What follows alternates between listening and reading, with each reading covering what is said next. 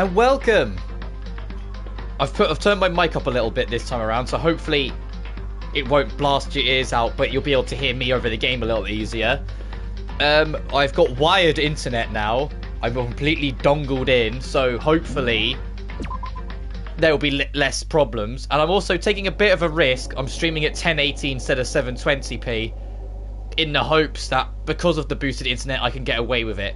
Last time we touched off, if I recall, yeah, we were Monokuma, ahem, school announcement. Nighttime is quickly approaching, but before it arrives, all students please carry to the gym immediately. Emergency, emergency. So that's what we're doing. Just before nighttime truly kicks in and we hit that 10 PM deadline, we are going to find out probably who's dead next and start case 2 in chapter 2. And hopefully new internet. Even as I say, it's not new internet, it's that I'm wired in and I've got a Wi-Fi booster in my room.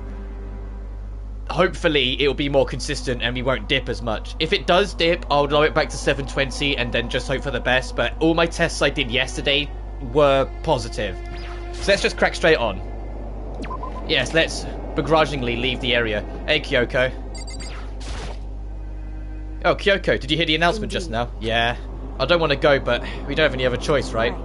Can't imagine it's going to be good news, but it's not a good idea to defy him here and now. So I'm going on ahead.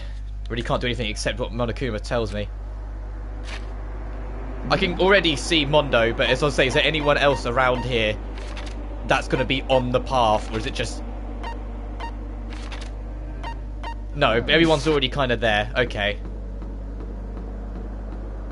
Hey, Mondo. Yo. Hey, man. You about to head in?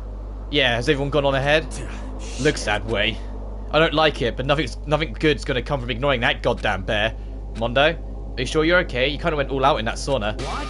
Huh? Who went all out? That shit doesn't even faze me. Yo. But you know, there at the edge of hell, a promise between men was waiting for me. Never saw it coming. Yo. Anyway, let's get our asses to the gym.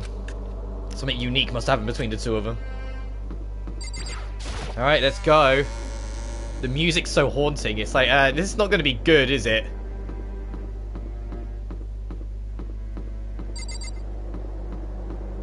I know I could have just probably quick traveled there, but I'm going to build up the suspense a little bit.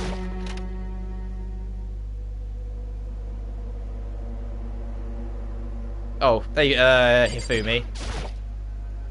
Hey, Hifumi. Have you come... How come you haven't gone in yet? What? What? Why is that? Mr. Naegi, don't scare me like that. Sorry, but you should really go inside.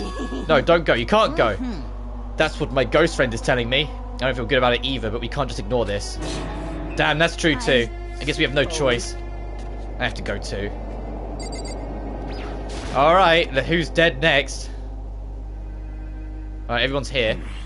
Asking us to gather all of a sudden like this, what could he possibly want? Well. Indeed, what might await us this time? He keeps things interesting, that's for certain. Oh yeah, right, I forgot Byakuya's kind of enjoying this a little bit. How is that funny? Can't you smile like a normal person once in a while? Like how the housewife in a classic TV show smiles at the end of an episode? What the heck? There's something totally messed up with you if you can laugh at a time like this. Which of us is actually messed up? Yeah, it's still you, not Kaiba. Huh? What's that supposed to mean? Nothing in particular, just admiring, that's all. I don't want to kill anyone, but I also don't want to stay here, living in blind denial day after day. I was just admiring how you could live like that and still keep your sanity. What is this? I'm not in denial. That reminds me, remember how you kept talking about how the police or whoever would come help us? How'd that turn out? It seems to me there's no sign of whatsoever of possible rescue. Well... That's just... Huh? I wonder what actually happened. Certainly. It's strange, that's true. There's no way the police wouldn't know about it. We're right in the middle of a major urban area. What? The police suck! On the contrary, the mastermind may just be that powerful to take control even of the police. Could it be? Oh, this might not be related, but... Then don't say it. Nope, gonna say it. It's about last night. I was near the main hall, just staring off into space. Then all of a sudden, I heard it. Huh? You heard what? A sound that I don't really know what it was. What kind of sound? Well, like I said, I don't really know. But if I had to describe it, it was like a construction site, I guess. A construction site? Serious? I mean, I could just be making it up. I only just barely heard anything. Then you definitely made it up. Must have been that sound of the ocean in that head of yours. Who's saying that? Say what? What you talking about, Toko?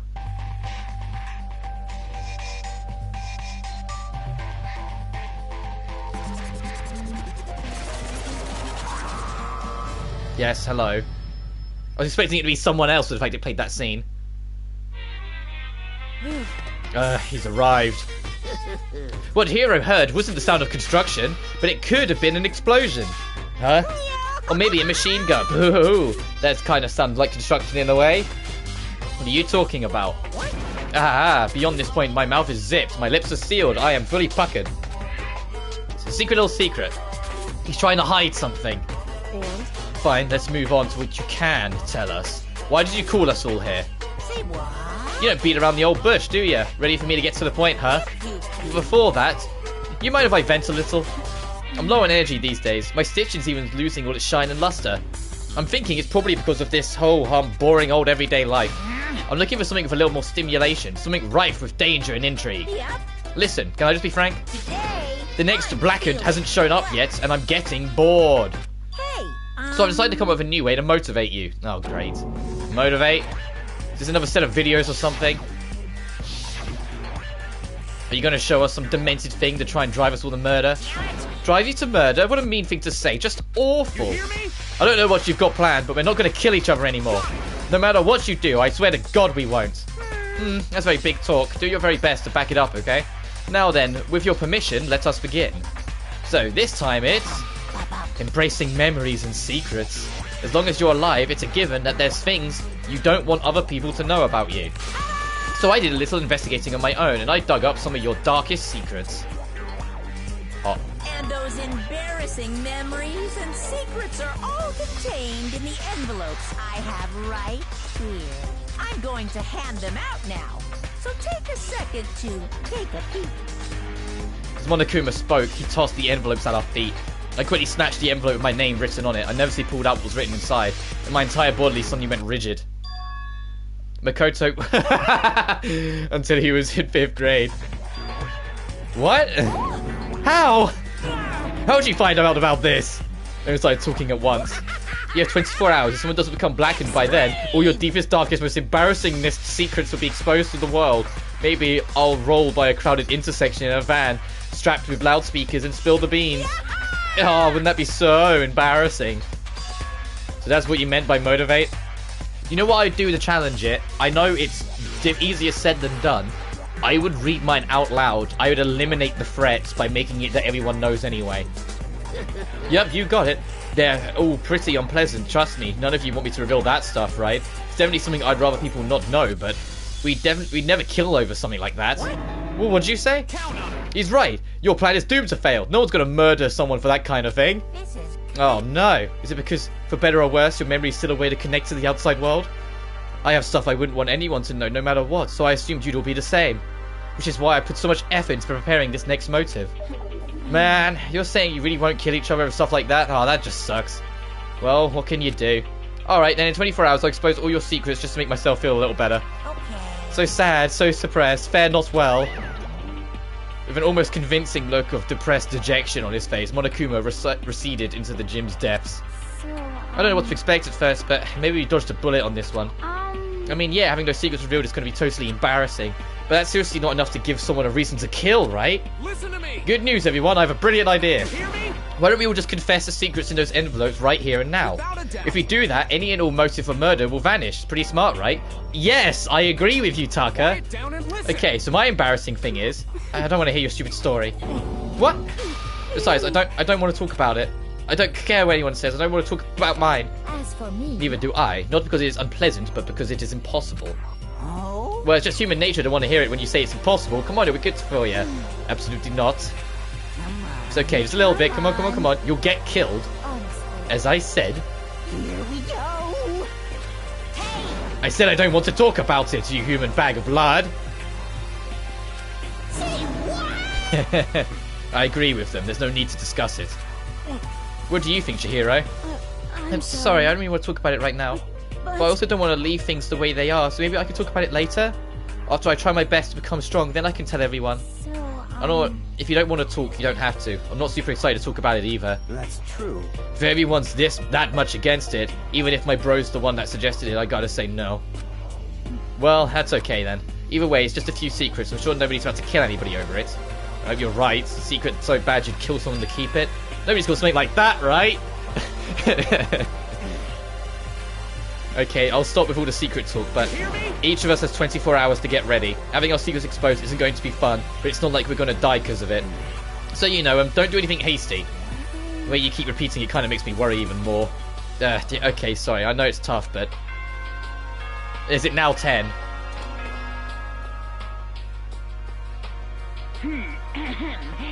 Yeah. Soon the doors. Okay then. Nighttime already, huh? Alright, let's call it a day. Of course. Good idea. We need to prepare for tomorrow. I was left with an anxiety I couldn't shake, but we all left things as they were and left things as they lay.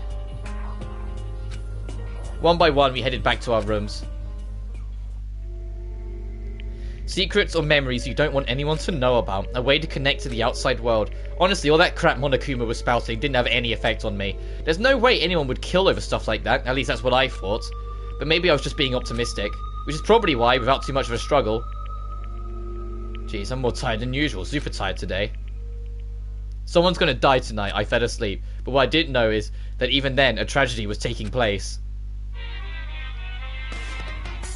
Oh, hello, Monokuma Theatre. What weird thing are you going to talk about today? Hey, do you have a second? I want to confide in you. Do you now? It's about the prevailing world attitude right now.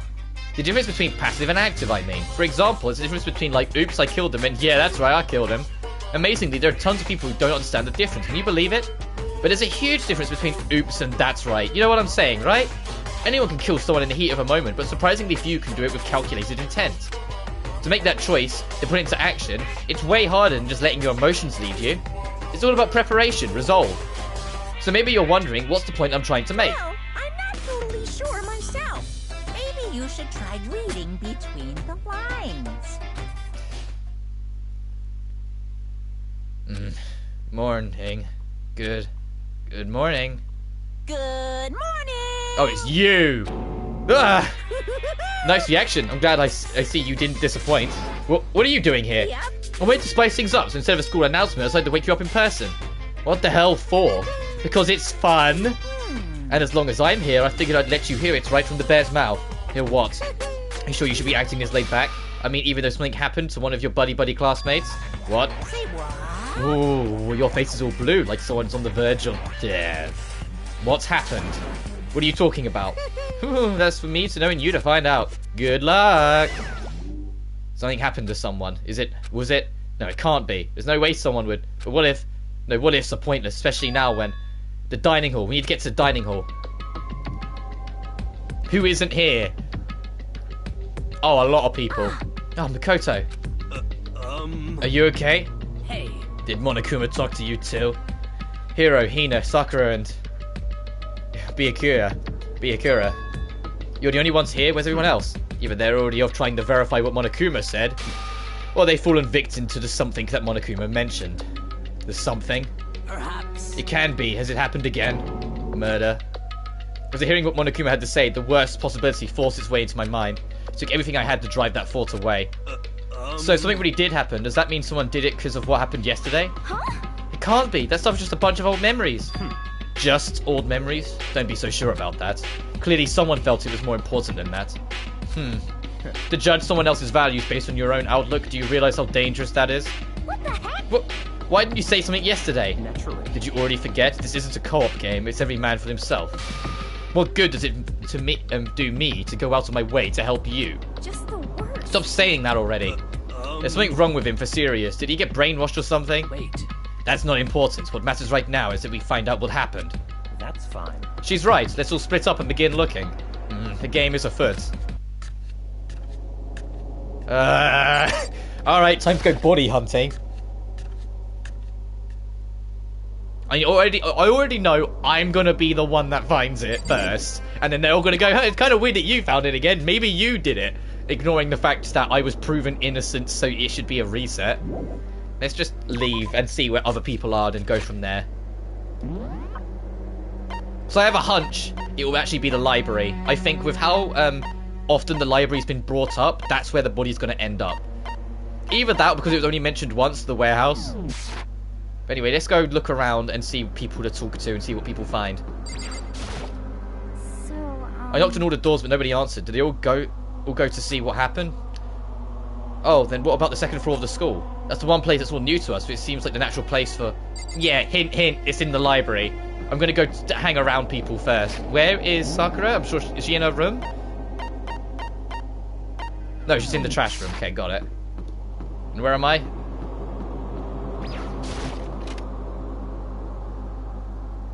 Wait, is it rotated? Is she on trash duty? Yo. There doesn't appear to be anything here. What are you doing here, Sakura? Did you find something? Oh, no. It was just that what you said the other day might have been lurking in the back of my mind. Huh? Perhaps. If something had happened, the killer might try to use this to destroy evidence again. I suppose this was floating around my subconscious and it led me here. Oh, fair enough. Make sure no one... If anyone kind of comes in, you can kind of go, what are you doing?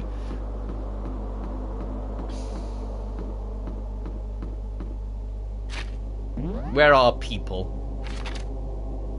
You're there. I'm expecting to find a body there.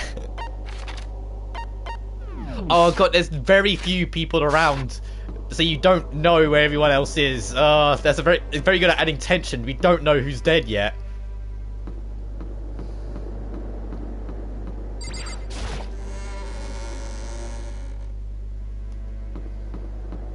Yo, dude, you got anything? Yo. Hey, Makoto, honestly, what do you think? About what? Serious? About Byakuya. I think he's been brainwashed or what? I don't know. You know more about that kind of thing than me, right? What? What's that supposed to mean? Well, I mean, you're some kind of psychic, right? Hey. Listen, Makoto, I think you've completely misunderstood what it is what I do. Okay, listen, fortune telling is like... It's totally different from brainwashing or hypnosis or any kind of pseudo-scientific bullcrap. I need you to understand that. So you expect me to think fortune telling isn't pseudoscience? Sorry, but I don't want to get yelled at.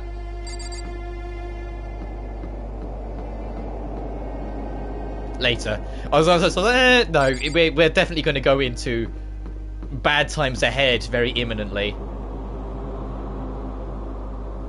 Actually, I'm going to quickly check the gym, just because of the oddity of being invited there earlier, even for a brief moment. There's a chance that something's here. No, oh well. It's definitely, yeah, I was definitely, the hint was go upstairs, go to the new area.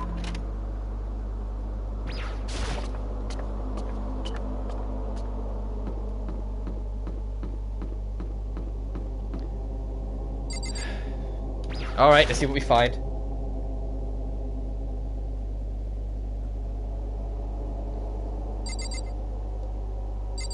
Bet they're in there. There's nothing here of interest, don't you agree? You should look somewhere else. Hey, there's something worthwhile over there. I've already checked, so there can be no mistake. You're hiding something. Let me in. He's hiding something. There's probably a body in there, and he's trying to make sure we don't go. This is my only other hunch. The furthest away, locked away classroom. Nothing? Okay. There's another classroom. We can also check this. Someone might have been drowned in the swimming pool. I'll check this room as well, just in case. But I think someone might have been drowned in the swimming pool. That's a possibility. No, okay, let's go over there.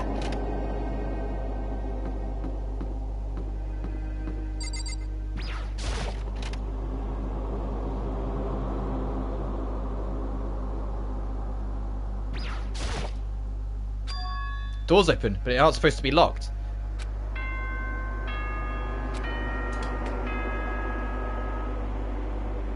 For this investigation, I have unlocked the doors. Please look around to your heart's content. An investigation, It's all clear. just as I thought. Byakuya, I see. judging from what they just said, there can be no doubt about it, a murder has taken place. Come on. And the locker rooms, they're suspicious, very suspicious indeed, wouldn't you agree? Suspicious? Seems nobody searched the locker rooms. Let's start with the girls' locker room. Talking to himself. Without waiting for a reply, he pressed his hand against the girls' locker room door. And the door swung open without a sound. In that moment, time seemed to freeze. Who of the girls? It could be Celeste. It could be the quiet girl in green. I forget her name. Chiaki?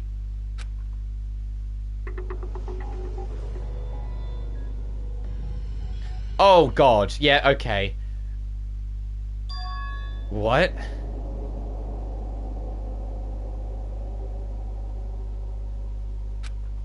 Don't know how long it took me for the completely...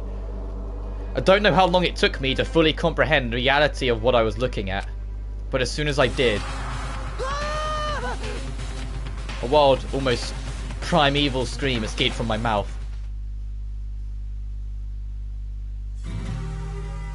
Deadly life. Okay, now begins the investigation.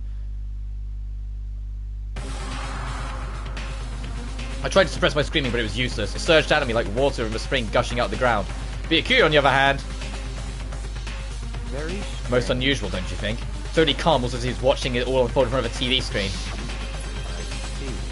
Look, Chihiro's corpse has been suspended somehow, and something's been written on the wall in blood. Bloodlust? Such a brutal way to kill someone, though. This is beyond brutal. Wouldn't you agree? They killed her. How did it not be brutal? No, that's not my point. The murder is far too bizarre from an everyday amateur to have committed it. Unlike with Sayaka, this murder was not a crime of passion or necessity. It's almost as if whoever did it for fun. You see what I mean, don't you? Yeah, that makes you suspect numero uno, dude. What? My head was swimming. I started reeling too, confused to understand what he was trying to say, before I could even begin to clear my head. Hey, I heard screaming. Did something... That's a fucking scream, Taka. Wow! Chihiro!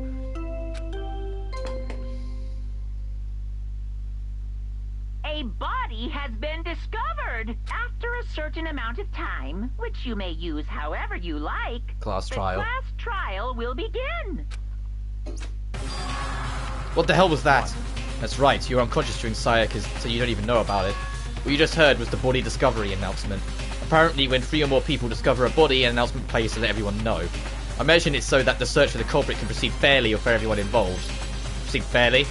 The body discovery announcement, then Chihiro really is dead, yes. Before you start screaming your head off, go around everyone up. It seems like another game has begun. Another life or death game to uncover a killer.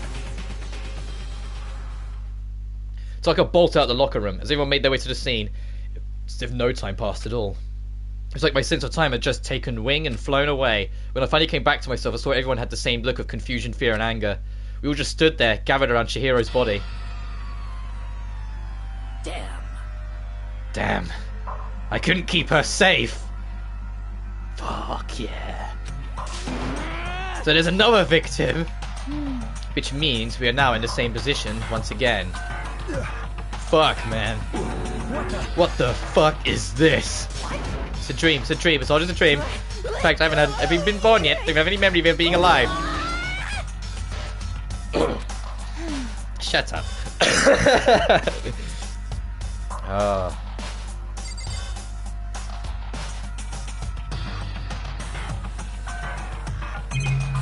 But you're not in a... Oh, no, it's investigation mode. No one's in a talking mood. No, there's more important things to worry about right now than a dumbbell. Oh, it wants me to actually investigate the body. Got it. For now, pay attention to the wall. Huh? I said it once already. There's a word written there on the wall. The word bloodlust is written on the wall. Well, in blood. I don't think it's any kind of dying message. It's just too strange. But you know, the thing about writing bloodlust in blood, doesn't it seem kind of familiar? A murderous fiend who kills again and again using a bizarre and brutal method. And at the scene of each crime, the word bloodlust is written in the victim's own blood. They're like a ghost, acting suddenly, then slipping away before the police can catch up to them. And what nickname did the internet give to this mysterious serial killer? Genocide Jack! Genocide Jack, the murderous fiend who grisly attacks were famous all across the country. The ultimate murderous fiend, creating a reputation for abnormal, downright cruel killings. What is this? Then is this some copycat killer trying to imitate Jack's style? But why would anyone do that? Perhaps it is the work of the real Genocide Jack. The real? Wait, you saying Genocide Jack is here in the school? No way. There's no way. But going as far as to write bloodlust at the scene, I am surprised at their stupidity. Well, I can't imagine a worse situation than dealing with stupid murderer. What is it now? Toko. Ina was pointing towards the entrance to the girls' locker room. Toko was the last to arrive, and now she was just standing there. No! Why?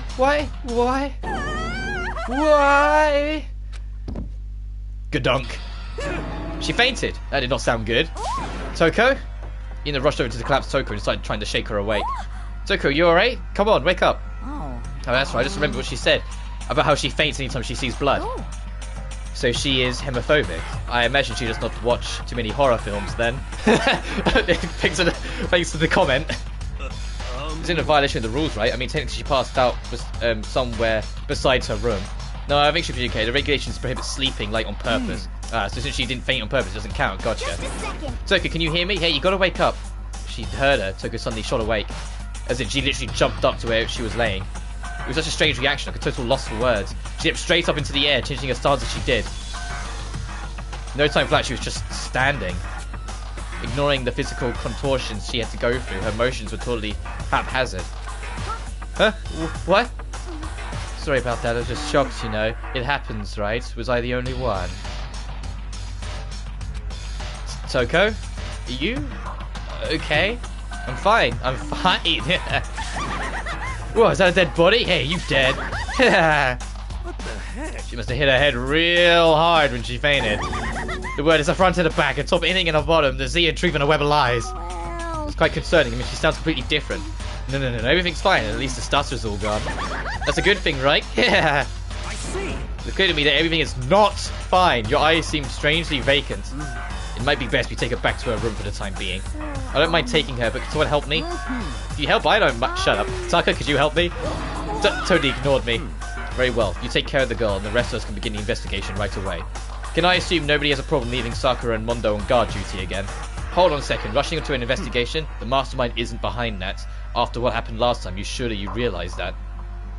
Don't make me repeat myself. There's no question that Chihiro was murdered by someone among us. Isn't that right, Monokuma? Of course. Right as rain. But don't take it as a bad thing. It's just a fact of life. Because that's how graduation works. Then it happened again. They were just saying, there's another one of us. Another one of us killed. A fellow classmate. What, does it freak you out? You guys got no balls, you know that? There's nothing down there at all. Well, I'll let you pray to mine if you want. Actually, I don't have any either, sorry. Stop monologuing and give us what you came here to give us. You did bring it, right? Sure did, chum. Now we to present the next Monokuma file. I know how much you've been looking forward to it. So please do your very tippy top best on this investigation. no way. We really got to do another investigation. Examining the corpse of one of our friends. Having to suspect our other friends. Why? I hate this. I can't take it anymore. I hate it too. I've had enough. I'm getting out of here. Where do you plan on going? There's nowhere to run. Just accept it already. After all, blood is just a liquid. A dead body is a simple object. You are very enthusiastic about all of this, are you not? Naturally. How could I not be? If we don't unmask the culprits, we'll die. That's true, but to jump into it so soon. What? Do you want to die? Fine, then go off and die somewhere. Right now. Go ahead. You're a waste of space. Dead body is an object. Chihiro wasn't an object. Show a little respect or I'll beat some into you. Calm down. Everyone stop bickering. Listen, there's some truth in what Byakuya said. Kyoko, if we don't solve the mystery and find the killer, our lives are forfeit. And if Byakuya is right, the genocide Jack is somehow the one that killed Chihiro, That's right. then unless we do something, more victims could start piling up. Forget more victims, we messed this up, we're all dead meat. Hold on, if that's your worry, you don't go worrying any longer. In one killing game, the guilty party may only kill a maximum of 2 people. What? I don't remember any rule like that. I just came up with it. I mean, if one person went around and killed everyone, your lovely student life would be over, right? The new rule's been added to regulations. So in that case, why not limit it to 1 person? Well, in a good mystery, you don't want to miss out on at least the potential of a serial killer angle. No, just one would totally murder that possibility. Farewell for now, I'll catch you guys at the class trial. I can't say I understand your thinking, but if we can kill up to 2 people, then 1 more person's life could still be in danger. Which is definitely not good. We need to uncover the culprit before anything else happens. You need to shut the fuck up! Well, for now, Taka and me are gonna drop Toko off in her room. Nice, I'm gonna get dropped off. There is nothing to be done. There's no time to stand around here. We must begin our investigation to tweet. If we do not solve the mystery of Yuko Chihiro, then we will quickly follow her into the afterlife. That's true. I hate this, but if I want to survive, me and everyone else, we have to do it. We don't have a choice. Investigate. First of all, better check the Monokuma file to see exactly what's going on. Victim is Chihiro Fujisaki. Time of death is estimated to be around 2 a.m. Body was discovered in the girls' locker room, 2nd floor. Cause of death was a blow to the head with a blunt object. One probably those dumbbells on the ground. She was killed instantly. But that's all it says. Well, it's not like there's any point complaining about it. No matter what, I gotta do what I gotta do. Hey, Mikoto, do you have a second? Huh? Do you need something from me? Naturally. Of course. Life without purpose is quite dull, you know. What do you need? I'm going to let you cooperate with me during my investigation. What? I am purchasing your talent, the same talent which allowed you to solve Sayaka's case. Oh, okay. I was wondering why he was reaching out to me. Makes sense. I would solve. No, you seem to have some limited use, which is why I've chosen you. You have the honor of contributing to my investigation. So you're inviting me to come with you. You're doing it the most arrogant way possible, Let's though. go. Now then, shall we get started? But we need to get moving. There's no time to be standing around. I don't really know what just happened, but it looks like I'll be working with Byakuya on this one. Let's start with this. Hit with a blunt object. Dumbbell on the floor and it's a bloodstain. Bloodstain on the dumbbell. The Monokuma file said a blow to the head with a blunt object is what killed her. Does that mean the dumbbell was actually the murder weapon? I don't imagine it could have been anything else. Locker room dumbbells compared to the truth bullet section in your handbook. There's blood there. There's fresh blood in the carpet. Must have been splattered with blood during the murder. Blood got all the way over there as well. Poster got some blood on it. Must have happened during the murder. Let's make sure the bloodlust writing is actually in our book. Meaning behind it, bloodlust. Oh no, never mind. I could feel the life draining out of my own body. It's a dead body. Chihiro's dead body. Strange. But the more I look, the more strange it all seems. It must be Genocide Strike's handiwork. Well, but we're still not sure he did it. Is that what you want to say? I wonder about that.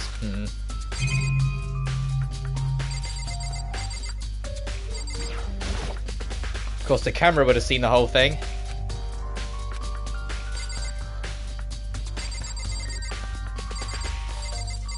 Let's talk to Kyoko.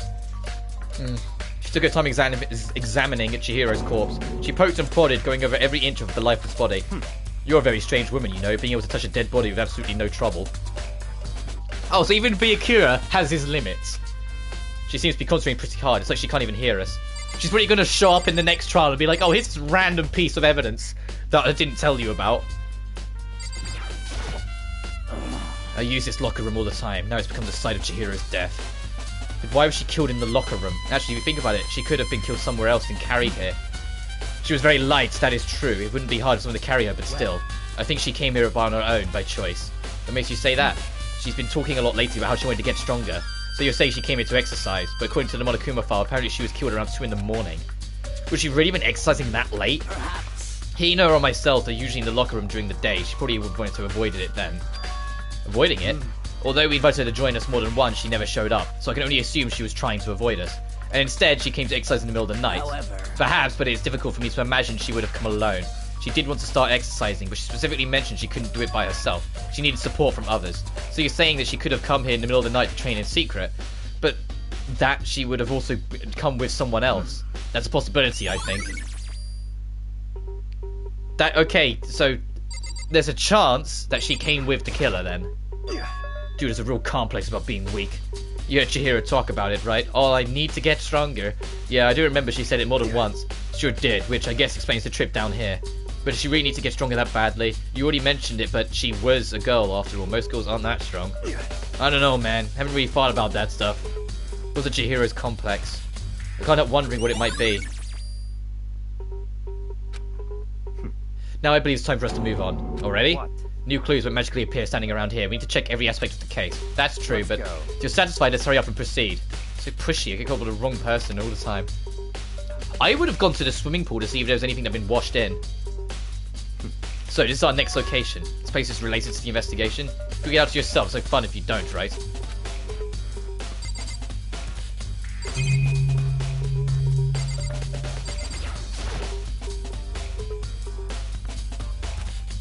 But it might have been a woman. That's what I would take from it, because the door would have still been locked before the investigation began, and it still would have been the standard rules. I think it might have been one of the women. That's the biggest takeaway I'd take from this. If I remember right, this card read is meant to only work on our handbooks, right? What? Do you have an issue with it? If so, you should take it up with Monokuma. He said that and quickly sharply clapped his hands together. Did you call for You called for me? It's been domesticated? It seems that Makoto has a question for you. You need some? Sure, what's up? Well, it's just about the card reader. Yep. The card reader's all been designed to interface with your own e-handbook. You can only enter the locker room corresponding to the gender listed in your individual handbook.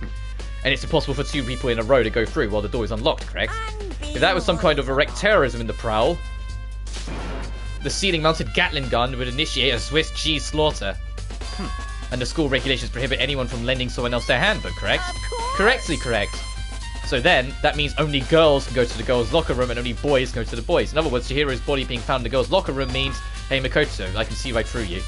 See right through me? Allow me to tell you what you're thinking. Since Chihiro's body's found in the girls' locker room, the killer must have been able to get in there. As such, the killer must be one of the girls. Did I get it right? Good lord, you're simple. But am I wrong? You should pay closer attention to the regulations. The answer has been in front of you the entire time. Loaning your e-handbook to another student is strictly prohibited.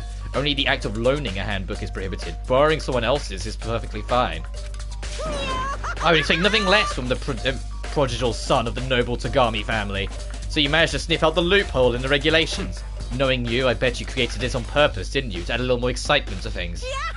Oh, you're treating it like a puny little appetizer instead of the main course that I am. Now then, since the dead can't actually talk, they're not people anymore, they're things. Yep. Get it? Got it. Good. Wait, hold on, you're saying there's a loophole, but that in order to borrow something from someone, then that means someone would have had to loan it, so so sleepy. Just listening to you makes me want to pass out. Be more like Byakuya and get your poop together. Or else I'll charge you with criminal negligence. No more questions, figure it out your own damn self. That's fine. Well, I know you're unfortunately lacking in mental faculty, so I'll fill you in myself. Let's head to the main hall. Main hall? I'll help you understand what's going on. God, he really is just dragging me around everywhere. We came to the main hall. So, what are you looking for in here? Does that mean I have to figure out for myself?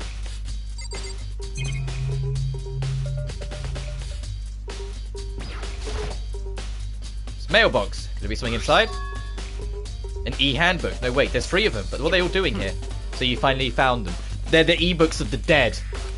Did you know about these were here, Byakuya? I happened to find them by chance myself the other day.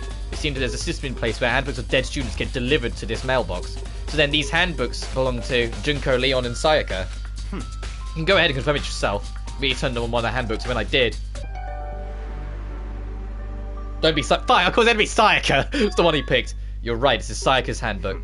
You understand? It's the key to the loophole I revealed earlier. Yeah, I feel like I'm starting to get it. You should pay closer attention to the regulations. The answer has been in front of you the entire time. Loaning your e-handbook to another student is strictly prohibited. But the act of loaning... But only the act of loaning a handbook is prohibited. Borrowing someone else's is perfectly fine. I see, yeah, now I understand. So that doesn't eliminate... hold on a second, what's wrong? It's strange, one of the handbooks won't turn on. Is it broken? Whose is it? The other handbook shows Junko's name when I started it up. Then the one that won't turn on must be Leon's. I see. That makes sense, yes. After all, he did get pummelized for dozens and dozens of baseballs. Pummeled with baseballs. The memory of the kit came flooding back. The cruel punishment which led to Leon's death. The execution that the mastermind concocted. A cruel, heartless death. You're right, it wouldn't be surprising for the handbook to break during that kind of assault. Damn it! Hey, hey! Hey, hey, hey, hey! Hey! What? That e-handbook is essentially the student life here. Crucial, integral, instrumental, super big deal. There's no way it would break that easily, but it did. If you say it wouldn't break it, it wouldn't freaking break. It can withstand up to 10 tons of pressure, and it's waterproof to up to 100 meters, okay? Don't care how many baseballs you hit it with, it wouldn't do crap. But even my amazing handbook does have one single weak point. It does. But it's a secret. I wouldn't want you to go breaking any more. What? And Leon must have broken it somehow without realizing what its weakness was, right? Hard to say. You know what I think? I think his handbook isn't actually broken. But you might ask, how could that be? Leaving the question hanging in the air, Monokuma disappeared. What just happened? Monokuma said it's not broken, but it's undeniable fact it's not turning on. Maybe it's out of battery. That's fine. Well, I don't see any connection to the case, but it doesn't matter for now. You think so? Either way, something still bothers me. Okay, then this should be enough to get things rolling. Let's begin our investigation in earnest and track down the true culprit. Yeah, we need to find out who killed Chihiro. To be exact, not quite. Not quite. What do you mean by that, Pika? To be exact, not quite. Certainly, I want to reveal Chihiro's cura, but more precisely, I want to discover the true identity of Genocide Jack. Then you really think, you truly believe Genocide Jack is the one that killed Chihiro? Don't make me repeat Absolutely, myself. I have no doubt that Genocide Jack is the culprit of this case. The murderous fiend, Genocide Jack. What? There's nobody else it could be. A murderous fiend who kills again and again using a bizarre and brutal method. They're like a ghost, attacking suddenly and slipping away before the police can catch up to them.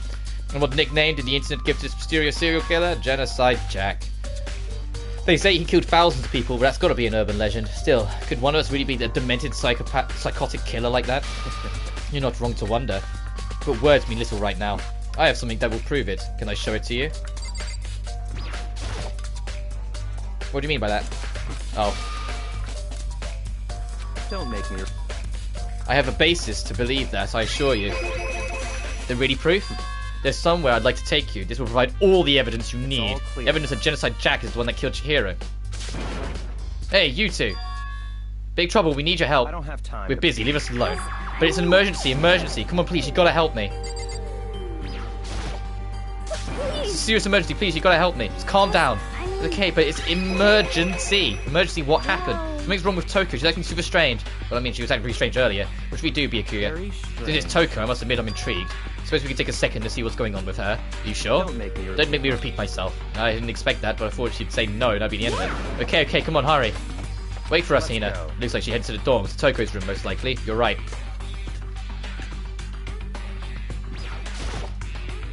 You guys are too slow. I think you're just too fast. So what's the emergency?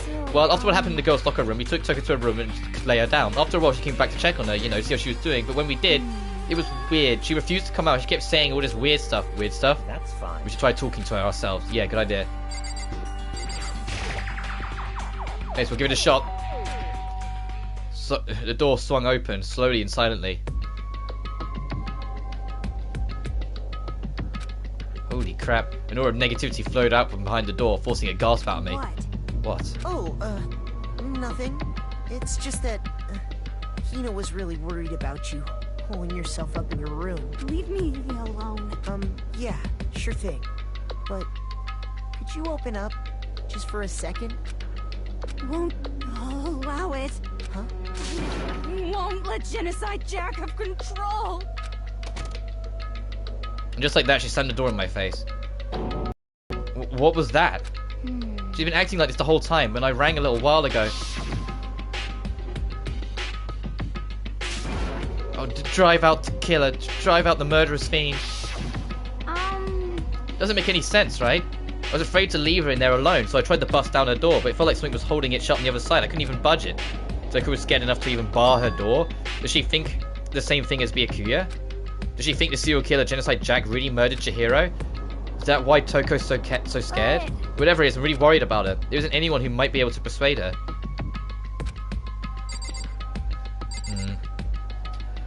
Hear me out. After that weird incident after she fainted, what if Toko has a split personality or something? I don't necessarily think she's Genocide Jack. Or what would that be? Like never mind. The point is, I don't think she's Genocide Jack, but I think she might have a split personality and she thinks that she might be doing something bad in the other personality, and so she's got scared of herself. If that makes sense. Like, she doesn't know what the other personality does when it's in control, and so she's scared that that's killing.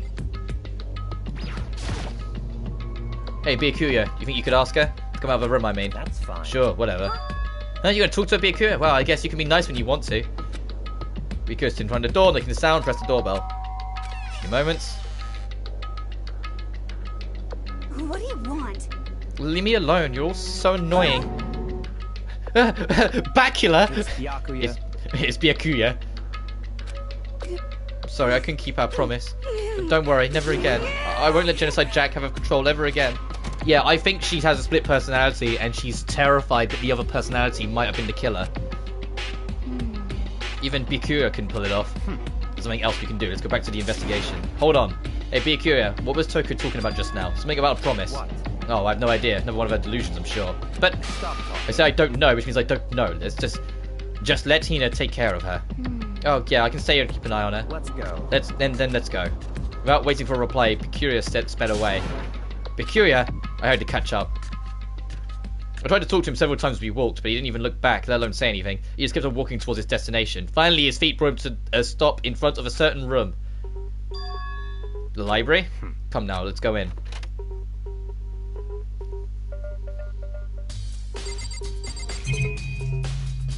Are you finally going to let me in that room? Byakuya. If I remember, on the other side of the door. It's the archive, right? Hurry up and go inside. Oh, Let's here? go. It all makes sense once you're in.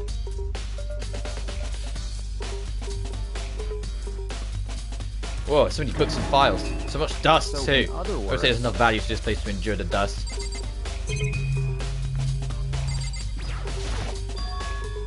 Desk lamp. Oh, the same one Peculiar was using in the library before. What? Do you have a problem with that lamp? It was here before, and then I moved it over there. It's too dark over there, so I thought I'd put it to good use. So you've just been sitting on the floor reading. That's kind of charming. There's a wooden box. It's empty. Although judging by the smudges and the dust, it looks like there was something inside. I wonder what it was. There was an extension cord plugged in there. It proved very useful when I was in the library. Extension cord. Shelf is shelf type with files. Whatever you're thinking about, I'll pick one at random.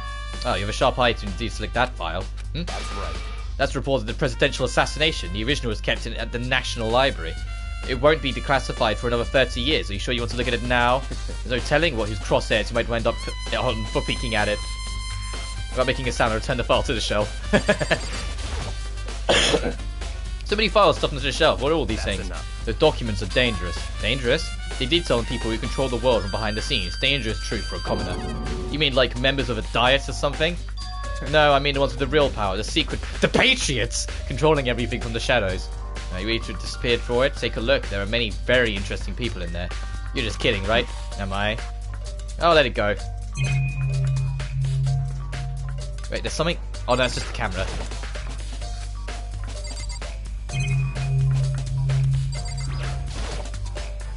A ton of thick files onto the bookshelf. If you're thinking of looking through any of them, let me give you a little warning. Those things are filled with graphic, disturbing photos from all kinds of crime scenes. It's the kind of thing any normal person wouldn't even want to look at, so be careful. What do you mean? All those files are the investigation reports related to different cold cases. Those are internal documents from police eyes only. They're not the kind of thing you would expect to leak. Oh. So you finally begin to understand the true splendor of this library. The entire reason I was interested in the library is because of this room right here. Interesting. It's home to classified government documents, police records, things no ordinary person would ever see. Isn't it magnificent? Can't be for real, right? Such ignorance. That's you guys' problem. Anything that doesn't fit into your preconceived reality, you label it a lie. Well, it's not that, it's not like I totally refuse to believe it, but I mean, there's just so much. How could anyone have put all of this together? I suppose it goes to show just how much power host Peak truly wields, or perhaps the mastermind may have wanted to provide us with enough entertainment to keep us from getting bored. It's no use, I can't keep up with all this, it's just too unreal. What's wrong, you still can't believe it? What about you? How can you believe it so easily? Things like this are usually impossible. What do you mean usually? Usual, normal, ordinary, simple. Those things don't exist anywhere in the real world. If you don't understand what they actually represent, you don't understand the nature of anything. You don't really pull your punches, do you? Besides, what do you consider usual is based on your common sense, right? Well, what makes you think your own common sense applies to me at all? The documents gathered here are genuine. I have reviewed them multiple times, so there is no doubt. Hold on a second, you're saying you've read all these documents more than once? But all of that is like top secret confidential stuff, like, so why? My family has a reading room just like this at our home. Ours is bigger, of course, and not as dusty. Members of the Tagami factory have access to any variety of government-related documents. That includes foreign powers as well as domestic. How is that possible? So, in I other already words- told you, there's a secret council that controls the world from the shadows. My family is a member of that council.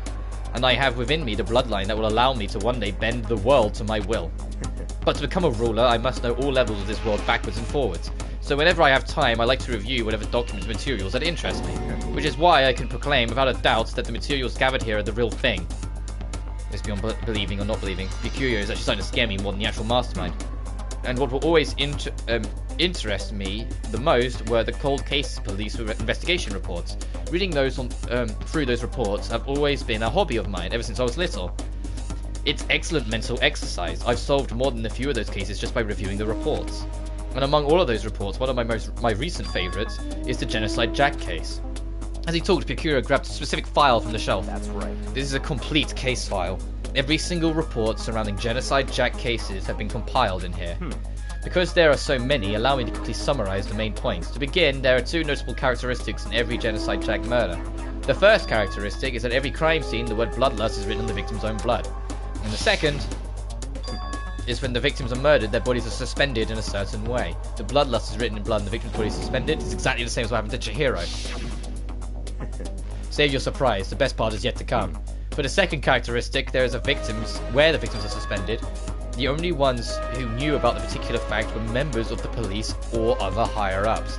By all accounts, nobody in the media ever found out. In other words, no one on the news, no one online, nobody knew about the aspect of each crime. Only key officials and the killer himself knew about the act of mounting the victim. Now, if you recall Chihiro's corpse, her body was most certainly mounted in that fashion. Hence why you so firmly believe it's Genocide Jack. So how could the killer have known about suspending the victim? That's right. That's the key question. But the answer is quite simple. The culprit isn't a copycat killer, it's the real Genocide Jack. In other words, That's right. That right there is the evidence that Genocide Jack is hidden among himself among the rest of us. Genocide Jack really is such a brutal, fiendish killer really walking around among us. Things are really starting to get interesting, aren't they? I never imagined a killer with such reputation would even become part of our little game. Now, don't you think it would be good for you to take a look at what I've already seen? You might just manage to ferret out a clue or two.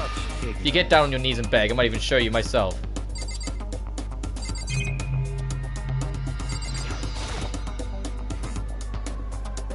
In the shadows. To detail the people who control the world from behind the scenes. Dangerous trooper or commoner. Well, you're going to look. Was it this shelf then that was the file that I need? There's a ton of thick files onto the bookshelf. All those files are investigation reports, different cold cases, internal documents, police eyes only, thing you expect to leak, filled with graphic disturbing photos, kind of thing normal person see, be careful. I'll talk to him then. Be curious about the Genocide Jack case file. Can you let me see it? that's fine. Well, you didn't beg, but I guess it's okay this time. If we really look at it from here, but you can't take it with you. Peculiar handed me the file and it's flipped through my fingers with tense, nervous fingers. Oh, well, I flipped through it with tense, nervous fingers. Thanks my inability to read. Suddenly my hand stopped. I'd reached a page with photos of the scene of each crime that had been collected.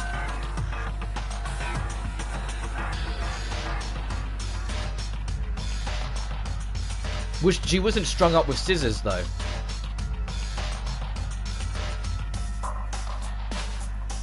Ken Harder, 32. Tetsuhiro Honda, 17. Shogi Gaku, 23. 14? Kano SI, 14. And Takahashi Yoshida, 30. Utaru, Takafumi Gono. Soon. Names. There's no end to it. One thing came perfectly clear as I read. All of the killers convicted victims were killed and suspended in the exact same way. In the scene of every murder, the word bloodlust was from the victim's own blood. Now take a look at the next page and you find another interesting tidbit. We don't need to see this graphic again, do we? Filing results. All the crimes took place either on weekdays and nights or during holidays, either day or night. The most common time of the killing to take place was the holidays in the afternoon. Based on these facts, could suggest that the suspect may be a student. Evidence suggests that the suspects lingered at the scene, but when they did leave, they were in a panic. Because the eyewitness has never come forward, it's unlikely that there was any external reason for this. This confused behavior suggests that the suspect may potentially suffer from dissociative identity disorder. So you think yeah. The key point here is that the culprit may well have a split personality. Split personality, like the kind of thing you see on TV. So I'm part of another totally unbelievable story. There's one more unbelievable than anything else till now. Or maybe it really is. I don't know. I feel like my mind has gone numb. Oh, it might actually be her. That's what he's implying. Or if we get going soon. Where are we going now? Anywhere but here. We finished our business here, haven't we? Wait, be curious. As usual, he left. And without another word, I hurried to the library to catch up. Well, this is where we part ways. I have some things I need to take off before the cast trial. Huh? All of a sudden like that? Come on, enough of your annoying misappreciations. That word. Did you really think we'd be together the whole time? Take responsibility for yourself and do something useful. Move the investigation forward on your own. Well, goodbye. And just like that, he was gone. As quickly as he'd asked me to join him, he cut me off. In that end, I felt like some plaything getting tossed around. At the same time, I uncovered something really important clues thanks to him. Genocide Jack, he's the one that killed Chihiro. And the murderous fiend is one of us. But who is it? I have to find out no matter what it takes. And to do that, there's somewhere I have to go investigate one more time. I have to go back to the crime scene, the girls' locker room. I should also check the boys too. And the others who might have come up with some info. They might find it useful while I'm at it. And I need to find out anything I can.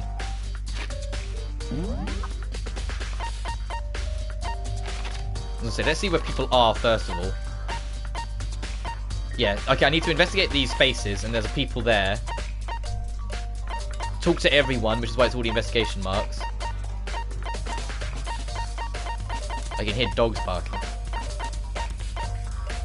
Nothing, no need to go there. There's people downstairs. Alright, so if we just kind of work our way... Right, let me turn around. Like, we'll go over there eventually, but I want to go talk to people first. Oh, the music when it's the investigation. I love the jazz. Let's double check. Is it quicker to do this than just hold forward? I don't know. Maybe we should confess our embarrassing secrets after all. Damn it, I'm sorry, Chihiro. It's all because I wasn't strong enough. Okay, you're not helpful. Is there anyone else in this actual space? Or is it just you? And then you're by main hall.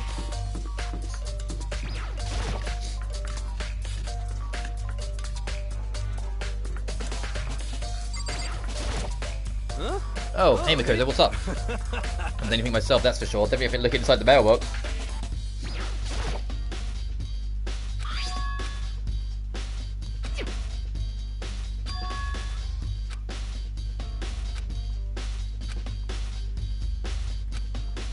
Yeah, I think that's going to be the ultimate key to the case.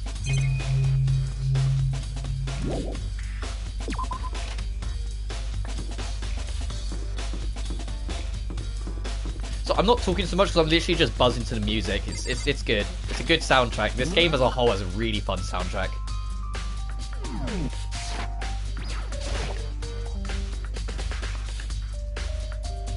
Right, who's actually like just around? No one. Everyone's in a room, so we'll go to the dining hall first.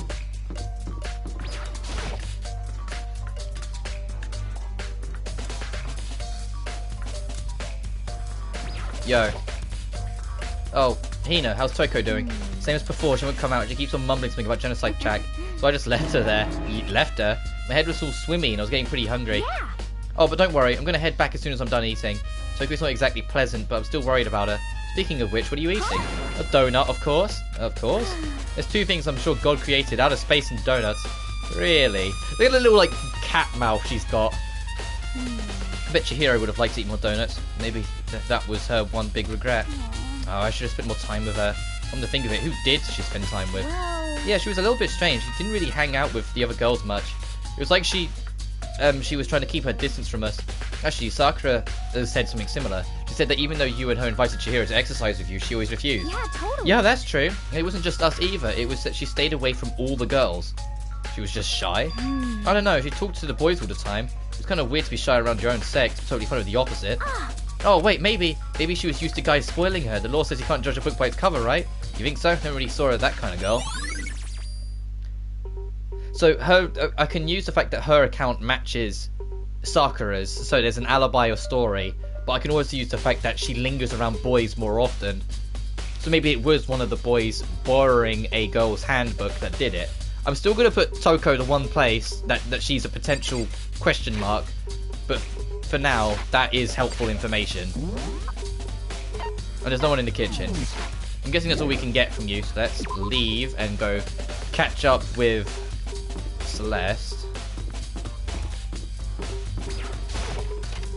And then we'll go investigate the crime scene and the familiar rooms around it as well. Yo. Celeste, what are you doing here? This warehouse is amazing. It's absolutely everything one might need to live a full life. From food to clothes to towels, there's an endless supply to choose from. I see, but have you found anything related to the case? I knew you were going to ask me that.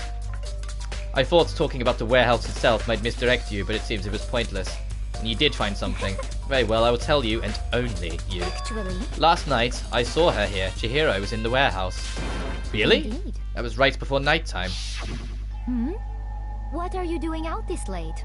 Oh, I was just... Are you planning to go exercise, perhaps? What?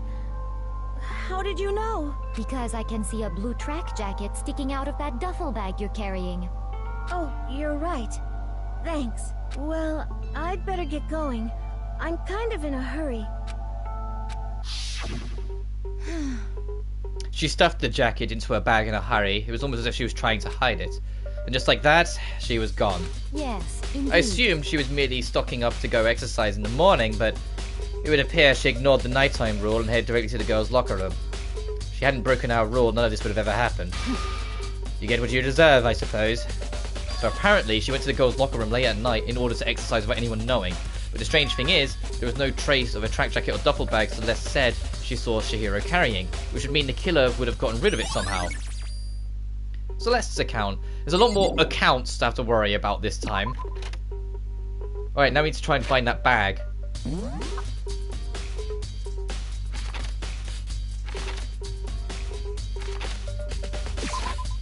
Oh, I didn't mean to warp there. There's no, like, are you sure? I thought it was one more page. There we go. Have you got anything worthwhile? If you discovered evidence related to the identity of the culprit. Another stat increase for me. Evidence, what did you find? Cannot reveal that just yet. But I guarantee you that what I found will steal the killer's breath from his lungs. Sure about that? Are you sure about that? Let's check the boys' room first, because we haven't been in there yet.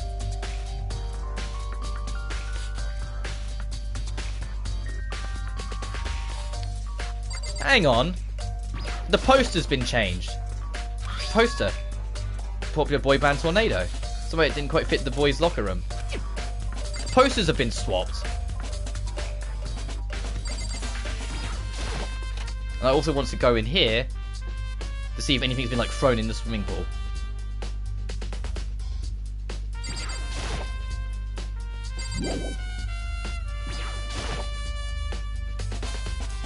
That's going to be a no, then. Oh, well. Yep.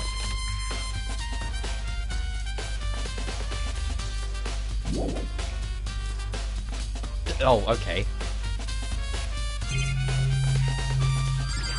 Oh, this is worn down as well. Strange stain on the carpet. What is this? Locker room carpet, mounted to truth bullets. Maybe she was... Maybe it was one of the boys. She was killed in here, and the killer moved everything from this room to the other, so then all the bloodstains would still be in the same place.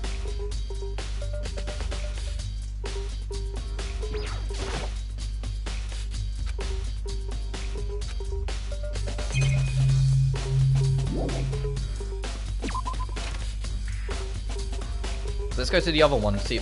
I think that's what it might be. Awfully elaborate.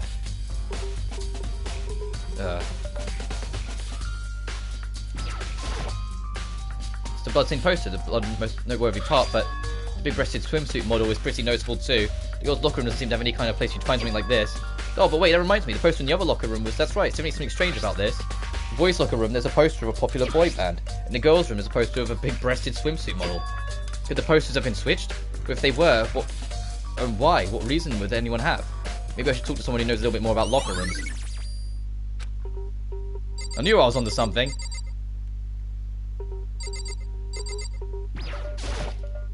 there anything to investigate from? No, it's the same thing. You spent a lot of time exercising the girls' locker room, right, Sakuya? I used it nearly every day since it opened up. Sometimes Hina and I use it together. Okay, let me ask you something. Do you think the posters in the boy and girls' rooms could have been switched? I'm sorry. Sorry, I can't really say. I never really paid any attention to the posters. I see. However... But there is something that's been bothering me about that locker room. You see, I like to drink a little protein coffee every time I finish exercising. You have protein coffee? In the warehouse. It's not the highest quality, but I don't have a lot of other options. I mix protein powder with coffee and down a glass of it after exercising. Anyway, the other day, I spilled some on the carpet in the girls' locker room and it left a stain.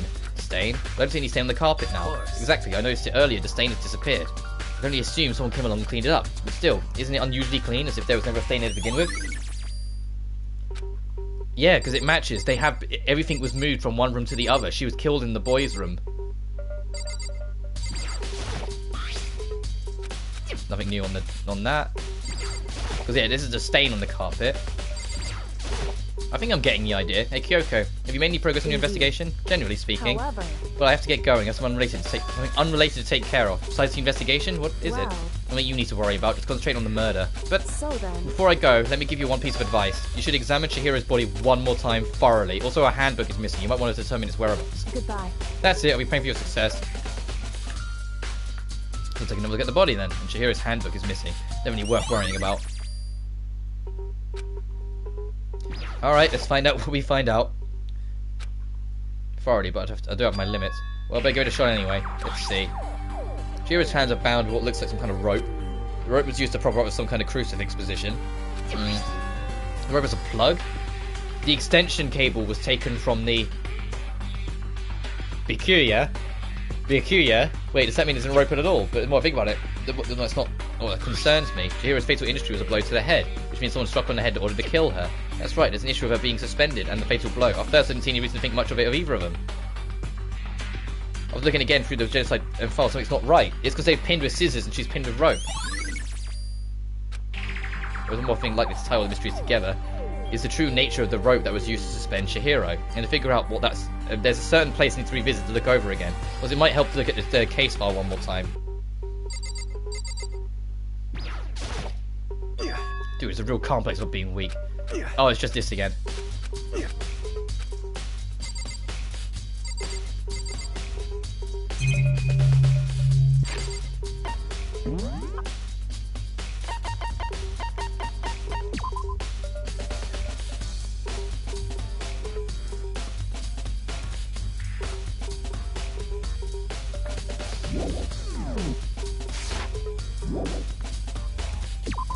It's a certain place I need to investigate again. I like the vagueness. I'm going to check the boys again just to kind of confirm a suspicion.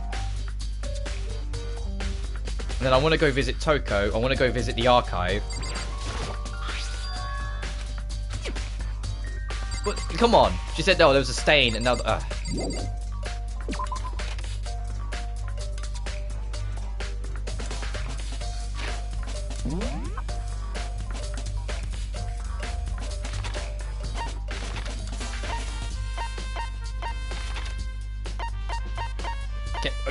There we go.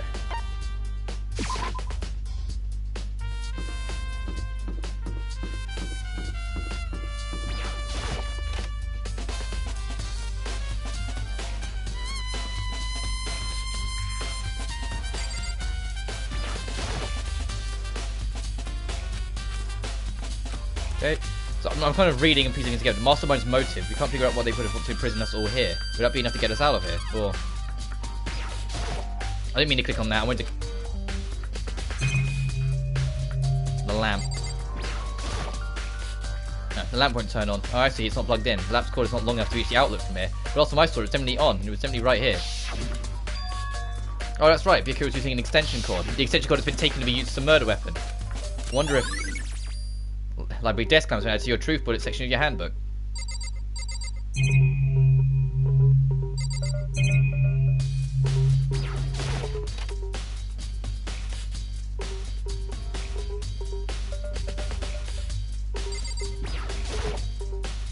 Wooden box is empty. Extension cord is supposed to be in there before. Desk lamp. Remind us from me and put it over there. So it's dark over there.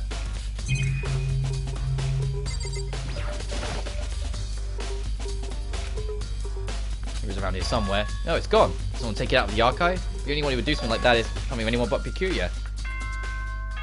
Oh, and is that end of investigation?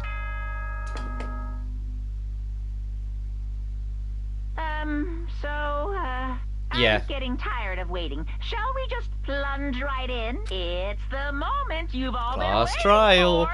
The exciting but kind of stressful bit. You remember where to meet. Please go through the red door on the first floor of the school.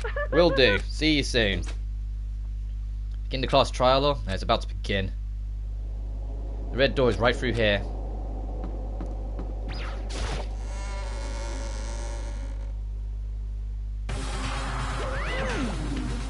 So everyone is ready to... What? Am I blind or are we missing someone? Yo. Yeah, Toko's not here. And Toko is... You don't remember? Kidding, I'm just kidding. How could I forget that little nut job? It's a crucial part of this class trial this time. So if you don't go ahead and drag her out kicking and screaming. Just one moment, please. And just like that, a few minutes later, he reappeared, dragging Toko behind him. Yeah, I told him I didn't want to, but he forced me. Can't believe you drag a girl around. Terrible, you're terrible. So now everyone's here, right?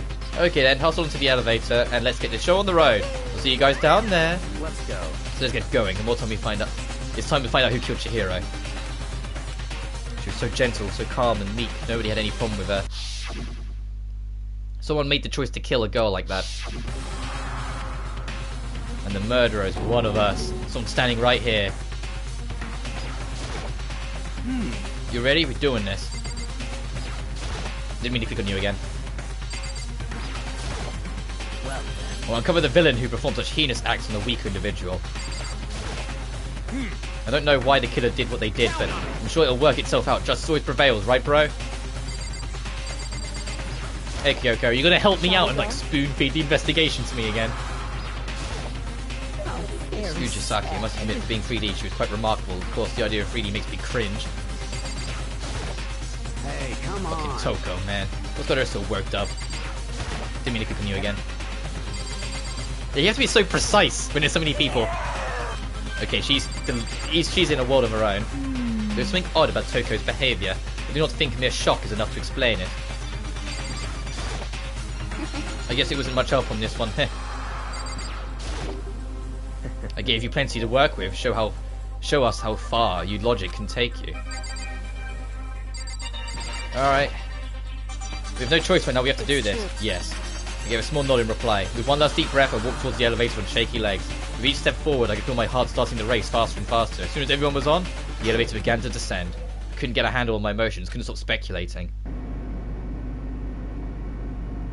The steel box sank with heavy clunking sounds deeper and deeper into the ground. As we went deeper, an uneasiness in my heart grew bigger and bigger. The elevator was unaffected, however, and continued to descend without hesitation, until finally, it came to a sudden stop. What do you think? I redecorated. Isn't it so fresh? Isn't it so exciting? Don't waste our time with stupid questions. Let's get this over with. Good, good. You're rip-roaring the go. Gotta say, I don't hate it. Not at all. Okay, then. Let's get the show on the road. Everyone, please find your assigned seats. And so the curtain opened once again. A deadly judgment, deadly deception, a deadly betrayal. Deadly riddle, a deadly defense, a deadly faith. A deadly class trial. I will save. And just before we actually start the trial, I am going to go for a toilet break. So I'll be back in about 2 minutes.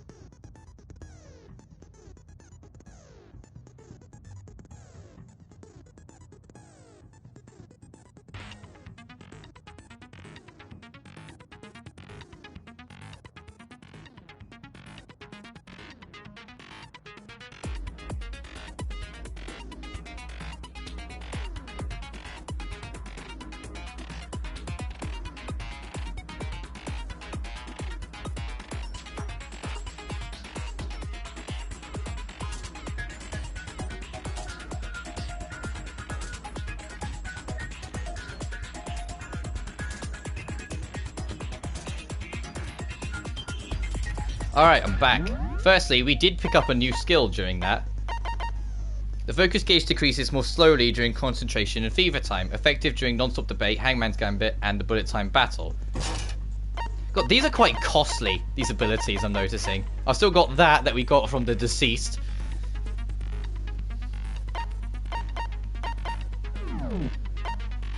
Right, let's double check everything we've got. Alright, so we got the actual count. We've got, she doesn't like to hang with the other girls. She was likely hit with that. It says that she might have had an inferiority complex. Card reader was used to get into one of them, but I don't think it was the women's. I think it was used to get into the men's.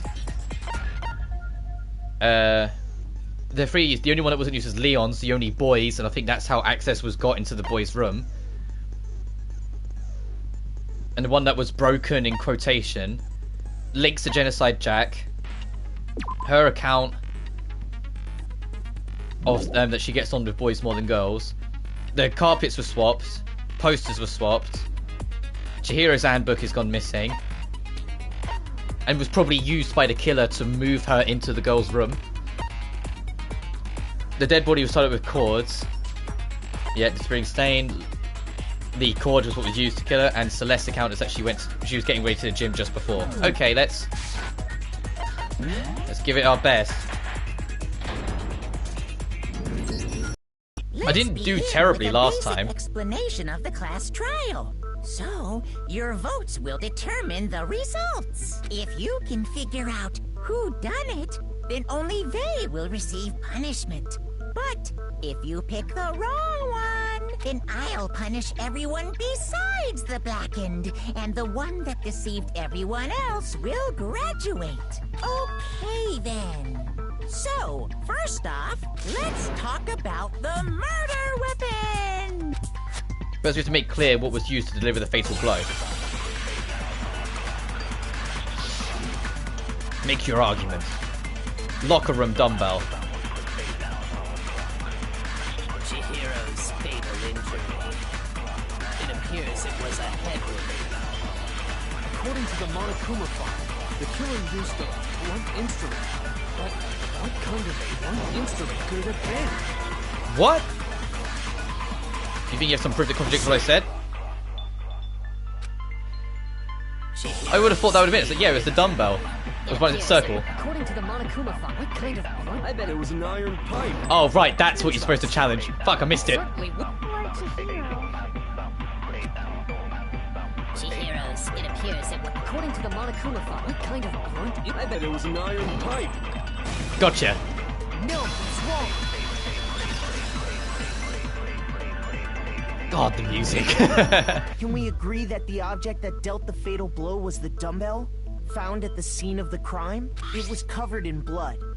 And there was nothing else at the scene that could have caused that kind of injury. And the wound on the victim's head is consistent with the shape of the dumbbell. As far as I'm concerned, there's no mistake and no room for doubt on this one. Thank you, Kyoko. Looked at her head wound? Yes! That's so creepy! But you're telling me it was unexpected? Kyoko's very good at keeping herself controlled and doing what needs to be done. If you don't mind, I will proceed from here. Let's move on to discussion of the culprit. Although, I believe the criminal behind this heinous act is already quite clear. What? For real? Chihiro's killer is the fiendish serial killer, Genocide Jack. Genocide Jack, the fiendish serial killer. Did he really kill Chihiro? A new element has been added to the non-stop debate. New element? Sure. For this debate, lines with white noise will appear to disrupt your reactions. The truth bullet will disappear if you hit those lines, so think of them as obstacles in your debate. But there's always a way to keep this white noise from getting in your way. Press the X button to attach a silencer, which you can shoot down the white noise. However, if you shoot an actual remark with your silencer instead of the white noise, the time limit will decrease, so be careful when you aim. Oh, but if your action difficulty is set to gentle, white noise won't appear at all. In which case, you can forget about the silencer and just focus on the situation in front of you. Well then, good luck, have fun.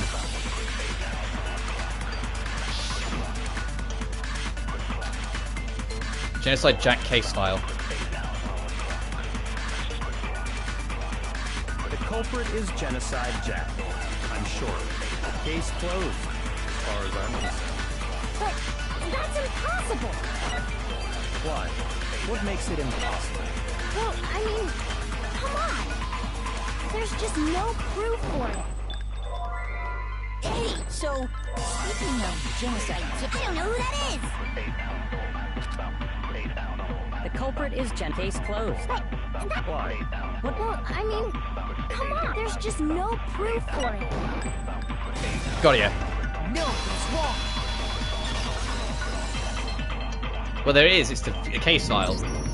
I might know one reason he could be involved. What? I found this file while I was looking around the archive in the library. I guess it's some kind of confidential file the police put together about the Genocide Jack case. What? That's kind of weird as shit, isn't it? What was something like that doing in the library? The why of it is probably more trouble than it's worth. So let's forget about that for now. Fair enough. More importantly, it outlines all the specifics of every Genocide Jack case in exceeding detail. According to the file, there appear to be two defining characteristics in every Genocide Jack case. The first is that a bloody message is found written at the scene of every murder. Oh, that's right. Boob lust. No. It's actually bloodlust. But more important is the other characteristic, and it's something that has never been made public. Never made public? What the hell is it? Why don't you tell them, Makoto?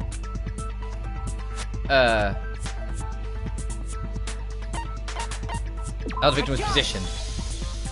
Apparently, in every Genocide Jack case, the killer suspends the body in a certain way. Other than the killer, the only people who know about this are the higher-ups in the police department. However, Chihiro was most definitely suspended in the same way. So, how did the culprit know about this when only high-level police officials were aware of it? There's only one logical answer I can think of. But also, you also the admit... culprit in this case is the real Genocide Jack. Pause for a second. I think it might be him. Because the only other person that would know about it isn't the killer, it's him, because he admitted he'd been studying the cases for a long time. He admitted he's read the case file before. So of course he could replicate it. I think it might be him. I think Bakura gave himself away a little just there. No fucking way! You're saying Genocide Jack is one of us? Yes, in fact, it's Toko. What? Genocide Jack's true identity. And he's going to go on about the split personality. What? Hey, okay, wait, hold on a sec. Toko has, like, bloodophobia or whatever. Bloodophobia. What kind of serial killer is afraid of blood? Is Toko Genocide Jack? The answer is yes and no. Another riddle. Man, why is this gotta be so complicated? A bit of a sure, but I feel like I understand it. What it means for Genocide Jack to be Toko, but also not be Toko. The answer is that she's not just one person, but multiple, right? Oh, what was this one again? Oh, make the letter.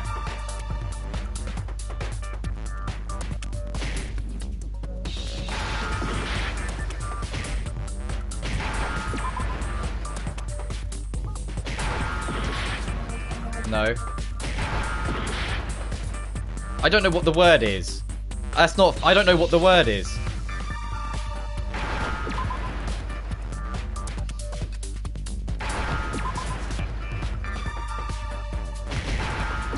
Schizo. That's mean. I wouldn't have gone for schizo. Oh yeah, I fucked that up a lot. Because schizo wasn't the word that would have come to my mind. Because Genocide Jack has a split personality? Huh? I think I read that somewhere in the file, too. They thought that the suspect might have... what did they call it? Dissociative identity disorder. Oh, okay. But still, to go and say that about Miss Fukawa is... Perfectly acceptable. Toko's strange behavior after seeing the body is proof enough that she has a split personality. Yeah, he's gonna lean it all on her and get away with it. He set up the master crime.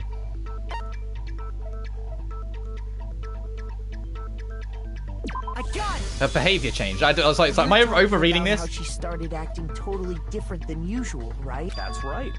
Think That's back. right, he She says. fainted when she saw Chihiro's corpse, and then, when she woke up... I'm fine. I'm fine. Yeah. Whoa, is that a dead body? Hey, you dead? Yeah. She must have hit her head real hard when she fainted. The world is a front and a back, a top inning and a bottom, a sea of truth and a web of lies. That is quite concerning. I mean, she sounds completely different. She was acting funny, that's for sure. That melancholy tone of hers completely disappeared. Don't go assigning adjectives to my tone without permission. Not to mention, once she regained consciousness and saw Chihiro's body again, she was utterly calm. In other words, within her is one personality that can't handle blood, and one that obviously can. So when Toko trapped herself in her room, it's because she was scared of Genocide Jack?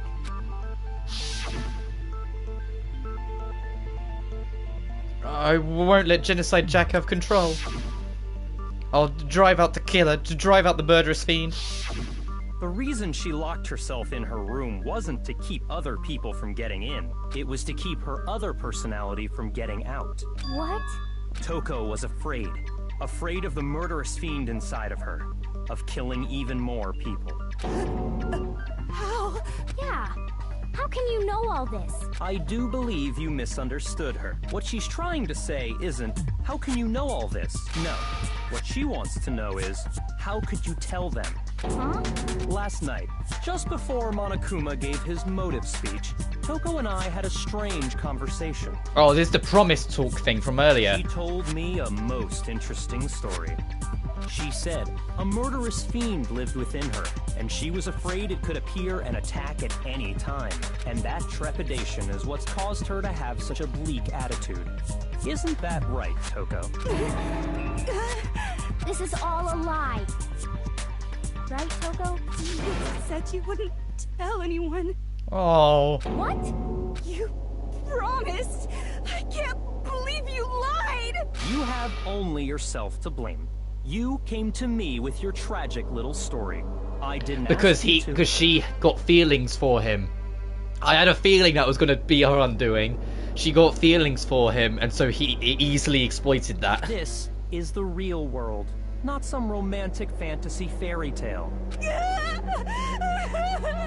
Besides, you broke your promise first. You said that as long as you were here, no matter what, you wouldn't let Genocide Jack kill anyone.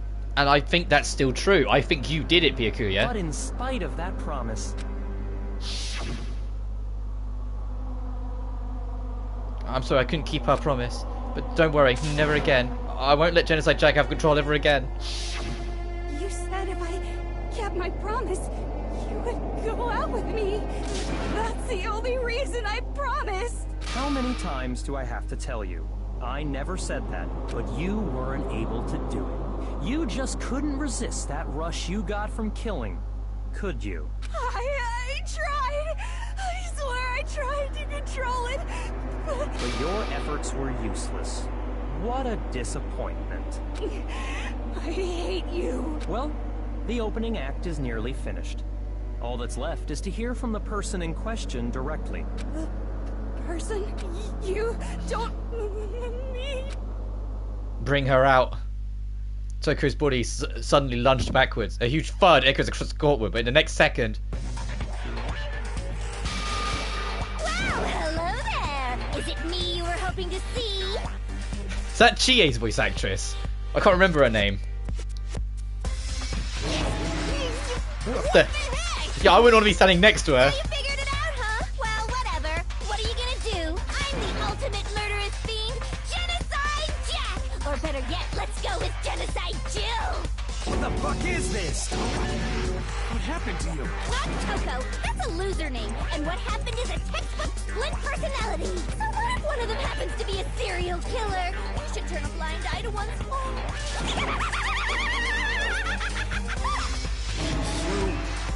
Intense. Like they say, sound in murderous mind, sound in murderous body. This one is so different from the one we've come to know. You right? Yes, well, the world is composed of a front and a back, you know. Just like how every inning has a top and a bottom, or how in the depths of every truth lives a little lie. Behind every dark and gloomy soul lives another that shines as bright as the This is the murderous fiend, Genocide Jack. This is beyond insane. Miss Jack, Jill, can I ask you a question? What's up? Some of us think you might be the mastermind behind our entire situation. What are your thoughts on that? Well, I'll tell you. I am the mastermind of all masterminds. Just kidding. It's not true? Of course it's not true. How dare you try to link me to that creepazoid? And another thing, the police and government and society in the outside world are totally powerless. I mean, they just let this idiotic, bloodthirsty maniac go buck wild all over town. Sure, I'm a bloodthirsty maniac, but life is pain, right? To live is to hurt other people. Ask her directly, did you kill Chihaki? And when she says no, we can start looking at Byakuya, please. It's a necessary evil if you want to survive. The act of living itself causes pain for everyone. Just kidding again! This should be enough to convince you. This murderous fiend is responsible for Chihiro's death. There's clearly a motive, so there should be no doubt. A motive? Remember what Monokuma told us? If someone didn't murder and graduate within 24 hours, an embarrassing memory or secret would be revealed. Well, let's assume that Toko's secret was about Genocide Jack. If a secret like that came to light, Toko's life would have undoubtedly been forever ruined. So she had a very clear motive to never have that side of herself exposed. Yet she just so willingly exposed it just now. Interesting. Very, very, very interesting. But sorry, as much as I hate to admit it, I'm not the culprit. Knew it. But I cannot imagine anyone other than you could murder someone in such a bizarre fashion. Maybe so, but nevertheless, it's the truth. Do you really expect any of us to believe you? Yeah. I could never believe a word you say, you monster. Maybe she's totally right about that, but something's still bothering me. What she said, I need to get more details about from all this. Ah, this fucking music. Status is a dead body. Sorry, but I didn't kill anyone. You say that, but do you really expect any of us to believe it? Perhaps if you had an alibi, that would change things. Oh, an alibi, huh? Now we're talking. When you compare your past murders to this incident, the modus operandi matches completely. Yeah, I had a feeling. I was like, I'm gonna wait for Byakuya to say something, and that'll be my challenge. Are the methods of murder really exactly the same? I'm not so sure about that. I think there's a slight difference between the Genocide Jack cases and this one. The scissors. How's it any different? Oh, you don't know? Well then, human garbage, let me tell you! The scissors. I murder with passion and conviction. I consider myself a professional, and I have a very particular way of doing things. Imagine you go to a fancy Italian restaurant. They're very picky about the noodles, the sauce, everything. What, sort of like how Celeste is super picky about how to make the tea? What happened to Chihiro? It'd be like if that same Italian restaurant started using ragu or Chef Boyardee. This is no creation of mine. Let me rephrase that in a way that maybe makes more sense. There are two clear differences between the Genocide Jack cases and this one.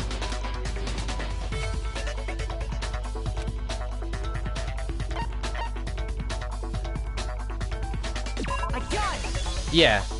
For one, the cause of death is different. In the Genocide Jack murders, all the victims were killed the same way. According to the case file, they were all apparently killed with a pair of scissors. But Chihiro died from a blow to the head, right? Yes. That is remarkably different from the other murders. Wouldn't it be strange for someone who kills the same way without fail to suddenly change their method? Especially because all the girls have sewing kits. And there's more. One more. Which helps me consider that it is one of the boys and not one of the girls. In my recipe of murder, if the bloody message is the tortellini, then the arrangement of the body would be the pesto sauce. Could you please stop comparing killing people to cooking? Are you saying the other difference has to do with how the body was arranged? That's right. The second demonstration tells it's suspected. For a genocide check case, all the victims done through their hands. You see a clear difference? What was used as a suspender? Because it was using the cord. Do you remember what the killer used to suspend her? They used some kind of rope to hang her up by her wrists. What is your point? Well, in all the previous genocide jack cases, something else was used to suspend them. The actual scissors. Specifically, pairs of razor-sharp scissors. And guess what? I used my own specially designed scissors for the murders and the arrangements. Like I said, I'm a professional, so naturally I'm very picky about the tools I use. And you know what else? Big Mac said there's 2 differences, but he's wrong. Big Mac? Are you referring to me? Thanks. Listen up, Big Mac. There's actually one more difference. Huh? My word, you really didn't notice? Take a look at who the victims were in each genocide jack case. There's a pattern there, just waiting to be discovered. Figure that out, and it'll be plain as death why I couldn't have possibly killed that little lolly girl. Let's see. Patterns around the genocide jack victims sure didn't fit. Get the name of the victims, you'll notice this. I think I figured it out.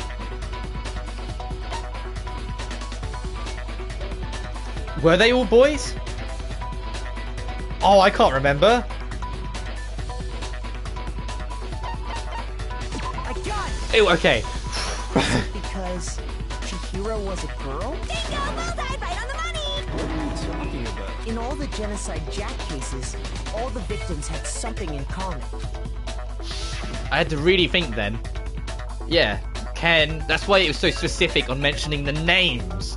I was wondering why they were bothering with that. It's because it's trying to get in your head they're all men names. They were all guys? That's right! The people I kill with such passion and conviction are all adorable little men! I can't believe I said it! I'm so embarrassed! The hell is wrong with you? I can't help it! I'm just a full-throttle boy-on-boy fangirl! And the mopey side of me just hates it! But now I'm on the fast track to becoming a full-fledged fan madam! So since Chihiro was a girl and not an adorable little man, you wouldn't kill her? Would an Italian chef suddenly start making ramen just because they're both noodles? Don't be stupid. I have too much passion and conviction to cross that line. That's the absolute reality of the one and only. We get it. You've clearly explained your hobby and your philosophy. But that's not all there is to it. It's a different matter entirely. When you're forced to kill in order to survive. Quiet, lowly cur! Lowly cur? I would never kill for a reason as petty as mere survival.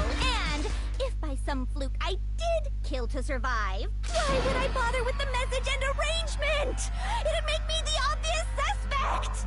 That does make some amount of sense. Plus, whatever reason I have for killing, I would never leave out my prized scissors. Who would go out of their way to use a big, stupid, heavy dumbbell? Maybe you used the dumbbell because you couldn't find any sewing scissors in the kit. school. Any scissors? I don't just use any scissors. I only use my own set of high-class envy of the entire world scissors! Okay, whatever. There still aren't any in the school. Are you sure about that? What the fuck? She's fully equipped. That's right. So I can kill anywhere, anytime. Why would I resort to dumbbells or rope when I have my trusty scissors by my side? So now can we turn it back to Byakuya, who read the document so knew how to replicate it? Tell me I'm wrong. You can't, can you? Gutter dogs, all of you. Not to mention, I have no clue how to tie a good knot. So rope's totally out of the question anyway. I have no idea what's going on anymore. Could such a heinous villain really be innocent? But the body really was suspended, right? And nobody but the police knew about that. No, one other person did. That's why we figured it had to be the real deal and not some copycat killer or whatever. Actually, hold on. There is one person who could have copied the genocide jack cases. Oh, where are you? Where are you? Mondo, Aoi. There. Here's my answer. Byakuya, it's possible you could have found out, isn't it? You'd have no problem gaining access to classified government documents or internal police records. Plus, You've already looked through the Genocide Jack file before this all happened, hadn't you? Are you saying Mr. Togami did it? Then the reason he pushed the theory of Genocide Jack because he read it to set it up. Was because he wanted to pin the crime on her. So, he rearranged the scene to disguise it and make it look like I put my stamp on it. The adorable glasses man was behind it all. Oh, I'm on fire! Well, Byakuya, what's your response? I see. So now the suspicion falls on me. Then I must ask, when would you say I began acting suspicious? Surely you must have an answer. The moment you found the library? Look, the way you were acting right before we discovered the body was a little strange. In the locker rooms. They're suspicious. Very suspicious indeed, wouldn't you agree? Suspicious? It seems nobody searched the locker rooms. They stopped the girls. You wanted to go to the girls' locker room right away, right? But since you're a guy... I should have naturally thought of the boys' locker room first. Is that what you want to say? The victim was Chihiro, a girl. Hence why I said we should check the girls' locker room. Nothing strange about that, I'd say. On the contrary, there's something very strange. We didn't know who the victim was at that point. About it? Go ahead. Share with the rest of the class. As we had just said, I need to make it clear to everyone. New element has been added to the non-stop... Oh, okay. Add something called a true flashback. If you aim at the weak spot and hold down the triangle button, then you'll memorize that weak spot. That memorized phrase can only be shot once as a single truth bullet. If you shoot or change the truth bullet, it will disappear from your cylinder. However, you can use its flashback feature as many times as you want. If you don't seem to have any answer to a lie or contradiction in your loaded bullets, it might be wise to memorize a different weak spot to use it to make your case. So you to keen your wits. In this case, though, I will say that if you don't use the flashback, you won't be refuting anything. Well then, good luck. Okay, so since we're teaching you, you need to use it. So he needs to be like, oh, we already knew, and then we need to go, we didn't. So, you said Byakuya was acting kind of weird before we found the body. But he was acting weird... If you're presented with the opportunity to check out... Oh, wrong button again. Well, there goes that trophy. Fuck, I just slip of the finger. There's a trophy for going through it all without using concentration. For any guy. The victim was Chihiro, who was a girl. So, of course, I would suggest we check the girls' locker room first. There was no time for pointless distraction. What's so strange about that? You wish you'd taken me with you.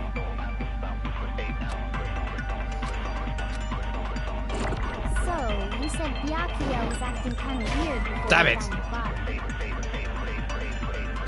Shoot! Now I need to go get the bullet again. You said Byakuya was acting kind of... But he was acting... If you're presented with the opportunity, that's unnatural. The victim was Chihiro, who was... So, of course, I would suggest we check the girl... There was no time. What's so strange? You wish you'd taken me with you. So, you said Byakuya, he was acting... If you're presented with the opportunity, that's unnatural. The victim was Chihiro, who was a... So, of course, I would say there was no time. What's so strange? Oh, no, I need to get rid of this. It's the other way around. Taking me with you. So, you said Byakuya was acting kind of weird before, but he was acting... If you're presented with the opportunity... There's only two pieces, so if it's not that way around, it has to be the other way around. The victim was Chihiro. No, it's wrong. It took me a minute. For some reason my brain didn't register. There was only two things that popped I'll up. tell you what's so strange about that, because up until we actually discovered the body, we couldn't have known who the victim was. So your claim that you went to the girls' locker room first because Chihiro was the victim doesn't hold up. I see.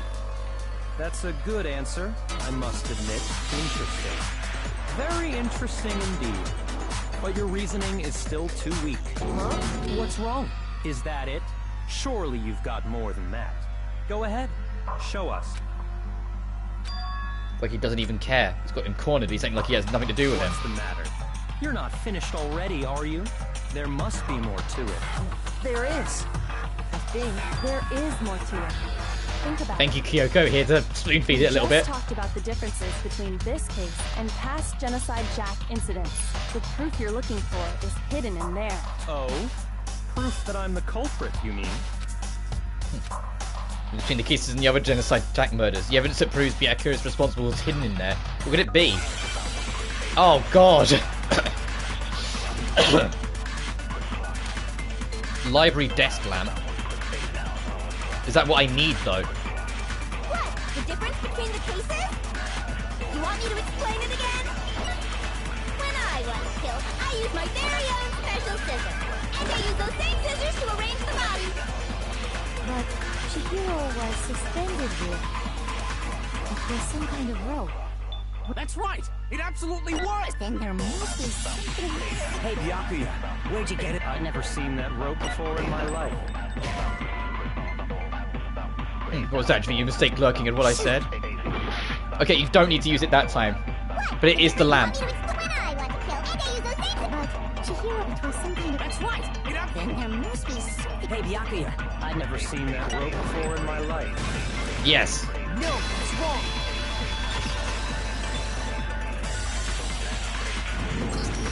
Actually, I'm pretty sure you have seen it before. Because, you see, that rope, or should I say, that extension cord? What? An extension cord?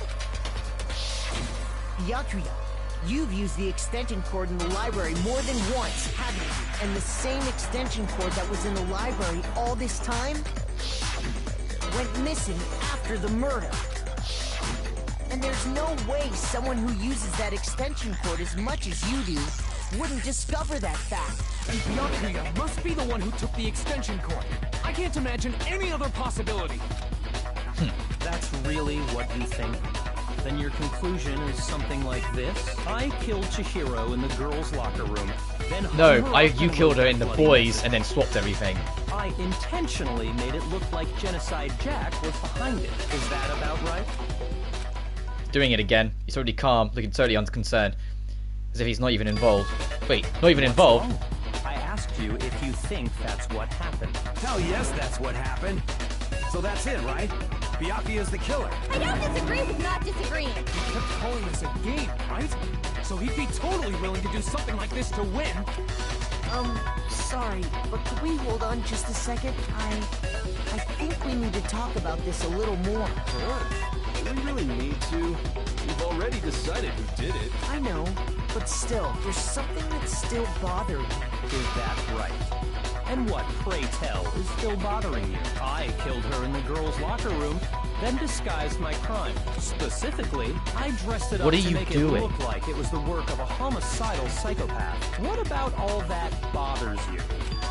Wait. What was that just now? Something's not right. Chihiro's body was definitely found in the girls' locker room. But does that mean... Can I really just accept what Byakuya said as the truth? No, I don't think so. There's something about what he said. I got it! Yeah, because it was in the boys. You say you killed Chihiro in the girls' locker room, right? But are you sure about that? Isn't it possible that the murder took place somewhere else? How disappointing. What kind of question is that? Even in the world of disappointments, this is a true letdown. She was found dead in the girls' locker room. There is absolutely no question about that. How could the scene of the crime have been anywhere else? Well, I think it's entirely possible that she was killed somewhere else, then carried there later, along with the rest of the murder scene. The rest of the murder scene? That was awfully specific. Please tell me you have a reason for saying all of that. I believe I do. Byakuya, did I just take you off guard? When the story suddenly moved to the crime scene, Byakuya, who has been so confident up until now, maybe Byakuya never realized that the actual scene of the crime could have been somewhere else. Don't just move on without permission. What do you mean she was killed somewhere else? Come on, Makoto. If there's any chance the murder took place somewhere else, let's see the proof. Go somewhere else. There's something in the switch to bodies in the girls' locker room. Well, there's a number of things I could use. But I think the poster... I got it! Yeah. The proof that she was killed somewhere else is the poster that's hanging in each locker room. Your proof is some posters? The poster in the girls' locker room was a picture of a big-boobed supermodel. But don't you think that's kind of strange? Why would the girls' locker room have a poster like that? I bet those massive jugs of hers were totally fake! Meanwhile, the boys' locker room had a poster of the super popular boy band Tornado. Again, that doesn't really seem to belong in a boys' locker room.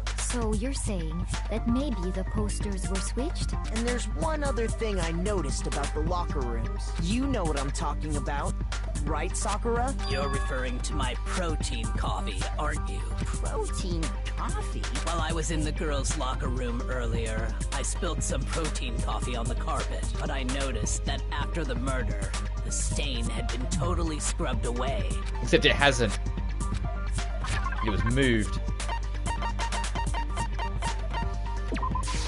I got it! The stain on the girls' locker room carpet wasn't scrubbed away. In fact, I found it on the boys' locker room carpet. That's definitely the stain from my protein coffee. Then, does that mean that the carpets were switched too? But why would anyone do that? To move the murder scene from one locker room to the other. It's certainly plausible, don't you think?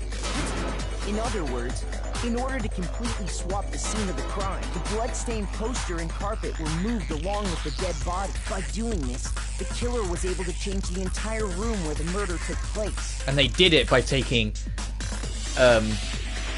one of the extra files. I can certainly follow your reasoning, but Because he got into the boys using Leon's, got into the girls using Chiaki. Huh? Why would they go through all that trouble of switching the scene of the crime? Actually, an even bigger question.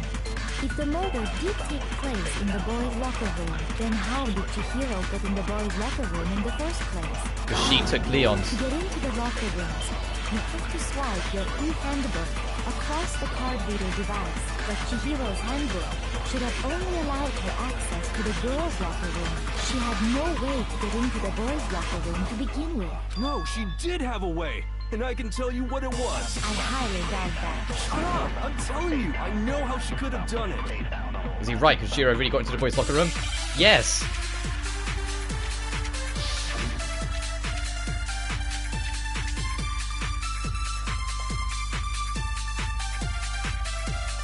Is it really possible?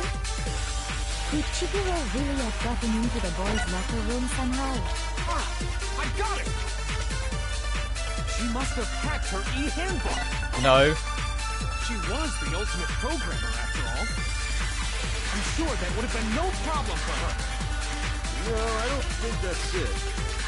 She used the thing that was in the main hall. Huh? What thing? I'm talking about Leon's handbook, of course. Yes. No, it's wrong. Well, I mean, it's right. No, I don't think Chihiro used Leon's handbook. Why not? Because Leon's handbook was broken. Oh. Well, then, yeah, I guess that'd be pretty impossible, huh? I am struck silent by how quickly you gave up. Plus, isn't there a regulation against using No, someone it's else's lending. handbook? Actually, the rule states that loaning your handbook is prohibited. It says nothing about borrowing one. In other words, you could borrow a dead person's handbook all you want, and you'd be safe. Yup, yup, yup. Hit the nail square on the noggin. Of course, if it were broken, that wouldn't make any sense anyway. So then, she must have hacked it, like I said. She used her ultimate No, programmer she might have hacked skills it to and- break it. You can't fix an e-handbook. The instant you open one up, a security buzzer starts blaring. So, if she didn't use Leon's handbook, and she didn't modify her own handbook, Maybe Mr. Naegi's initial assumption is just wrong? It seems like there's no way she could have got into the boys' locker room. So I guess so. Okay then, I vote for Byakuya. Is that it then? Chihiro was killed in the girls' locker room and Byakuya was the one that redid it? Really? But still, I don't know what else I can Hold do. on a second. I agree with you, though. I like how every time Kyoko has to talk, distrust plays. I looked up the soundtrack and listened to a couple tracks. It's like always is the suspicious theme every time Kyoko speaks. What the? You finally decide to open your mouth and that's what you've got to say? There's no way she could get in the boys' locker room, right? So Why are you so sure she couldn't get in? There's still one other way she could have gained access. What? What are you talking about? What other way is there? Well, to explain that, why don't we take a little break from the trial? I'd like you all to come see something. Wait. Just what do you think you're doing? Don't worry.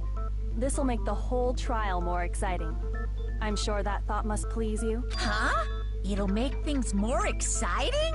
Well, all right then. I declare an official. Oh, it really is trial Phoenix Wright. recess.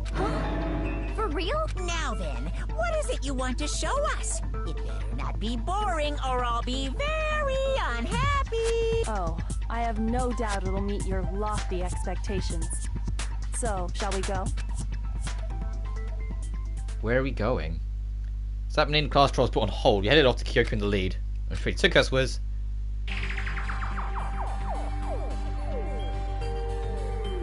The girls' locker room?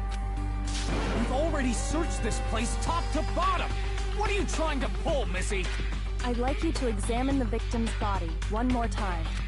Let's check it again. Be sure to examine the entire body very carefully. Take your time. Examine her. Shut up, Izumi. Wait. It's probably best if I don't run my hands all over a girl's dead body. It's not that I'm creeped out or anything, it's just based on religious grounds, you know? Very well. I'll do it. But you're a girl. You shouldn't have to touch a dead body. Just let one of the boys do it. No, it's okay. I think Chihiro would rather have a girl. That's not true. Her. She doesn't like girls. Just leave this to me. Sakura.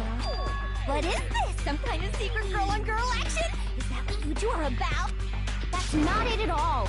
Stop screwing around. Okay, here I go. I'm sorry, Chihiro. Please excuse the intrusion. Given a brief prayer, Sakura then quickly began to examine her body. Be sure to check her entire body, and I believe we will solve this particular mystery. Her entire body? I know you say that, but... What? This is... What is this... What is it? Not possible. It's not possible. Her eyes were staring wildly at Chihiro's lifeless form. Her massive frame trembled. This girl is... Is she not actually a girl? Is what? Is a boy! Oh! I see. So, she... Which is how she got... got in. What? You're joking, right? I wouldn't joke about this. Ben, it's really true? Chihiro was... a guy? Oh, what? You guys didn't know? Heck, I knew that right off the bat. Chihiro Fujisaki was totally a guy. He was a cross-dresser? Oh, I'm really on fire! I wish I had killed him! So that's what Kyoko wanted to show everyone, huh? Interesting. Yes, that certainly does make things much more exciting. Now let's ride this wave of excitement. It's like, okay, back to court, people. And get back to the trial. I do apologize for keeping you waiting. Now then, let's resume the class trial. We've all just learned of the shocking revelation that Chihiro was actually a boy. Let's pick up from there. Yes, well, I don't know his reason for hiding it, but the fact is, Chihiro was not a girl, but a boy. I think that Chihiro was actually a guy. The thought never crossed my mind. Because the victim was male, he would have had no problem gaining access to the boys' locker room. Assuming his handbook did, in fact, list his gender as male, then yes, that would be true. Of course his handbook Yeah, I said he was a Monokuma already boy. said he knew. He dressed like a girl, but he was a boy through and through. So then, there should be no issue with Makoto's initial assertion. The victim was killed in the boys' locker room, and was then later moved to the girls' locker room. And the killer could have easily used Sayaka or Junko's handbook to get into the girls' locker room. So Chihiro really was killed in the boys' locker room? I still don't understand the motive for moving the body, but yes, that does seem plausible. Well, I must admit, I did find it rather odd. I knew he felt a little off. There was a certain incongruity to his female body. This is the most titillating situation! So now everything has been connected. All the mysteries have finally become clear. Okay, well, connected or clear or whatever. We still think you're the killer, remember? Very interesting. This has become very interesting indeed. He's off in his own little world. What about you, Makoto? After everything we've learned, Do you still think Byakuya's the killer? Well, without a doubt, Byakuya is the one that made Chihiro's death look like Genocide Jack did it. So maybe he's an associate. But I think he might not actually be the killer after all. What? But aren't you the one who accused him in the first place? He just seems to be too easygoing about all this. Like he's enjoying us solving the mystery. The way he's acting, it makes it seem like it doesn't have anything to do with him. And you think that might be because it doesn't have anything to do with him? Plus, the evidence he left behind was a little too... how can I put it? Overt. He consciously chose to use the extension cord, knowing it could connect him to the murder. At least, that's how I see it. And Byakuya, when you found out the murder took place in the boys' locker room, it seemed to rattle you. And then again, when you found out Chihiro was actually a guy. If you really were the killer, that stuff wouldn't have had any effect on you. So that's your thinking, huh? Well, it bothers me that you don't have more concrete reasons, but it's fine. I guess I'll mark it as correct for the time being. Mark it as correct? He's right. I am not the culprit. This fucker. I just happened to come across the corpse in the girls' locker room. Because of the rule, it has to be 3 people before it's officially identified. Are you fucking with us right now? No, I am not effing with you right now. I'm telling you the truth. Well, I find it very hard to believe. Go ahead. Find it very hard to believe. You're free to be executed along with the rest of us. If you're really telling the truth, then why? Why do you do that to his body? My reasons hardly matter right now. Uncovering the culprit is much more important, wouldn't you say? Now then, if it wasn't me, who was it?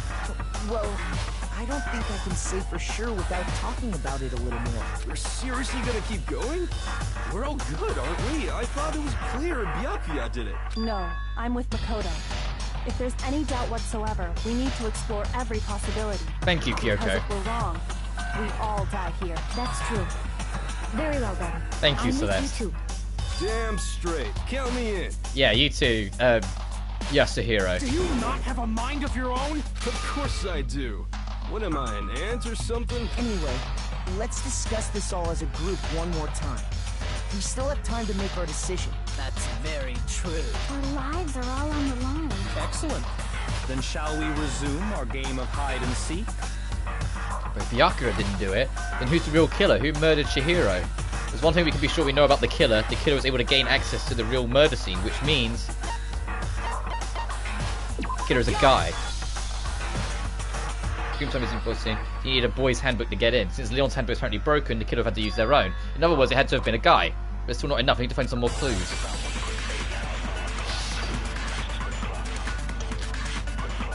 Celeste's account of that she came in to get stuff. A single clue that might lead us to who did it. Clues are one thing, but did nobody get a look at the killer? I'm sure if someone saw the killer, they would have said something by now. Perhaps someone saw the victim at some point. Even that might be enough for now. Yeah. All we need right now is any kind of new info. Did that count? No. Shoot! Isn't there a single clue? Did nobody get... I'm sure if someone saw the... Perhaps someone saw the victim. Yeah. All we need right now is any... It's over. You want to know who saw the killer. And only the killer. It's not Celeste, is it? But that wouldn't make sense, the whole thing we just said. I believe someone else did see the victim before he was murdered. What do you think, Celeste? Now that you mention it, yes. I did see him. Huh? Really? Oh, but I suppose only Makoto knows about this. The rest of you had no idea, did you? That is why you're all making such ugly noises. Whatever! Just hurry up and tell us! It was last night, right before nighttime. I saw Chihiro in the dormitory warehouse. I saw him stuffing a track jacket into a duffel bag, and then, I assume, he headed off to exercise. Track jacket and a duffel bag? But we didn't find anything like that at the murder scene. It seems likely that the culprit destroyed them to get rid of any evidence. And that is when he said something that struck me as rather odd. Well, I'd better be going. I'm kind of in a hurry. Chihiro told me he was in a hurry, but why would he be in a hurry? Only if someone was waiting for him, I should think. So, Mr. Fujisaki was on his way to meet with someone. Oh, and no. Then they were going to work out together? No, I think I... Please don't be who I think it is. Please don't... I think it's Mondo. I think Mondo might have... Because Mondo was saying the whole thing was like... wanting to train with them to make them stronger. But why would he... But Hina and I had invited him to exercise with us plenty of times, and he always declined. Probably because he was afraid you'd find out the secret he was hiding, right? Which means that conversely, he must have trusted whoever he was meeting with very much, enough, so that he was willing to risk his secret being revealed. Oh, what a marvelous friendship! The point is, whoever he met up with is the culprit, right? So we just gotta figure out who it was. But knowing what we know, I can't even guess. No. You already have what you I need to think make I've the clocked connection. it, Kyoko, and I really hope it's not Mondo. I think it's the man stressing out right next to you, on your right. You see that face of his? Huh? You know who the killer is. Seriously? Who is it? Who's the killer? Think back to the track jacket and duffel bag the killer disposed of. Focus on the details of these items, and it should become obvious who was waiting for him. Are you sure about that? You really think we can figure out who did it based on 2 pieces of evidence that we don't have? What? You want to track down some fingerprints or something? Even if we had the equipment for that, we wouldn't know how to use it. As was noted, the evidence is already gone. There's nothing to get fingerprints from. Maybe, but we can make certain inferences if we just take the time to talk it out. Easy for you to say, but fine.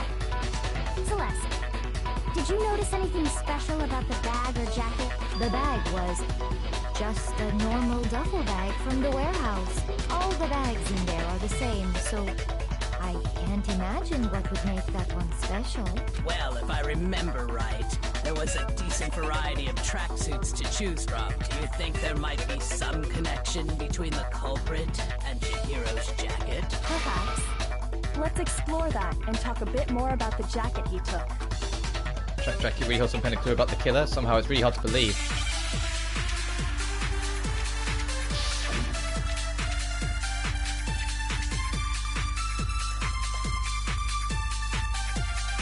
I might need to take something. First of all, we know where Chihiro was heading. Yeah. He was on his way to go exercise. Yeah. So next we have to ask, why did he choose the specific tracksuit that he did? What do you mean, the specific tracksuit? I got it! He picked that tracksuit because it matched the one the culprit was wearing. No, it was the one. What you're saying is, the killer was wearing the same blue tracksuit as... Oh, you know it was blue. No, that's wrong. Oh no, it was Mondo, isn't it? Oh no! Hold on a second, Mondo. What did you just say? Huh? What'd I say? When Celeste testified a few minutes ago, she said... I saw him stuffing a track jacket into a duffel bag, and then I assumed he headed off to exercise. She never said anything about the jacket's color. So why did you say Chihiro's blue tracksuit? What are you...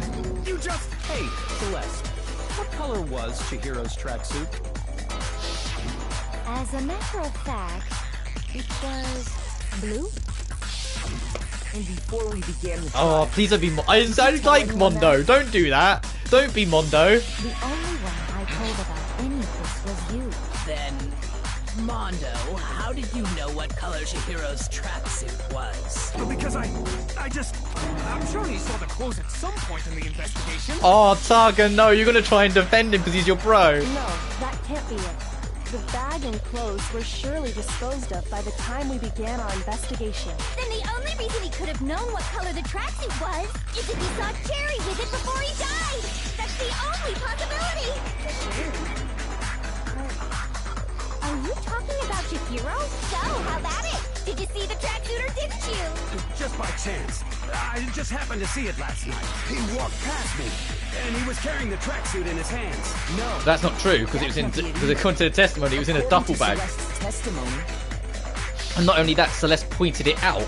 stuffed the bag in a hurry. It was almost like he was trying to hide it. And just like that, she was gone. And when Celeste noticed it, Chihiro made a point of making sure the jacket was completely in the bag. If you just ran into him briefly, you couldn't possibly have seen what color the tracksuit was. It would appear you've dug your own grave. Perhaps. But you handed him the shovel, didn't you? That's why you said what you did. Focus on the tracksuit and it'll be obvious who he met with? What a bunch of nonsense. Ah, now I understand. It was all one big bluff, wasn't it? Your true intention was to draw a slip of the tongue from the culprit. That's why you said you knew who did it, to put them on edge. That's right. However, Mondo was my target all along. I had my suspicions about him from the very beginning.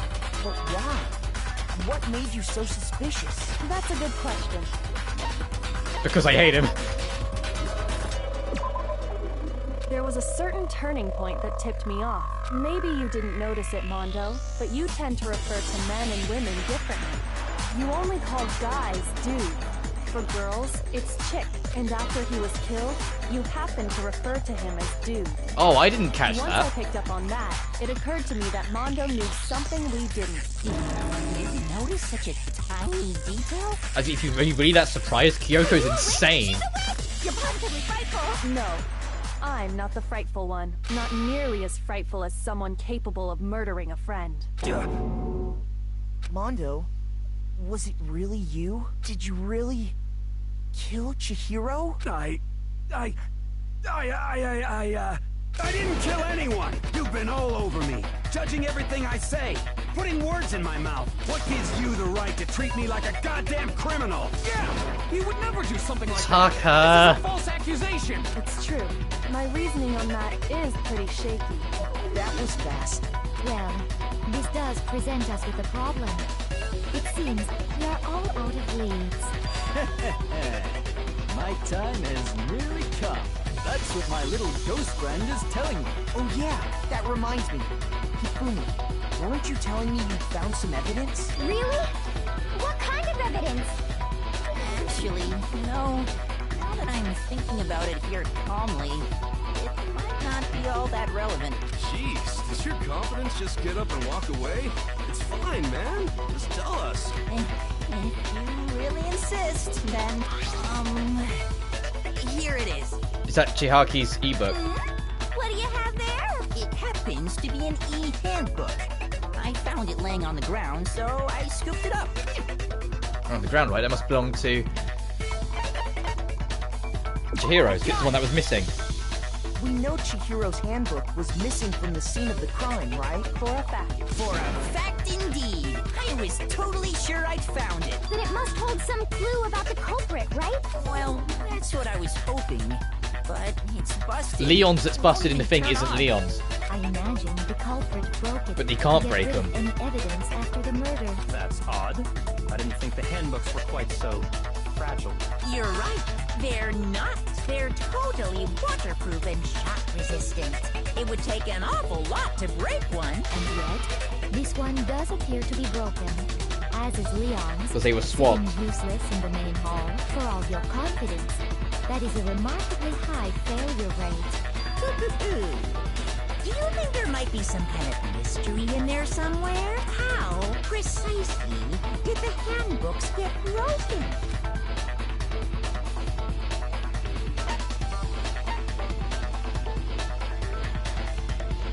Oh, I don't know. I got it! It has a specific weak point? You already told us before that the handbook has one weak point, didn't you? I really had to dig into my head for a second there, and I was like, I think he said something about a weak point. You remember that? Sure, maybe I let that slip. But I never told anyone what the weak point actually was. But if the handbook is supposed to never break, and two of them broke in quick succession, Then we can only assume that someone's figured out its weakness. You know what the weakness is, right, Monokuma? So, what is it?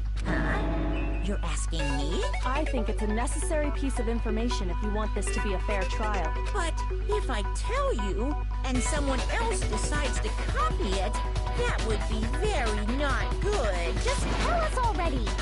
Why would we want to break our own handbooks? Oh well, I have a weakness for pushy demands. But you're sure you won't follow their You could just example? make it a rule if you don't want us to follow. Then allow me to make a special announcement. The weak point of my cutting-edge e-handbook is when it's exposed to high temperatures for too long, it will He broke it in the sauna. and totally break. I flippin' knew it. You knew it? Yeah, because I found the handbook laying on the floor of the sauna. The temperature in the sauna can reach over 200 degrees. He broke it in the sauna. Strange how you don't get burnt, huh? It's because as your sweat evaporates, it creates a cooling layer of air around your skin. If the hot air of the sauna were somehow pushed directly onto your skin, you definitely get fried. That layer of air would get blown away. That's why you may feel a burning when you move around. So when you're in a sauna, make sure to keep nice and still. Interesting. I learned one new fact today. That is a mere trifling speck of knowledge. Anyway, if you found the victim's handbook in the sauna, then the killer must have been purposely trying to raise its temperature in order to break it. Meaning the culprit somehow knew its weakness. Meaning it's either Taka or Mondo. How'd they find out? Monokuma said he didn't tell anyone, right? Indeed. Quite the mystery. What if they found out by accident? What do you mean by accident? What if the killer took their own handbook into the sauna, not knowing its weakness? And Mondo was the and only one that broke? went in clothes. They'd realize it was broken, of course, and it wouldn't be hard to figure out why. And once they had Chihiro's handbook, they knew they had an easy way to dispose of it. I won't say it's not possible, but who would have done something like that? I don't know of anyone who took their handbook into the sauna. I might know someone who did. Whoa! Seriously? I think the one who may have taken their handbook into the sauna was... He knows already. It had to be the one who wore all their clothes into the sauna. It was... Where are you? Celeste, Joshua, Aoi, Mondo. Here's my answer. Mondo, your handbook got broken in the sauna, didn't it? What? Why? Why do you keep accusing him? Mondo and Taka had an endurance contest in the sauna not too long ago, remember? And then they came out the other side being all And bro for this, the bro that. contest, Mondo just so happened to keep his school uniform on. But little did he realize, he'd also left his handbook in one of his uniform pockets. And when it was all over, Mondo discovered that taking your handbook into the sauna could easily destroy it. No, wait, hold on. You've got it all wrong. He would never kill. I don't accept this. Show me the proof. The actual solid proof. I mean, I don't want to believe it either, but I found something that proves beyond a shadow of a doubt.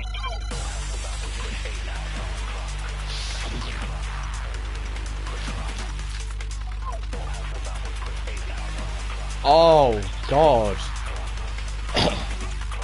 Let's test Makoto's assertion. What button was it to swap? Okay, found it. What he says is correct. Then Mondo, you broke your own handbook. In other words, if Mondo's handbook is actually broken, then that proves that what Makoto said is right. Well, my goddamn handbook works just fine. Missed it. See? Look! Makoto was wrong after all. Mondo wouldn't hurt a fly.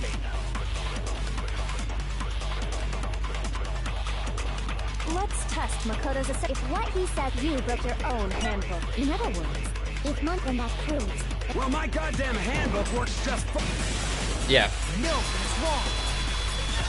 I love how this game has a way of making you feel like, oh god, there's a lot of information you now need to think about, and there's a lot of potential answers. But at the same time, just doing it, that something in the back of your head kind of itches that something makes sense here. Like, I don't know how to exactly explain it, but it's like I had all those evidence pieces, I looked at them and went, oh god, what am I supposed to get from that? And yet as soon as I saw Mondo's line there, I was like, actually, something seems off there. Like, the way they make it seem so grand and intimidating, but then make the answer just on that line between not too simple that it's blunt obvious, but at the same time not too complicated that it goes over your head. What the fuck is that supposed to mean? So, excuse me. The broken handbook that was in the main hall, isn't that one actually yours? What the heck are you talking about? What I mean is, I think Mondo swapped his handbook out for one that actually works. I think he took Leon's handbook and replaced it with his own. After all, Monokuma said himself that Leon's handbook never should have broken. That's right! The punishment it suffered wasn't nearly enough to destroy it. So then, the broken handbook in the main hall is actually Mondo's, which would mean that the handbook Mondo has right now is actually Leon's. Yes? But doesn't that violate the school regulation that says loaning out? It's not loaning, he borrowed it. Well, here's how I look at it. There is a rule about loaning your handbook to another student. But if they're dead, they're not a student. It's kind of a gray area, I admit. But no worries. If anything, it just makes things more interesting. As such, I decree that exchanging handbooks with a corpse is not a violation of the rules. Well, Mondo, if I'm wrong about this, you're welcome to say so. I'm happy to admit I made a mistake, but... Son of a bitch! What's wrong, bro? Come on! Tell him he's wrong! You are wrong! You have to be wrong! Everything you just said is wrong! Oh, Taka! Okay, then why don't we look back on this case one more time? Oh, am I gonna have to do the comic book thing again? That way, everything will become clear. And we'll all see if I was right or wrong. Yeah, god damn it. This part is annoyingly precise. Alright, let's have a look. Changing the poster.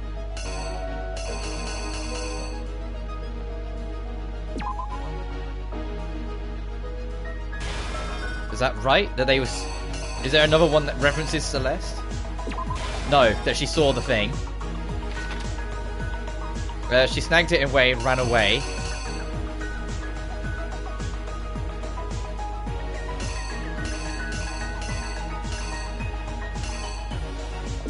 Got to the door, let herself in.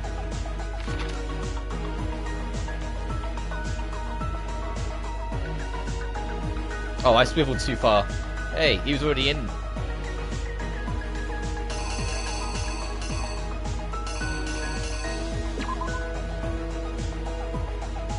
Maybe. Yeah, if he was going at it, took it, hit. No, that's later because he threw it. But you can see over there it was thrown. Or was it? Maybe. We'll come back to that.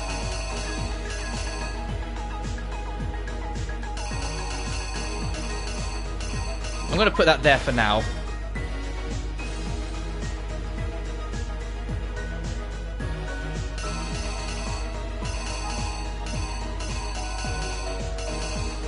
Roll up the carpet. Took the thing.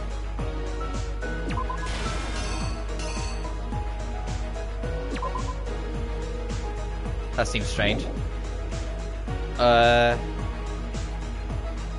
Took the body.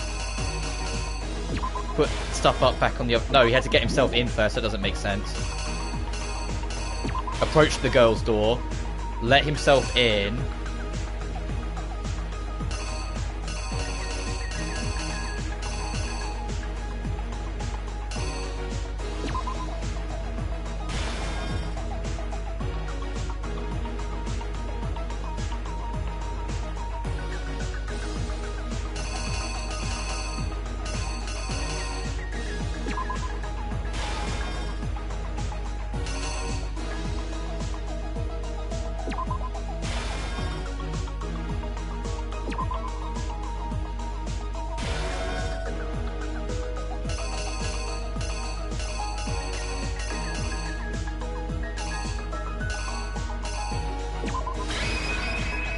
I really think I've missed a beat somewhere here. I think there's a lot I'm missing that doesn't make sense, but let's try that for now. You! First, let's take a look back to before the incident. Last night, Celeste saw Chihiro in the warehouse, correct? In a very fancy pose. At the time, she was apparently stuffing something into a duffel bag. Okay. That something was a blue tracksuit. You can confirm this, right, Celeste? I think I'm dead wrong on these Bag points. in hand, Chihiro headed out, even though it was officially nighttime. She made her way to the locker room, specifically the boys' locker room. But how could the victim, who was apparently a girl, access the boys' locker room. Yeah, it's got to be the card. Then what's this one way over here?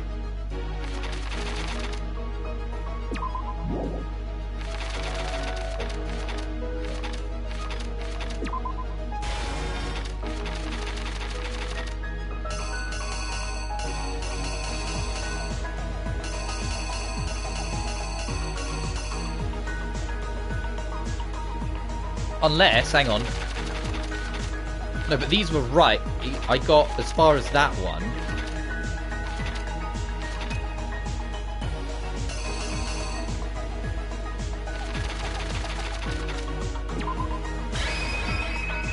Now let's try. But we got to that bit. Waved a goodbye. Bag in hand, and Chihiro headed out. She made her way to the locker room. Specifically, the boys' locker room. But how could the victim, who was apparently a girl, access the boys' locker room? No!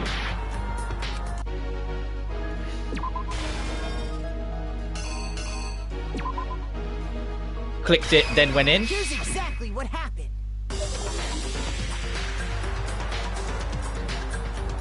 I think it's like the comic book thing is like the bit I'm kind of the most off with, because it feels like it can be overly precise. I know it's like just missing a slight detail sort of thing, but still. But how could the victim? Good. So she beeped it, and yeah, and then she went in. Simple. Because she was really a he, which is why he was able to use his own e-handbook to gain entrance to the boys' locker room. Once inside, he met with someone there. And the person he met was the one who killed him. It seems likely that the killer grabbed the nearby dumbbell, approached the unsuspecting Chihiro... And it has to be someone strong enough to do it, like Mondo. And attacked him. No. I'm running out of...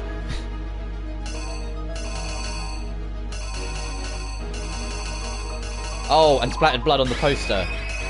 Right, is there anything else? Let's have a look forward, because I'm running out of health.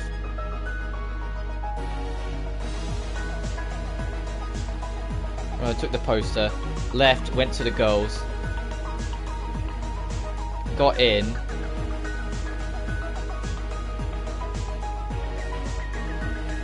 And then he came, wired her up, and made the thing. Okay. Here's exactly what I see why they give you so much time on this as well. They want you to study it for a while. And attacked him. Good. And that's where the bloodstains on the poster and carpeting in the boys' locker room came from.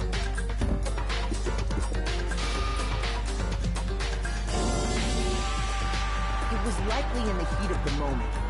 The body was arranged, but the murder itself felt unplanned. Which is why the killer hurried to try and hide the act. First, pulling up the bloodstained carpet, then removing the bloody poster, and finally carrying the corpse into the girls' locker room. A girl's handbook was necessary to get into the locker room, of course, but this alone doesn't prove that the killer was necessarily a girl.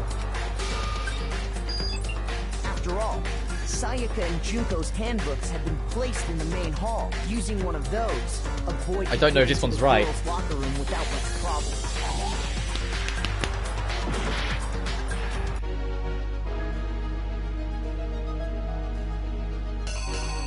What else makes sense?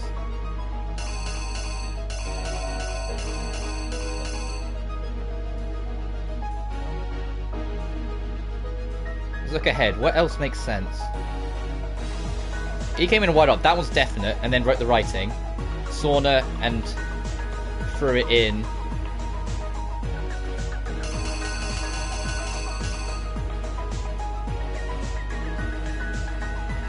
I can't make any more mistakes. This is worrying. I've come so far. Please don't let me lose it now.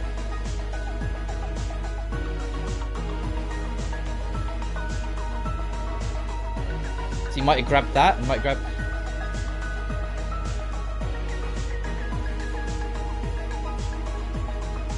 Let himself in, put the stuff in place, and then moved her.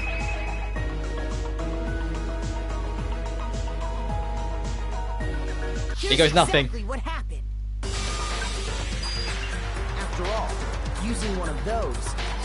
Oh, I'm on the line now. I'm not safe yet. How the killer did with the carpet and the poster they brought with them, they got to work. They changed the layout of the boys and girls' locker room in what you might call a crime scene switch. He walked in. Could have been the end of things, but no. Byakuya discovered the body and decided to intervene in the situation, making things even more complicated. Good. So, after stumbling on the crime scene, he went and grabbed the extension cord from the library, and then he got to work. He used the cord to string up Chihiro's lifeless body.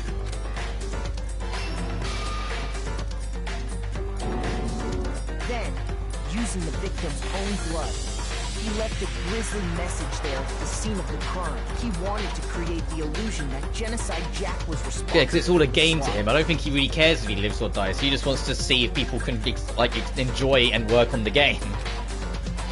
Good. Final one. Around the same time that Byakuya was putting together this facade, the killer, having already disposed of Chihiro's bag and other belongings, arrived at the I wonder how many more pieces of the puzzle are here if it's on hard mode. There, or mean mode. To destroy the last piece of evidence, Chihiro's handbook. Good, we made it. Just as the killer expected, the steam sauna was enough to ruin the electronic gadget. Somehow, the killer knew that the handbook couldn't stand up to the heat of the sauna, and the reason they knew that is because the sauna had already wrecked their own handbook, and that's how it all played out. Isn't that right, Mondo Owada? Oh, that one was hard. I think they're the things that catch me up the most. Wait. No. Tucker. This can't be right. Where's your evidence? Yeah. Where's your evidence?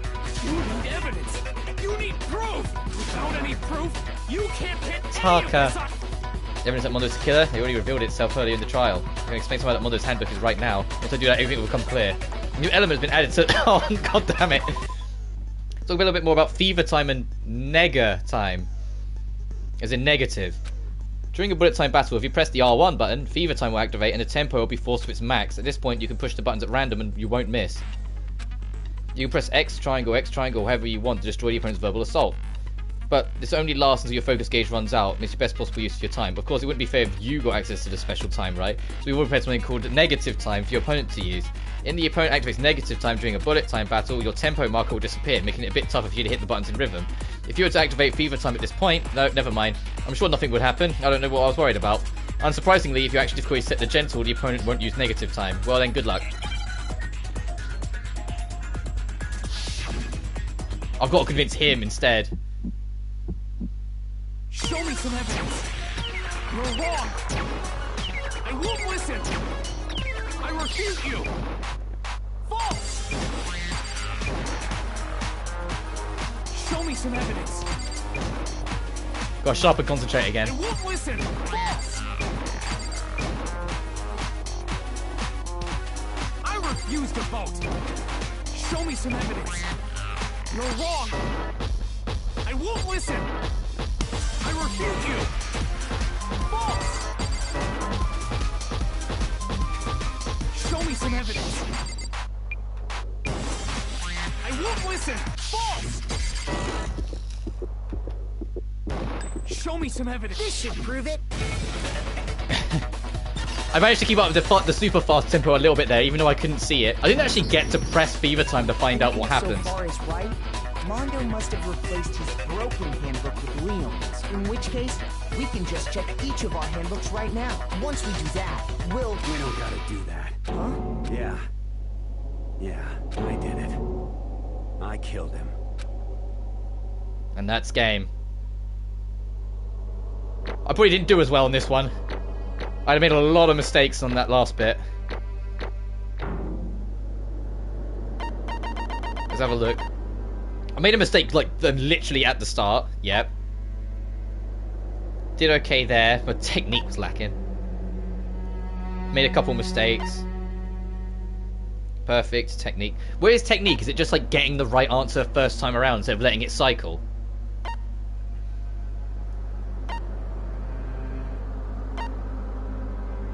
Oh. This was the bit I messed up big. No? Oh, did that all count as... I'm confused. Nice, 81. Bro, what are you saying? I got no choice, man. After hearing all that, I gotta just... give up. Go ahead, Monokuma. Get it over with. Ask for the goddamn verdict. Roger that. Wait! Hold on! No waiting! No holding on! Time for the moment we've all been waiting for! Grab your lever and give it a yank! Who will you elect as the Blackened this time around? Will you make the right choice or the dreadfully wrong one? What's it gonna be? What's it gonna be? It's all gonna come up.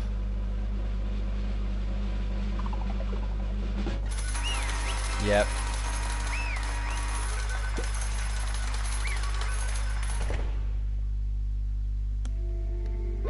What?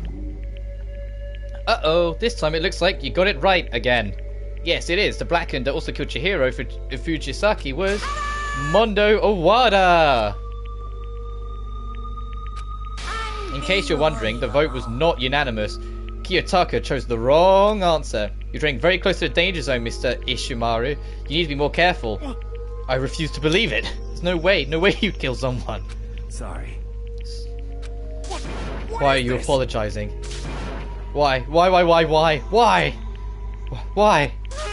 Why did you do it? Well, it looks like Mondo's taken a vow of silence, so allow me to explain on his behalf. The story of the murder this time is a sad story of two men. Oh, but for anyone who doesn't really want to hear it, you can hit the circle button to fast forward the text. No, I want to hear it. Anyway, there was once a young boy, and his name was Chihiro Fujisaki. He had an extreme inferiority complex regarding his own lack of strength. He was so weak even though you're a boy. He heard things like that as long as he could remember, and he couldn't overcome his weakness. On the contrary, he tried to hide and buried himself further and further into that weakness, to take on the fragile form of a petite young girl. He had chosen that as his way out. Now nobody will be able to say anything about even though you're a boy. No matter how tightly he wrapped himself up in that shell, the inferiority complex had already taken deep root inside of him. Taken roots deep inside of him, and was not so easily weeded out. As it turned out, the shell was completely empty. The complex didn't disappear, instead it only grew stronger and stronger. I'm weak. Weak.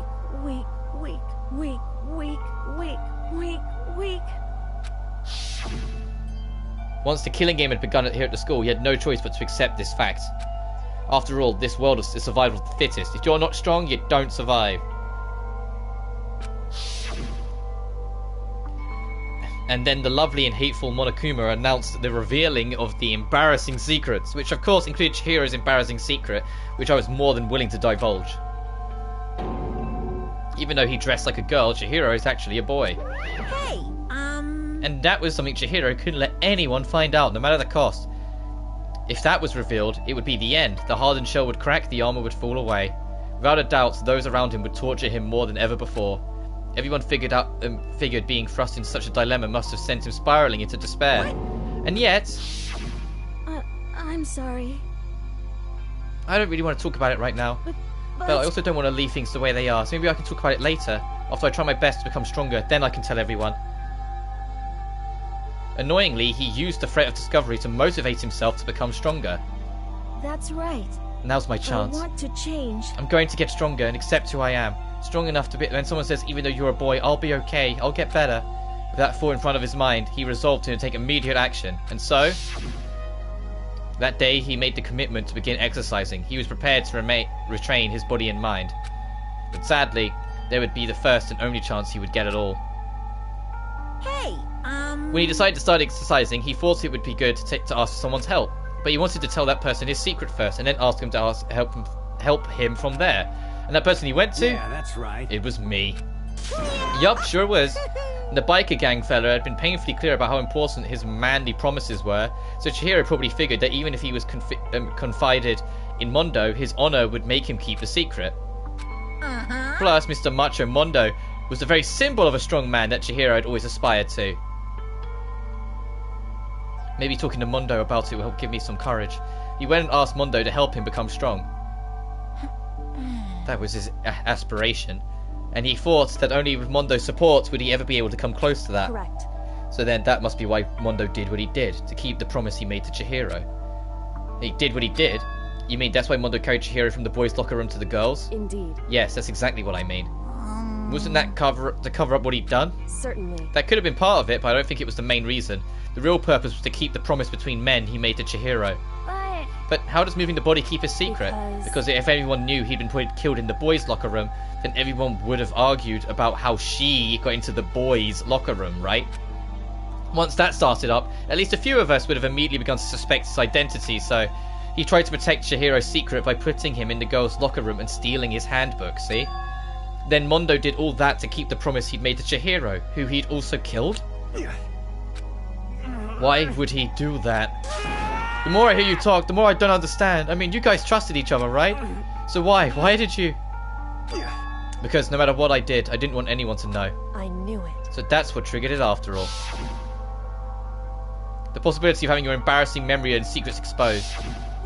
What is this? That's impossible. Nothing could have been that bad. Something he didn't want anyone to know, even if it meant killing someone? That's impossible. Don't make me repeat How many times must I repeat myself? To judge others from your own standards, the height of folly.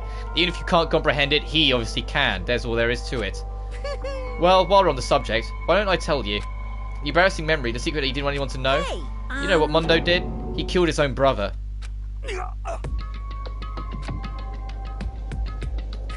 Mondo, the ultimate biker gang leader, makes all the hoodlums and riffraffs across the country tremble. But the only reason he had the chance to join a gang in the first place is because of a certain someone.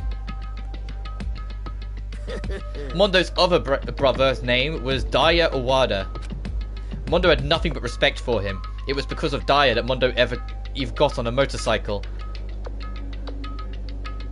Mondo's brother was his only family growing up. He was the only man Mondo could trust or respect. He wanted to measure up to his big brother, so he imitated him in everything he did.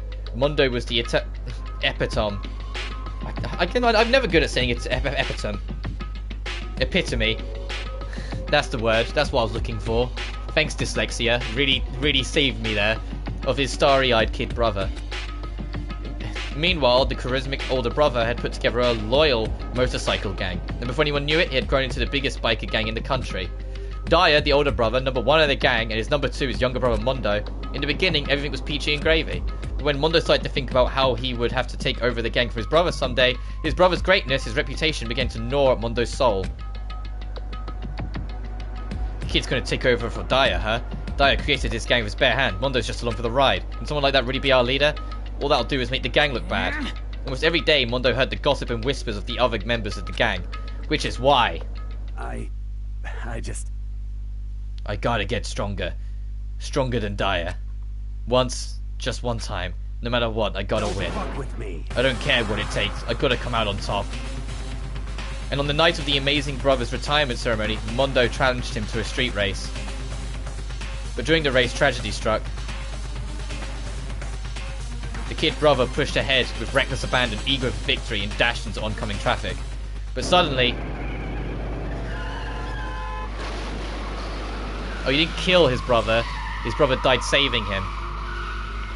Laying in the kid brother's arm, the older brother delivered his final words. My bad, kid. I fucked up. Sorry. Of course he knew it was his brother's fault, but Daya never blamed him for what happened. Hey kid, the rest is up to you. No matter what, you gotta keep the gang together. Cause it's the team, you and me put together. It's a promise between men. He decided to hide the truth of what happened from everyone else in the gang. In order to keep the gang together, he kept the promise to his brother. He could never admit to anyone that it was his own weakness that caused the accident. And as a result, the team was made even stronger under the banner of the kid who bested his big brother. Daya was going to lose to the kid brother, so he got stupid and got himself killed. That became the explanation for what happened. Mondo's lie became the truth. He wanted to lead the team so bad, he was willing to tell all kinds of lies about his brother. I'm strong. Strong, strong, strong, strong, strong. And yet, as soon as the killing game began, he realized no matter how tough he pretended to be, he was just another weakling that could die in an instant. And then the hateful Monokuma announced the revealing of the embarrassing secrets. At that point, it was clear I would have no problem shedding light on his secret. Mondo killed his own older brother. No matter what, I couldn't let the other gang members find out. If it happened, everything would have been ruined.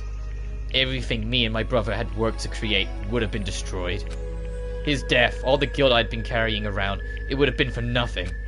So that's why I... Mondo. After what I saw what Monokuma had on me, my head filled up with a kind of fuzzy uneasiness, and it just started swirling around. I never felt anything like it before. I didn't know what to do about it. I wasn't sure what to think or say, but after a while, that fuzziness uneased. Turned itself into a rocked up lump of anxiety way down in my stomach. It was right around then that Chihiro asked me to start working out with him. And right there, he told me a secret. Seriously? Jesus. I'm sorry I lied to you. But why? Why now? Why are you telling me this all of a sudden? Huh? Because I mean, you've kept that secret all this time, right? If anyone found out, you would... But... You're right, but... I want to change. I wrapped myself in lies. I'm weak. I want to destroy that version of me forever. His words were like a knife in my gut. I felt like he was exposing the lie I'd been living myself. I have to change. I don't want to be weak anymore. You're so strong. It can't hurt you, right? Whatever secret Monokuma might tell us. You piece of... So what? You're saying I should just say it? What? You're saying if I really am, I should be able to just tell everyone my secret? Huh? I was jealous. I was jealous of Chihiro's strength.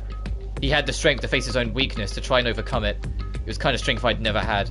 I was so jealous of him, and that jealousy broke me. What? Are you making fun of me? I'm strong. Are you fucking with me right now? No. I'm not making fun of you. You really are strong, Mondo. I felt like I could hear something starting to creak. Something inside my head. What did he want me to do? What was I supposed to do? Was I supposed to sit back and my secret would get revealed and ruin everything? What's wrong? Damn you! Why did you have to tell me all that? Are you trying to rub my failure in my face? I just wanted to... No, I just really admire you. I admire your strength. Yeah, that's right. I am strong. Strong. I'm strong. Strong, strong, strong, strong, strong. Stronger than you. You son of a And stronger bitch. than Daya. I don't remember anything after that. When I woke up again, he was laying at my feet covered in blood. I had the dumbbell in my hand and I was just staring at him, down on the ground. Hey. I Killed. I killed Chihiro. Even after all this time, I'm still just as weak as I've always been. You admitted it. I think that shows some strength. And thanks to that, I did something I can never take back. Mondo. He was normally so aggressive, so angry. He hid that weak side away from everyone. It was his secret. A weakness like that lived in his heart like his, and it turned him cold-blooded. God damn it. Look at him, you see? You're all just like him. For a secret from the past, for a memory, for that he killed another living human in cold blood. He couldn't cut free of his regrets from the outside world. He doesn't know what true strength is. Do you see hope anywhere in there? Because I sure don't. You bastard! Just shut up, you son of a bitch. Go ahead, say that again, I dare you. Yep. Okay, I'll say as many times as I want. Is what I want to say, but unfortunately I can't do that right now because time for punishing is fast approaching. Punishing. You mean execution? That's what I promised you, right? The blackened that disturbs the peace will be punished. Ridiculous. Hold on.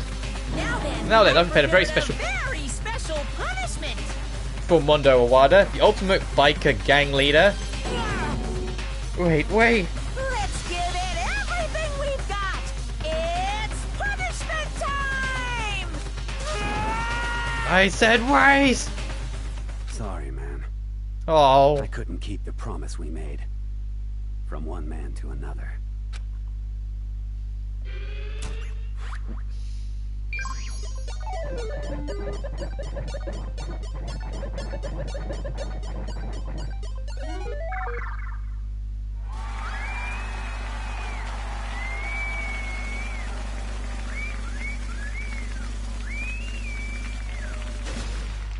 Huh?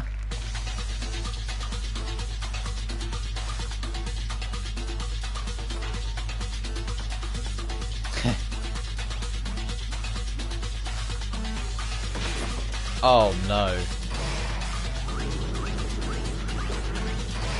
Force him to drive recklessly. The cage of death.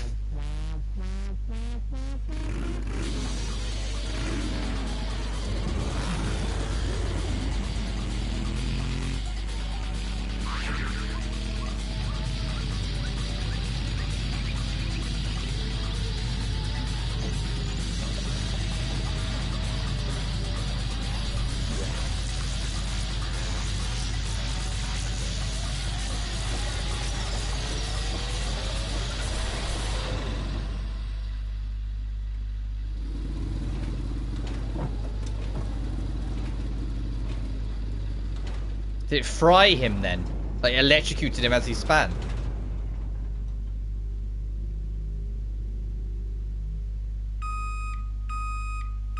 And then incinerate it. Oh.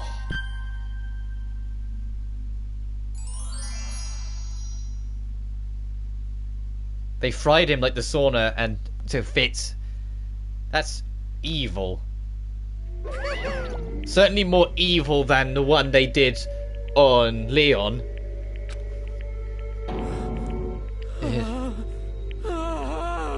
It can't be.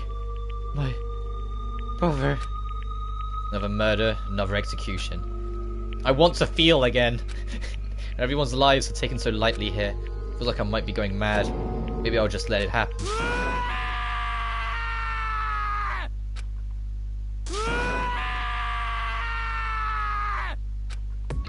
Darkest sad screams invaded our skulls. We were each forced to realize once again. But he, of course he had to. What a disappointment. This is the end of the game. Byakuya? You're completely insane, you know that? A game? One of our friends is dead. Do you realize that? Naturally. Of course I do. Because the game is life or death. Hey. I don't have anything to say to you.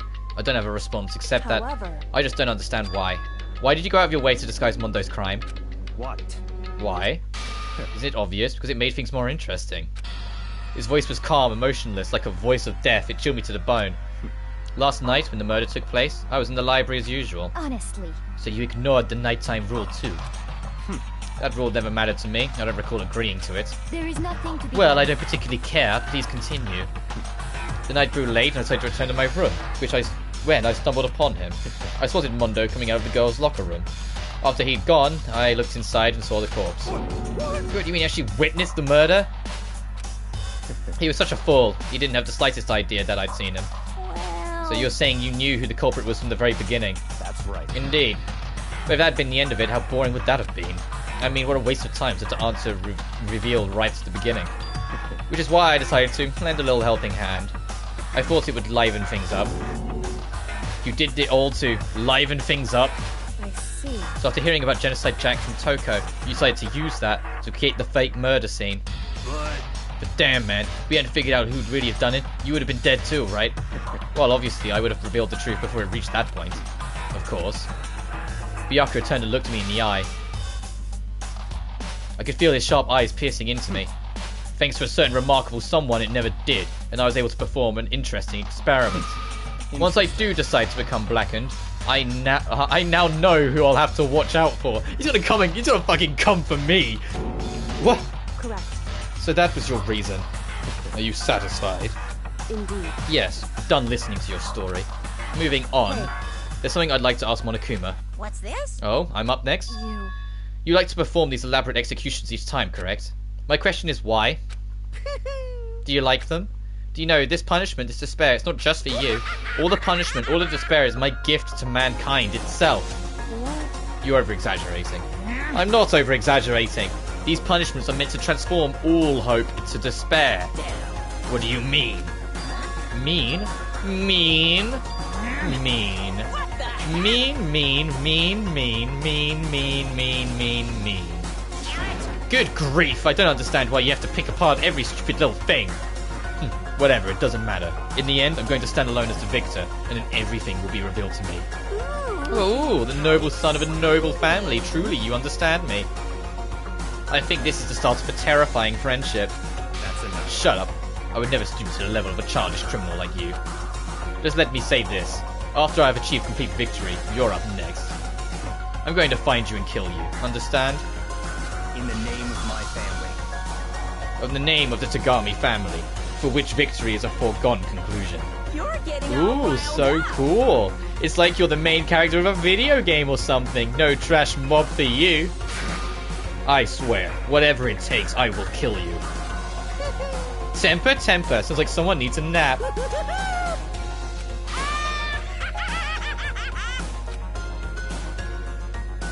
So yeah, it's a matter of when. He's going to kill eventually, and the test will be trying to find a way to pin it on him, because you'll probably set up the most elaborate bullshits ever. Monokuma's laughter pealed across the courtroom, and the curtain closed in the case of Chihiro and Mondo. But I knew that wasn't the end. The killing game would still continue, because the mastermind wouldn't let it end. For those of us who were still alive, our worst fear and despair kept on multiplying. It was the kind of despair that felt like a blind puppy in hell had more of a future than us. All of our courage, our effort, our friendship, it felt like it was amounted to nothing at all. It was the worst kind of despair. Well, anyway, like I was saying, this is a pretty good spot. Yeah, a really good spot. Anyway, isn't it amazing how that girl went and killed someone before things even had a chance to get boring? What? Once things really get moving, it'll be like a roller coaster.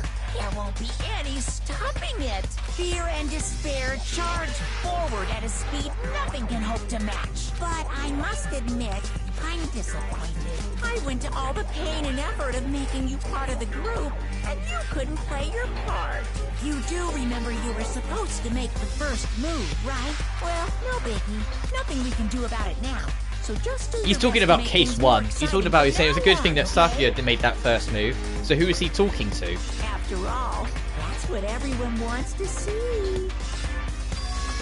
It's one thing I'd like to ask you. As long as you don't want to know my measurements, fire away.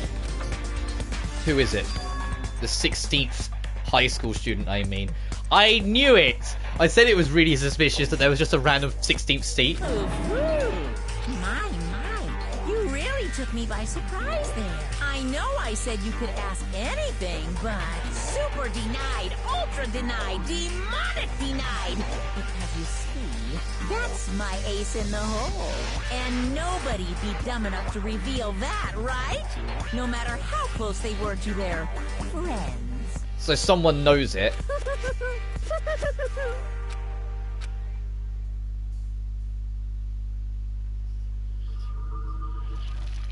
Boy's Life of Despair.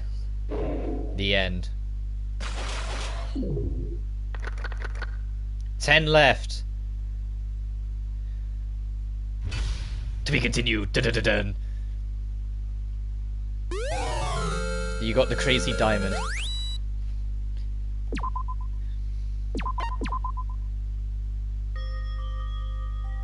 That was a long trial. I just realised. I looked at the time. It said the last time I saved. That was an impeccably long trial. Yeah. I know I shouldn't cry, but Please don't get me in trouble for this. It's like Data Live. I can't take it anymore. Getting out of here anytime soon. It's impossible. I can't let myself think about how much I want to get out of here. I'm kind of skipping through it because I am very paranoid that YouTube will just immediately go, because that's what happened with Data Live. There was less sensual stuff than that Data Live got on my case for. In fact, I'm going to check right now. 1 second. We're still live, right? Please? Please? Good. Good.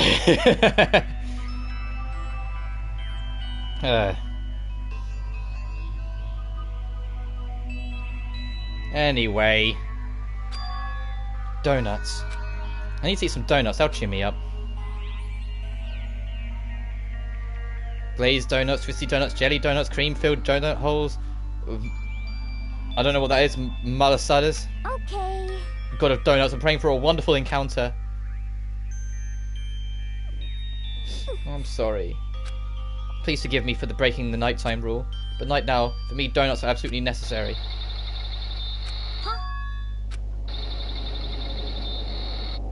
Huh? What's that sound? Sounds like it's coming from the bathhouse? But... I'm super scared, but... Is someone there?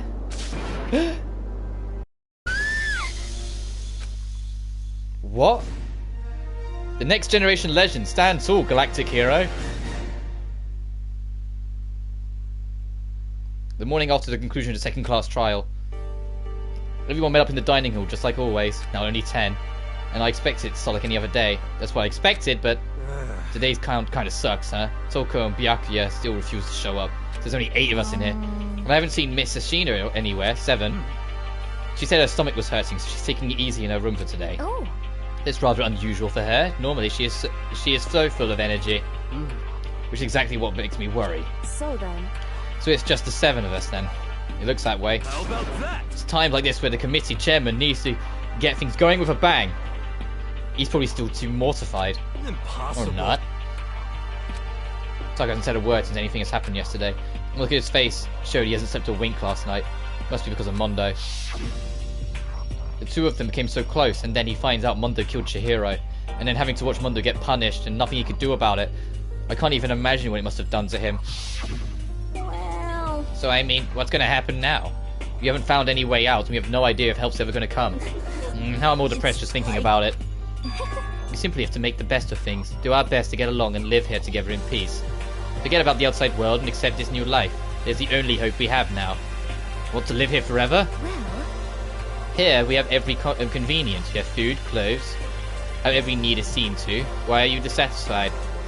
In fact, let me ask you this. What is it about the outside world that you long for? Is that okay? Competition, discrimination, victimization, and violence. As society grows, so does its perversion. In which case, is our current situation not... Demon, angel, pretty pudgy princess. Huh? Here we go. Meggie, the drill shop owner, the bunny-eared Amazon catgirl dog boy, Robo-Justice the Galactic King, and... What I mean is, there's no 2D here! There is nothing to be done. The mastermind put such base desire to their advantage, bending you to their will. You know? Okay, well, anyway, since Taka's like catatonic, as the oldest one here, I'm officially stepping up to take the lead. So, we're going to work together and spend the rest of the day searching the school. Searching? Right, well, I mean, since the class trial is over and all, there should be new places for us to investigate. Yeah, that's the ticket. Maybe we'll find some kind of clue this time. Well, Then once we're done eating, let's split up and begin looking around. You have any problem with that, Celeste? There may well be a discovery waiting for us which may further enrich our life here. No, the point is to look for clues. And just like we started to come together, she barged in and ruined the conversation. Called for me, so I appeared. You're not even remotely trying to hide the other side of you now, are you? Nobody called for you. What the? How come it's Genocide Jill, not Toko? God, this place is just amazing. Finally a place I can just be my murderous self. Which is why I've decided to stop holding back and spread my wings. No more hiding in a cave for me. Plus, I have another battle to fight. The whole killer with a split personality thing is so overdone. I gotta destroy that stereotype. I'll fight all day and all night to murder those totally slanderous cliches. But you are a killer with a split personality. If she weren't here, my chance of survival would at least go up at least 10%. Come on, you gotta back me up here. Even the biggest stars need the little people to hold them up. Well, whatever else we do today. First, we should eat. We can't do anything on an empty stomach. You're right, let's hurry up and eat so we can start our investigation. Can we, like, tie her up? Can we, like, borrow that extension cord and just, like, tie her to a chair and just spoon feed her? Just, just to make sure... Actually, speaking of the library and the extension cord, can we, like, get Byakuya tied up? Like, those two can't be fucking trusted. So we were forced to eat breakfast with a murderer, and after a meal needed but very annoying meal... Much needed but very annoying meal. You set to work looking around the school.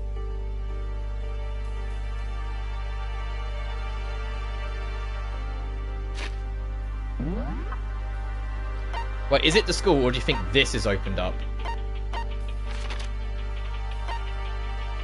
What are you doing in the boys' locker room? I'm gonna go pester the hell out of you. It's either that or it's that. There's the only two ways about it. And the fact there's not many people around tells me, yeah, it's the latter. It's not in our place. But I want to go see. Hang on. What are you doing in the boys' locker room?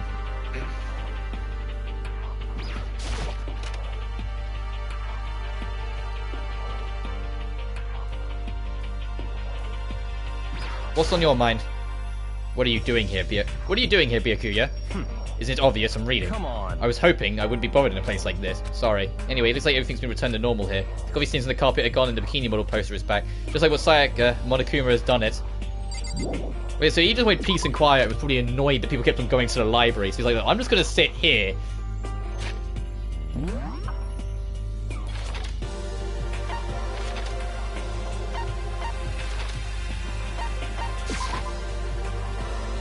Yo. Nothing changed on this floor. The only difference is the gate blocking the standing up to the 3rd floor is gone. I guess that's what they want us to head next. I wonder what crazy stuff is up there. Oh boy, another floor to add to the investigation. The 3rd floor of Hope's Peak Academy. Wonder what we're going to find this time. What's up here? Oh, this is a bit more, it kind of curls around. 2 classrooms behind us. Is anyone in either of them? Yes. Curls around, investigate every room. Who's... And you're there. Okay.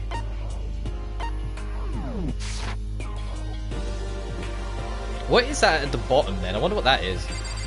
Because I know it's like an entertainment room, by the looks of it, is in the middle-ish.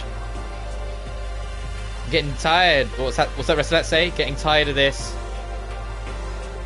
Oh, this is why I wish I could like make your character like stand on his tiptoes or something. Oh well. Probably something Monokuma.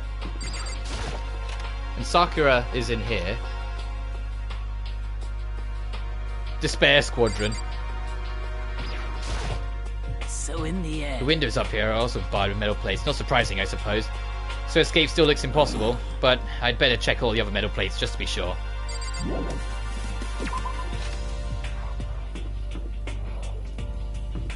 So Celeste is in Rec Room.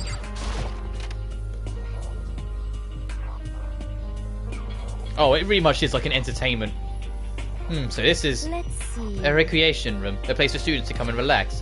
Ever imagined a school having a place like this? Well, no normal school would. It has Othello, shogi, and even a dartboard and a pool table. And look at this.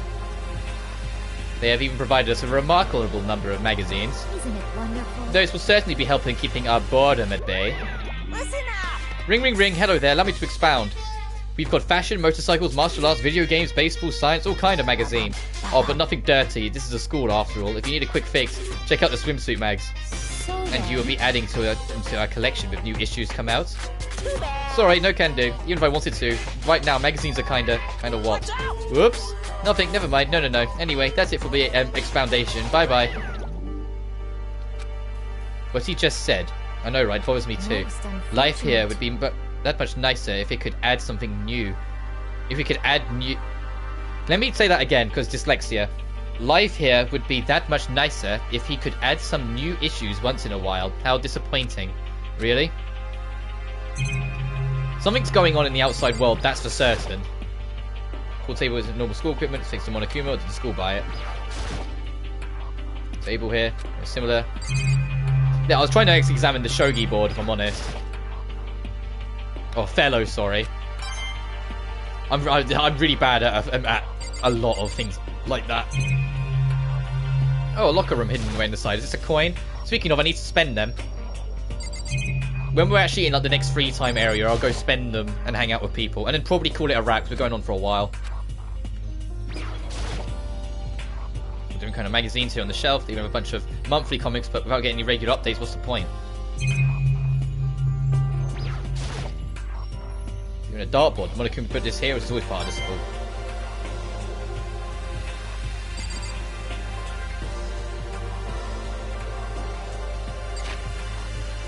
What's this?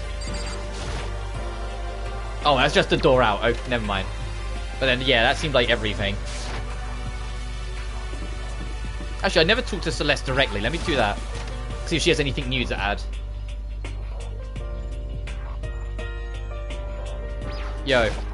There is nothing to be It's rather unfortunate about the magazines, but still, I do believe our lives will improve significantly thanks to the little hideaway.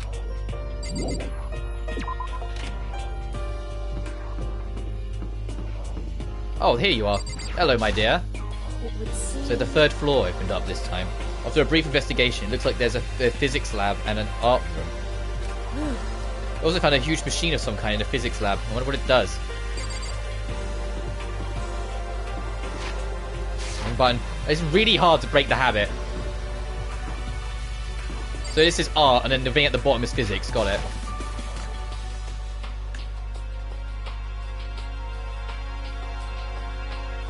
So the first glance is like a normal art room, but something about it seems off, or multiple somethings. Like, yeah, like the devil statue. Statue of Neo. I've never really heard of anything using a Neo statue like during classes or whatever. I'm aware the statue... I'd be very surprised if the statue gets me banned, if I'm honest. Not banned, gets the video pulled down. Venus statue, yep, definitely very art roomish. Monokuma! Is that a statue of Monokuma? Who would ever want to make something like this? Still, the quality is surprising.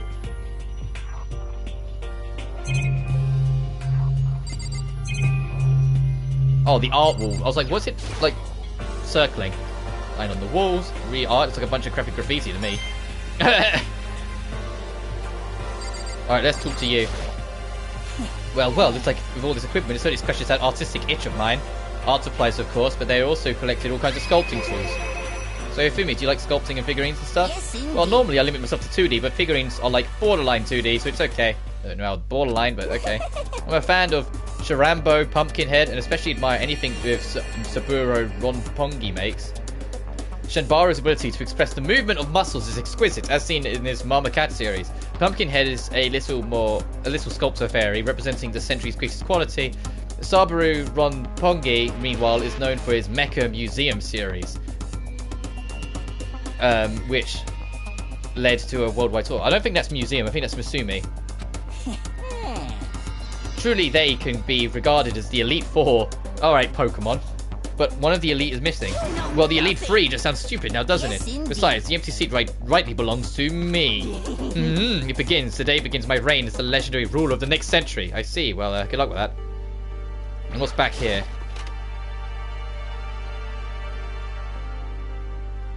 Oh, it's like a workshop. This is a repository that's attached to the art room. It's used to store different artsy things. And the first thing I see is a picture of Mondo and Leon. There's something on the floor. It looks like a picture. So I stretched out my hand to pick it up. It's almost as if on its own my hand froze. Huh? They were all from the same high school originally, maybe? What I saw in the picture was Chihiro, Leon, and Mondo. And they were smiling. What is this? Questions started racing through my head, one after the other. Why is it only these three people? What are they doing here together? How come they're smiling like that? When was it taken? Who took it? Where's the camera they used? How did they get it developed? And in the picture, the window in the classroom, there's no metal plate covering it. Which must mean whoever this picture was taken, it wasn't here at Hope's Peak, but there was no time to find an answer. All the questions running around my head were quickly drowned out by... That's mine! Give it back! Monokuma appeared out of nowhere and snatched the photo, and any chance I had for answers evaporated. You peeked, didn't you? Well, they all had some pretty dazzling smiles, huh? They were definitely living their school life. It's like they ripped a page right out of that book of youth. What's going on with the picture? Do you know? I'm not telling you nothing. Why can't you give me a straight answer? Never mind. I don't even know why I bothered asking.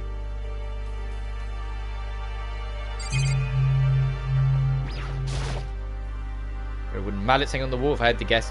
Do some sort of making sculptures. I'll be checking them first the next time someone dies. Dolly must be used to move statues around.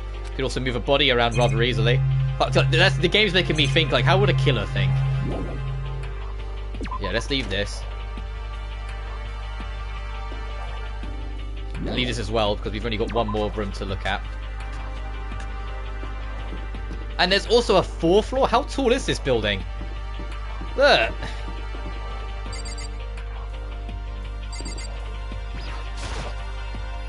A stairs leading up, but the gate's blocking my way, so there's still at least one more floor. Physics. Curved door. Oh my god. This is the physics lab. It's like a classroom more like some kind of research institute. Oh, and this is... Oh, what's this? Oh, it's this digital camera. Some kind of weird anime style design on it. I'm going to be up, but it looks like it turns on just fine. If it still works, I'll show you the others later.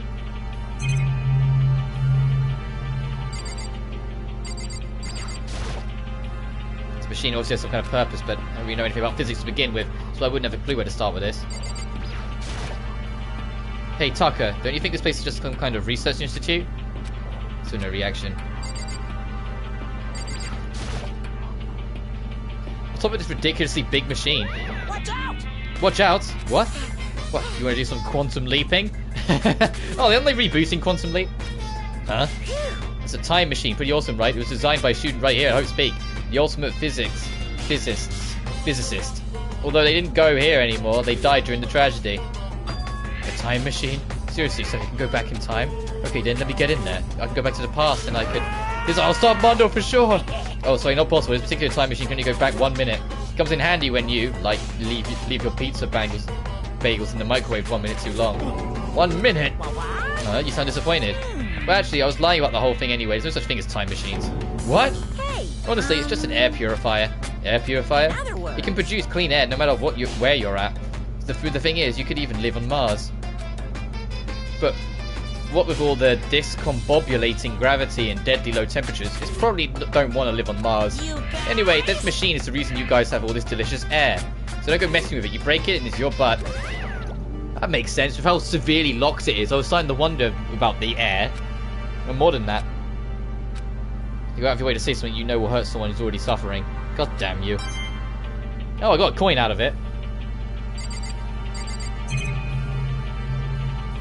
Oh, it's a camera. I was like, there's something in the top left. Just another one of these. Give me my coin. Oh, no coin? This wall, and then we're going to the next room. We must have used these physics experiment for stuff.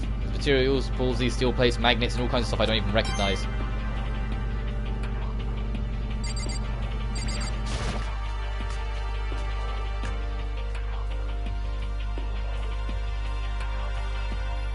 Oh Jesus, why am I...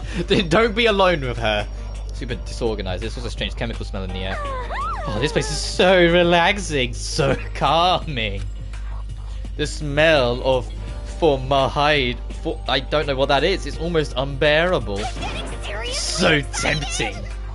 Oh, I just want to dunk myself right in. Of course, Genocide Jack likes it. That just goes to show how disgusting it really is. I discovered lots of stuff and it was all strange, but I don't know if there was an actual clue. Getting more confused. Maybe I should head back to the dining hall and talk with everyone else. For now, I should head to the dining hall.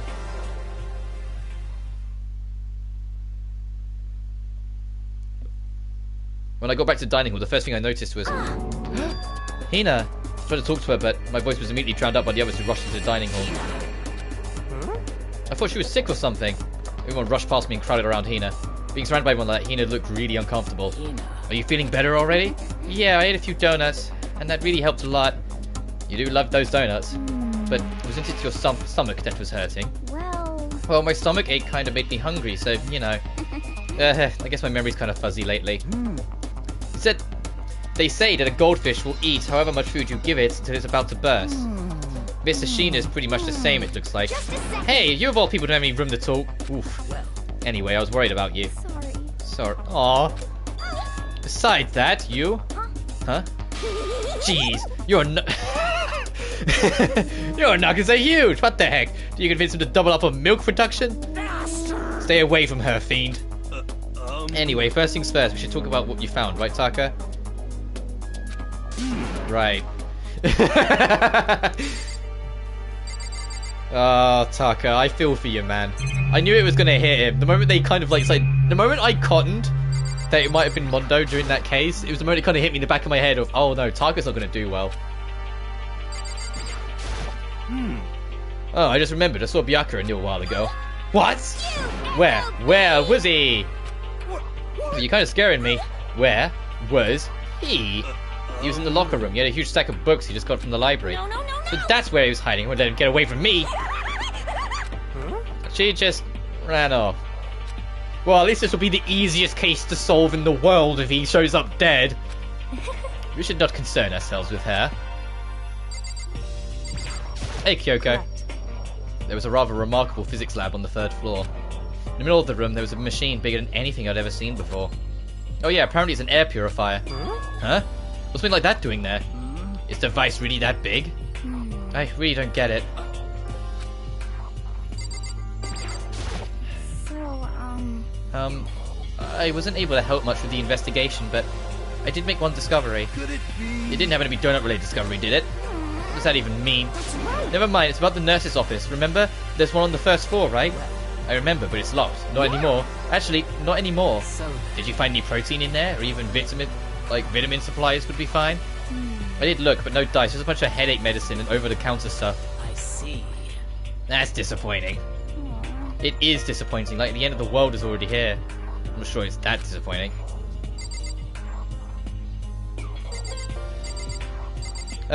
Celeste. There is one piece of good news. There just so happens to be a rec room on the 3rd floor. I have no doubts that our student life here will be even more enjoyable because of it. She's really... I know, like, she mentioned the first 2 cases about talking about adaptability and whatnot. She's adapted. She's just kind of cozy to live here, it feels like. Will someone join me in a game of Othello sometime? I'm terrible at it. I really am. I searched the entire 3rd floor, but all the windows and the halls and the rooms were blocked off. I wish they'd give us a rest already, for serious. Let me back my bright blue sky. Just forget about it. Impossible. You make it sound like it dropped a nickel or something. Just to be sure, I went from one end to the other, testing each metal plate. None of them budged. So in the end... It would seem escape via the 3rd floor is as impossible as we feared. I see.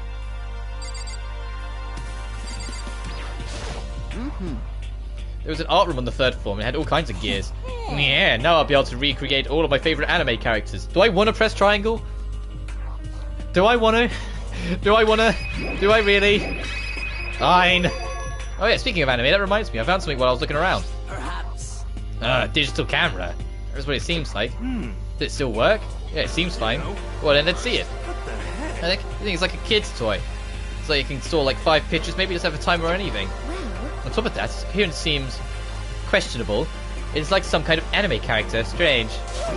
Rude, she's not strange. She's Princess Piggles from Demon Angel Pretty Punching Princess. Oh, you recognize this, Afumi? Of course I recognize it. It's a super rare prize that was given away at a bingo contest at a big anime convention. You have any idea how much I had to pay the guy to get my hands on it? Wait, that's my camera! What? Damnation! Where did you find it? In the physics lab.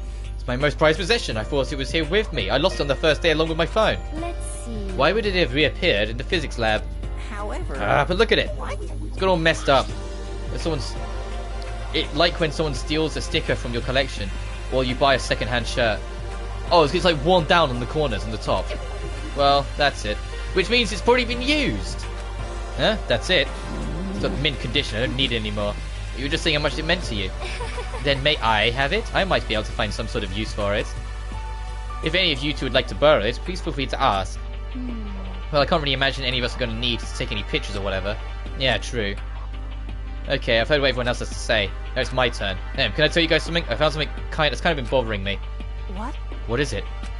I found this weird picture in the repository. Apparently Monokuma took it. A weird picture? You mean like dirty? No, not that kind of weird. It was a picture of Leon, Mondo, and Chihiro all together. Why? Those 3? And the 3 of them were laughing. Oh. It showed the 3 of them together, laughing? When could it have been taken? And there's more. In the picture, there weren't any metal sheets covering the windows. Well then the picture wasn't taken here. Let's see. But I don't recall hearing anything about them knowing each other before coming to the school. You probably just imagined it. Monokuma cast a spell on you. No, I saw it, I'm telling you. But if it was taken before you got here, or after we got here, I bet they're all still alive. They just left the school and then took the picture. Is that right? That's impossible, after all. We all saw it with our own eyes.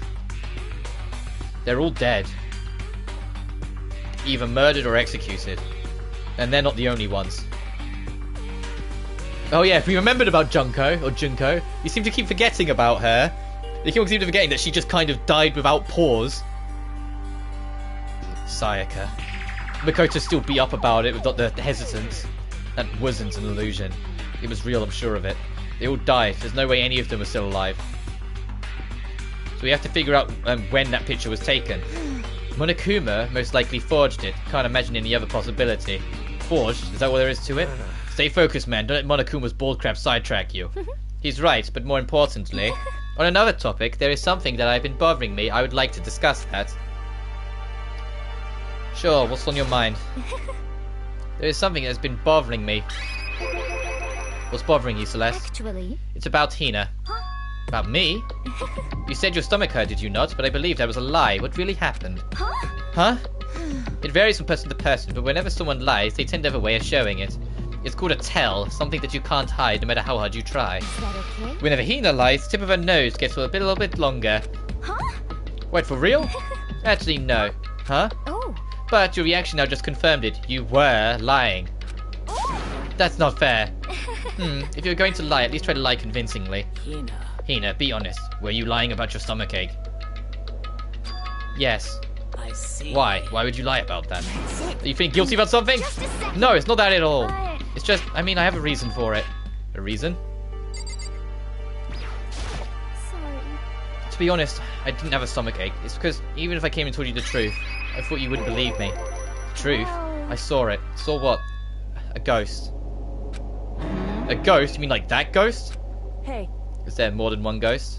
But, I mean, ghosts are... Everything in the world could potentially be true or potentially be false. Ghosts are no exception to that, especially in the realm of what's going on in this school. Illusions can be everywhere, ghosts or not. See, I told you would believe me. It's not that I don't believe you, but I believe you. No matter what anyone else might say, I will believe whatever you say, no matter what. So can you tell us exactly what happened?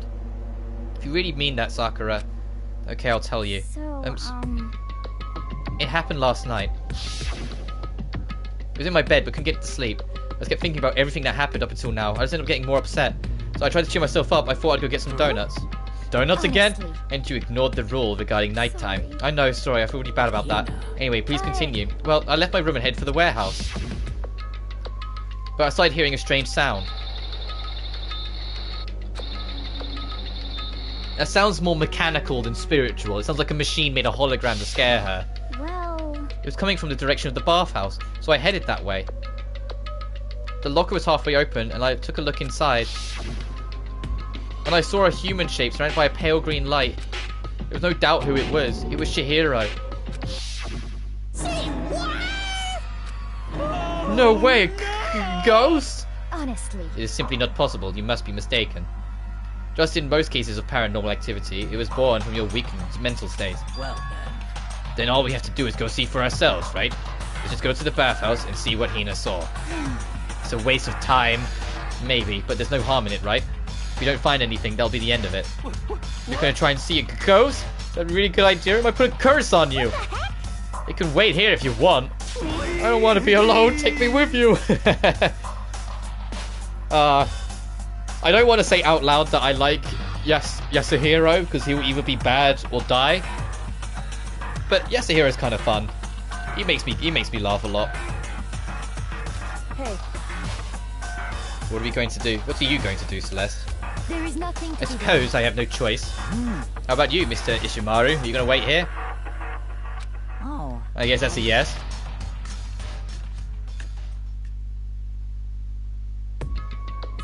It's right here. I saw it right in the dressing room. I'm getting goosebumps. What? Cthulhu flag. Shut up. What if it actually shows up? Hina, where was it you saw Chihiro's ghost? Well, I heard a sound, and when I opened the locker, I saw a kind of pale outline of Chihiro. Is this the locker? Something in here? A laptop. It might be in a laptop stream. A laptop. Something on that doing here. I remember seeing this. Oh, that's right. I saw it in the library before. It was like a laptop. The laptop was pretty old. It was covered in dust. So... It's broken. I tried pressing the power button earlier, but nothing happened. So the laptop screen turned on and showed Chihiro's face, and that's what freaked her out. It's broken too? That's too bad. But how did the laptop get from the library to here? And I guess it's in sleep mode, but the power is definitely on. Huh? But I thought it was broken. I bet that Chihiro fixed it. After all, he was known as the ultimate programmer. Then perhaps... More importantly, Hina, you said you saw a green light, yes? Surely you did not mistake the light for a monitor or for a ghost? I am surprised you were able to dress yourself in the morning. Hey! Is this a very terrifying situation that we're in right now? Ah, man. If I had the loves clueless girls attribute, I would have fallen in love big time just now. So glad I don't have it. Yeah, you're too busy under Celeste's, like, finger. Well, I didn't really expect to find a freaking laptop inside a freaking locker, okay? Hey, come on. It's okay, I mean, anyone could make a mistake like that. As a matter of fact, one time I thought I spotted a grey alien. It turned out to be a tadpole. What are you saying? Don't compare what happened to me to one of your stupid delusions. Don't be mean. I was just trying to make you feel better. What if I get all depressed forever now? But listen, isn't that really strange? What's this laptop doing in here? other words. Maybe someone hid it here. But If that's the case, we found it pretty easy. Wrong. Whoever put it here, I don't think they were trying to hide it from us. Huh? What do you mean? Haven't you noticed? There's one big difference between this room and all the others. There's a difference? There's no surveillance camera. Yes, it's Precisely. There's no camera in here, which means this is the one spot where the mastermind is blind. So you're saying someone put the laptop here so the mastermind wouldn't know about it? It's true. And what Hina saw wasn't the ordinary glow of a computer screen. It was the figure of Chihiro shining pale green. Hey. I think it would be best if we investigated this laptop in a little more detail. Just like Kyoko said, the display is on, but the laptop only has power. So then. So first of all, we have to wake it up. Right. Started hitting random buttons on the keyboard. And the display instantly began to grow pale green. There's a bunch of different icons on the desktop. Hey. There's an icon on the far left. What is it? It says alter ego. Alter ego literally means other self, I believe. In the field of artificial intelligence, it is not uncommon to create different aspects of a personality.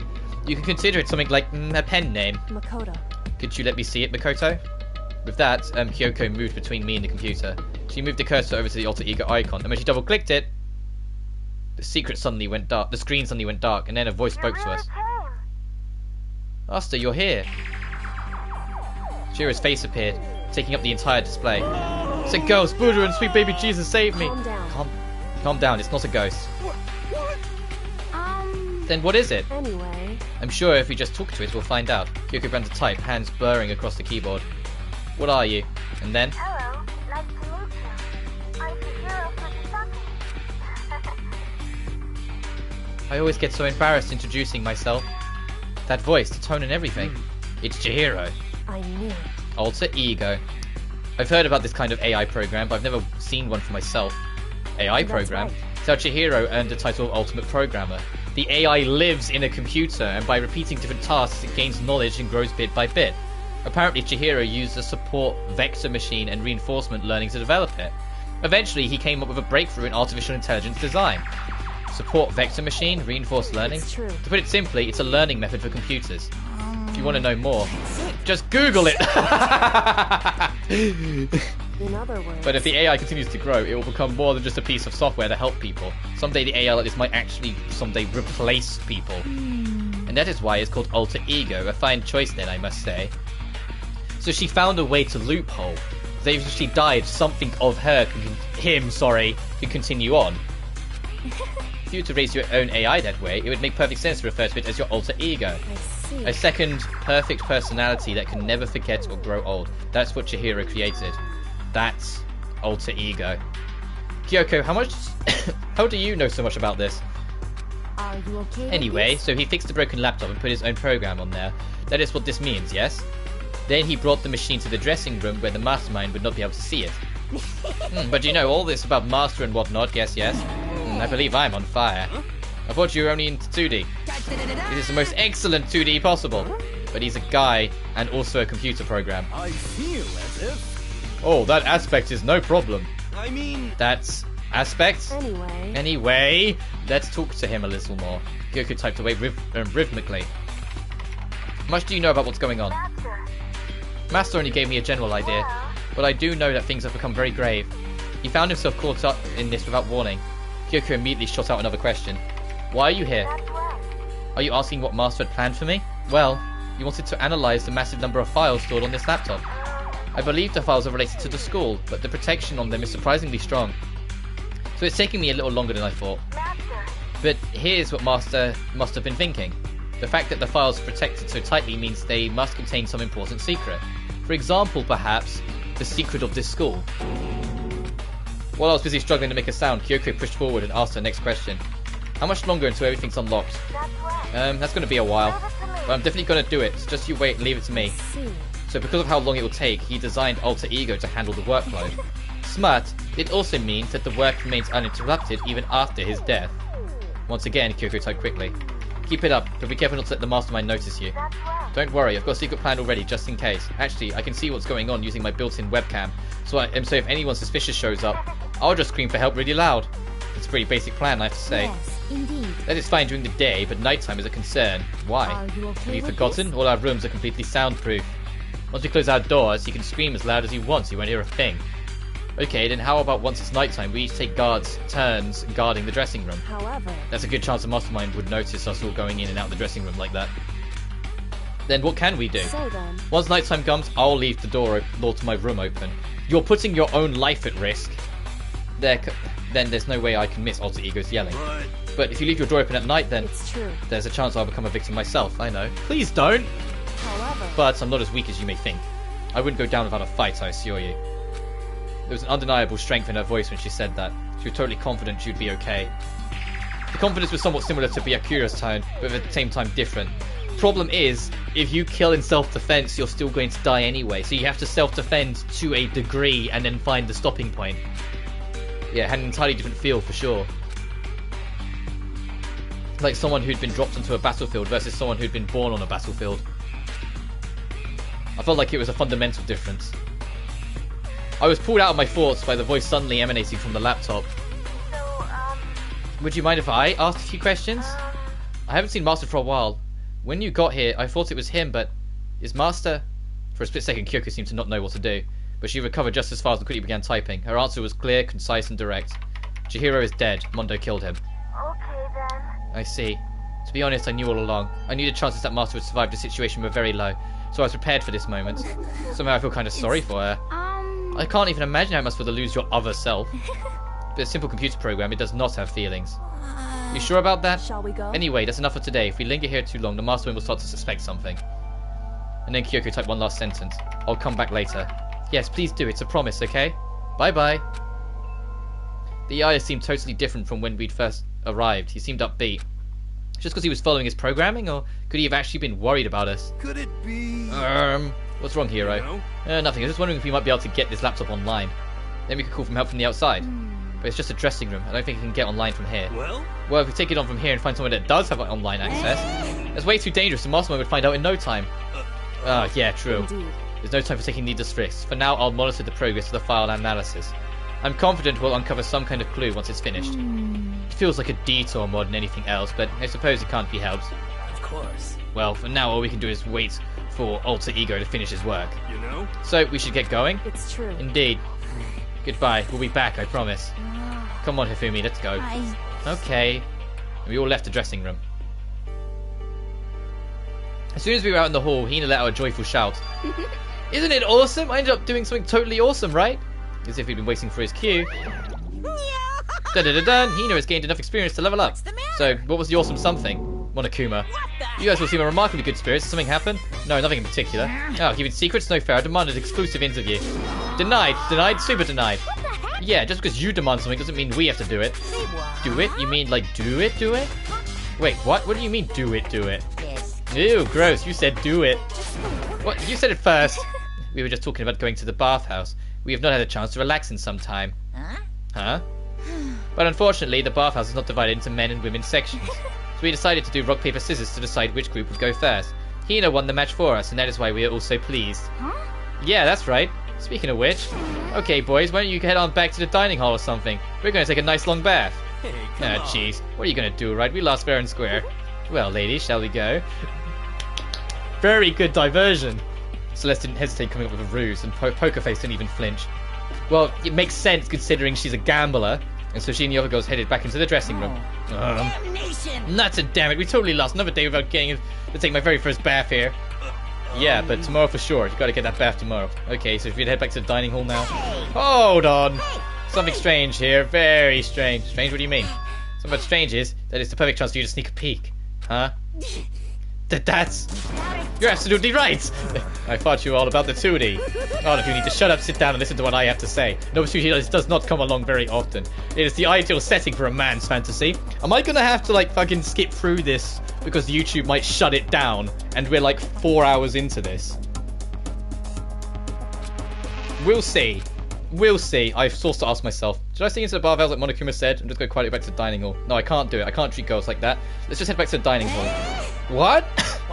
What? What about your man's fantasy? I'm not sure a real man's fantasy should be spying on girls and stuff. Attaboy. It should be more about your hopes and your dreams of adventure or whatever. But anyway, I'm not going to spy on them. I see. I can't even describe my bitter disappointment. That primo fan service could have been yours. We headed back to the dining hall, leaving Monokuma just standing there alone. I mean, even wait for him to go. He just went, okay, bye, you little fuck. Well, to be honest, even if I was a little reluctant to turn down the offer, Makoto.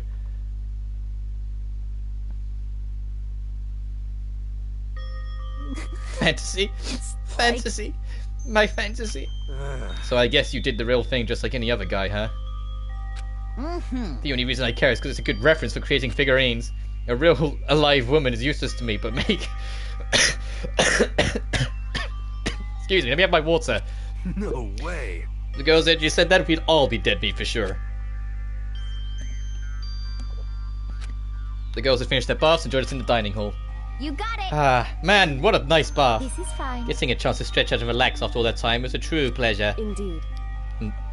Even Kyoko's like, oh, that was great. Of course. Normally, after a long bath, I like to make myself a nice protein coffee, but... Sorry, no time for that. So in the end... That's what I figured. Huh? Actually... You were just staying in the bathroom. Now it's about time for you to get up to something. Because... After seeing how happy we were, an evil little monster like you would never let that last for long.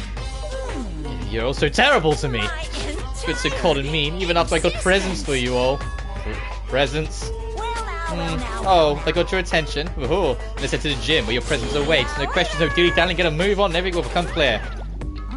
What is it? What are you scheming this time? He's probably going to repeat the same thing again, providing us with a motive to get things moving. Again?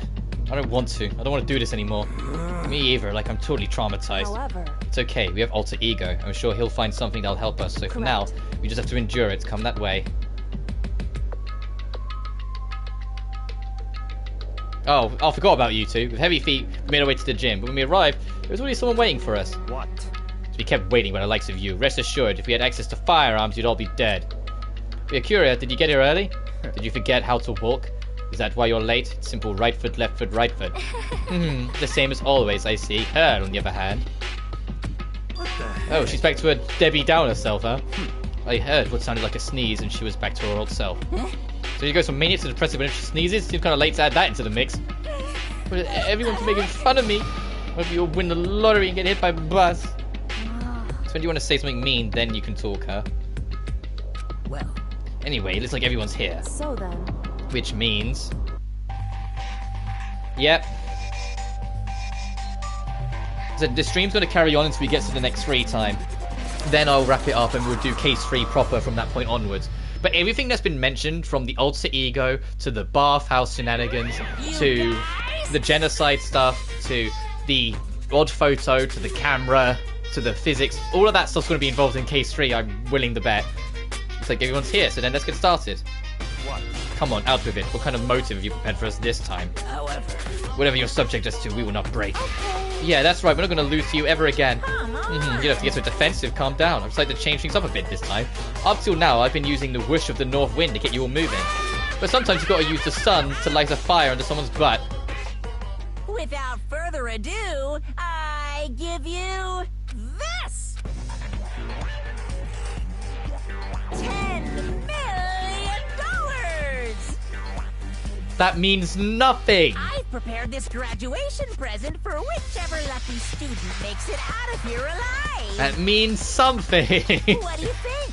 It's $10 million! 10 million smackaroos! Okay, let's go down it. Byakuya is always said like a business lord. He probably already has that sort of money, so it's not going to be him. Celeste is a gambler, so she might gamble on her chances to win the money.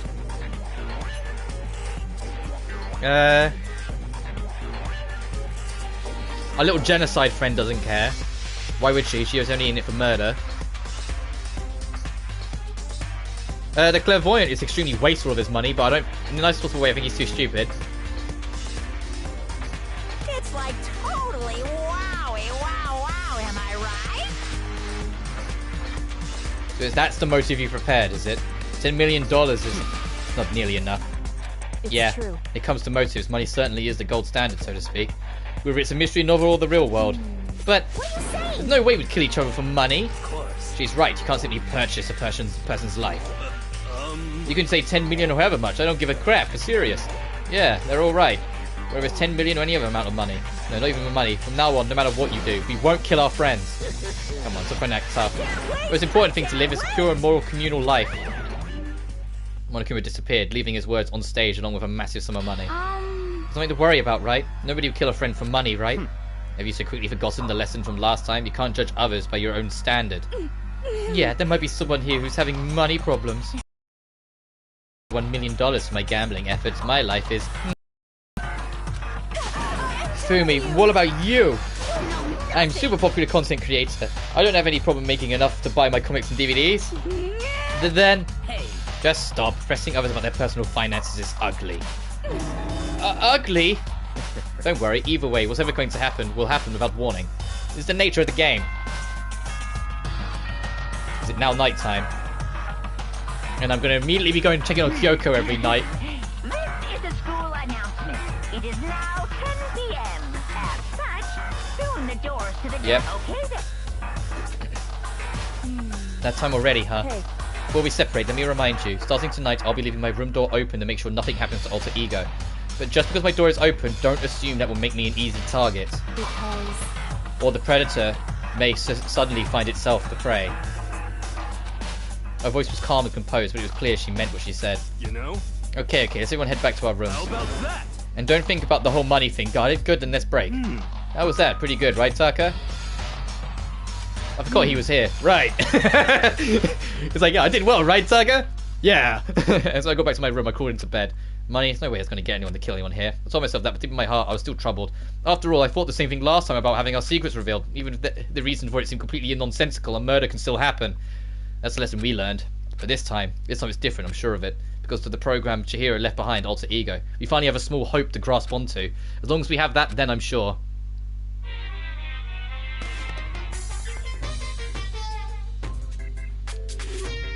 Little kids have it so easy. As they put little in front of their name, and right off the bat everyone thinks they're cute. Well, fine then. I want everyone to start calling me Little Monokuma. See, just like that, my cuteness goes up by at least like 10%, right? Yeah, the world doesn't have nearly enough littles.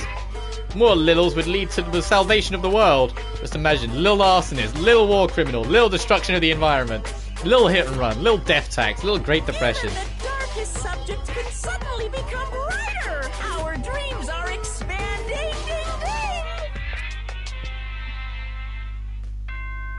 Ding dong, bing bong. Literally, priority one would be, is Kyoko good? Good morning, everyone. It is now 7 a.m. Get ready. Well then, I guess I should head to the dining hall. And it's been a while, I want to save. Wrong button again.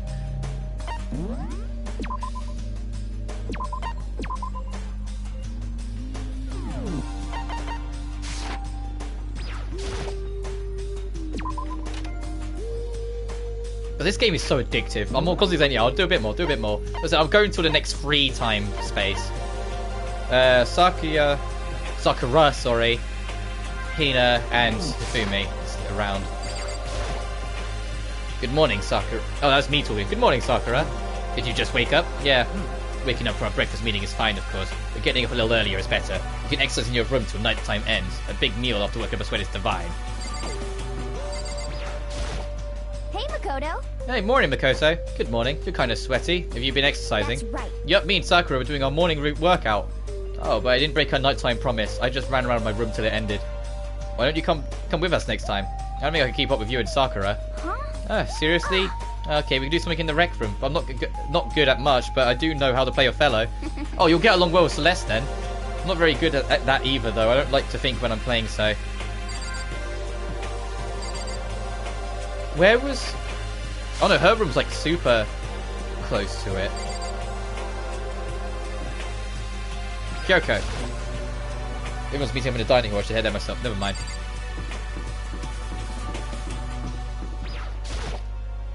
Well, hello. Morning. Morning. Actually, this is a great morning. A morning that's blessed my entire future. Really? Feels like every other morning to me. But here, maybe you can't tell, but my soul is possibly overflowing with strawberries today. Well, I'm off. That was bizarre. I mean, even for him.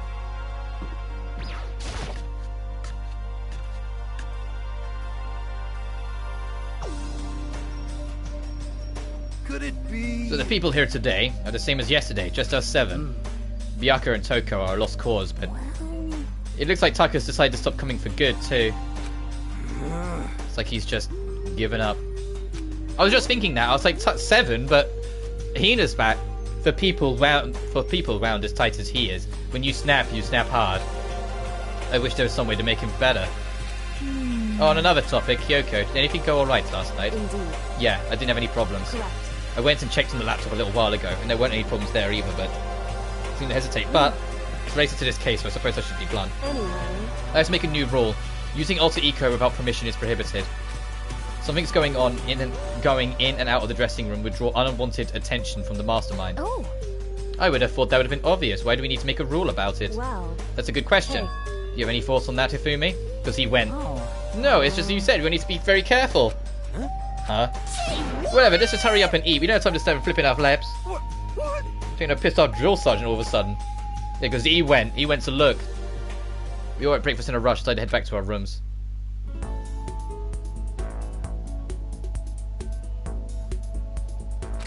Okay, we're on free time. I said when we get the free time, I would go to the shop and then wrap it up. And that's what I'm going to do. Who am I going to want to see if it wasn't obvious already? I did want to go see Mondo. I was going to make a point of going to see him, and that never happened. She's in the physics lab. Got it. Do I really want to hang with either of these two? I don't think I'd get anything out of Taka right now. Celeste is in there. Maybe I could hang with Celeste. I haven't hung with her in a while. Last time I did, I wound her up, so I gave her the wrong thing. And you're a lost cause. No one near the swimming pool. Oh wait, no, I did want that screen. Nope, didn't want to go into the bathroom.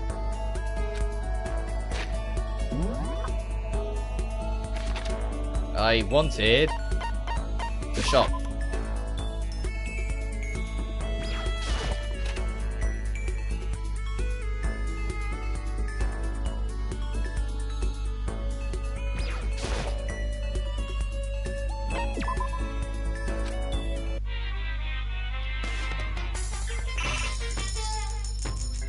We have a lot of coins, so I'll spend a bit of a chunk to see if I can get better stuff. Scissors! Oh, that's awfully fitting after the last case. Then 8, make it a round number.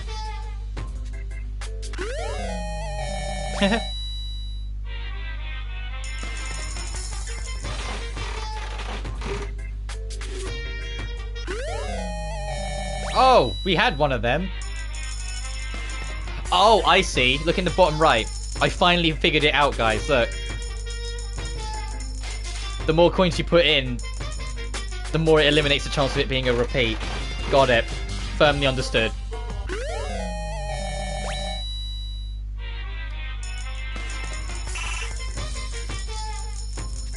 Yeah. Okay, I get it now. So you can force it to be new stuff. So because that trophy of get one of everything isn't so impossible. It's just going to take a lot of grinding. I'll say that, it was never going to be impossible. It's just I know my luck, so I was always kind of like, ugh, with it. There. I'll make this my last spin, and then I'll wrap it up. Oh yeah, cup noodle. Oh, oh.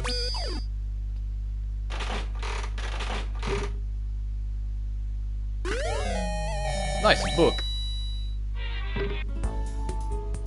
I should probably get going. Yep. Right.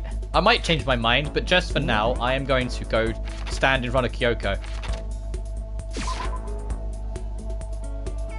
Actually, if I just stand here... Hang on. Like there. Yeah, that'll do. And then I can still like bring up the map and go, okay. Oh, Hina and Sakura are here. Maybe I want to hang with them. And before I inevitably go with who we know I'm going to go with. But I'm going to wrap it up here. I'm going to save as well. This was a much longer stream, and I'm very glad we did it. We managed to conquer the whole of Case 2 and get into the daily life of Case 3. I am still really loving this game. This game is actually really damn fun, and of course I'm going to do more streams of it. And the wired internet worked. We didn't have any disconnects. We had one super long stream. So yes, I finally have the ability to hopefully be able to stream more if I keep on doing this. But as always, thank you so much for watching, and I will see you...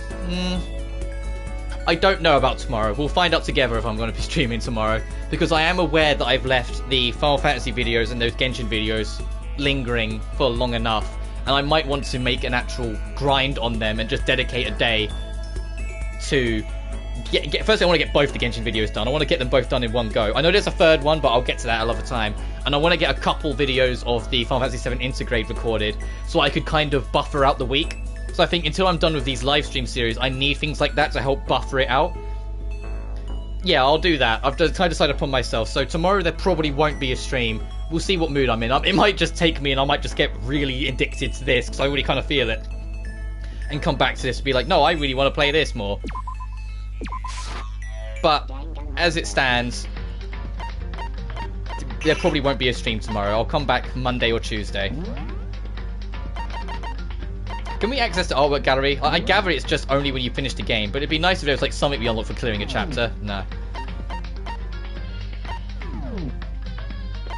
I feel kind of bad that we lost Mondo. I'll wrap that up with that. Mondo, if you remember from the first stream onwards, I slowly but surely was coming around to Mondo. I wasn't keen on him at first, but I did kind of like him by the end, so that was kind of depressing. But anyway, thank you so much for watching as always, and I will see you whatever it may be, whether it's a Genshin, a Final Fantasy, or another live stream. But until then, take care now, and peace.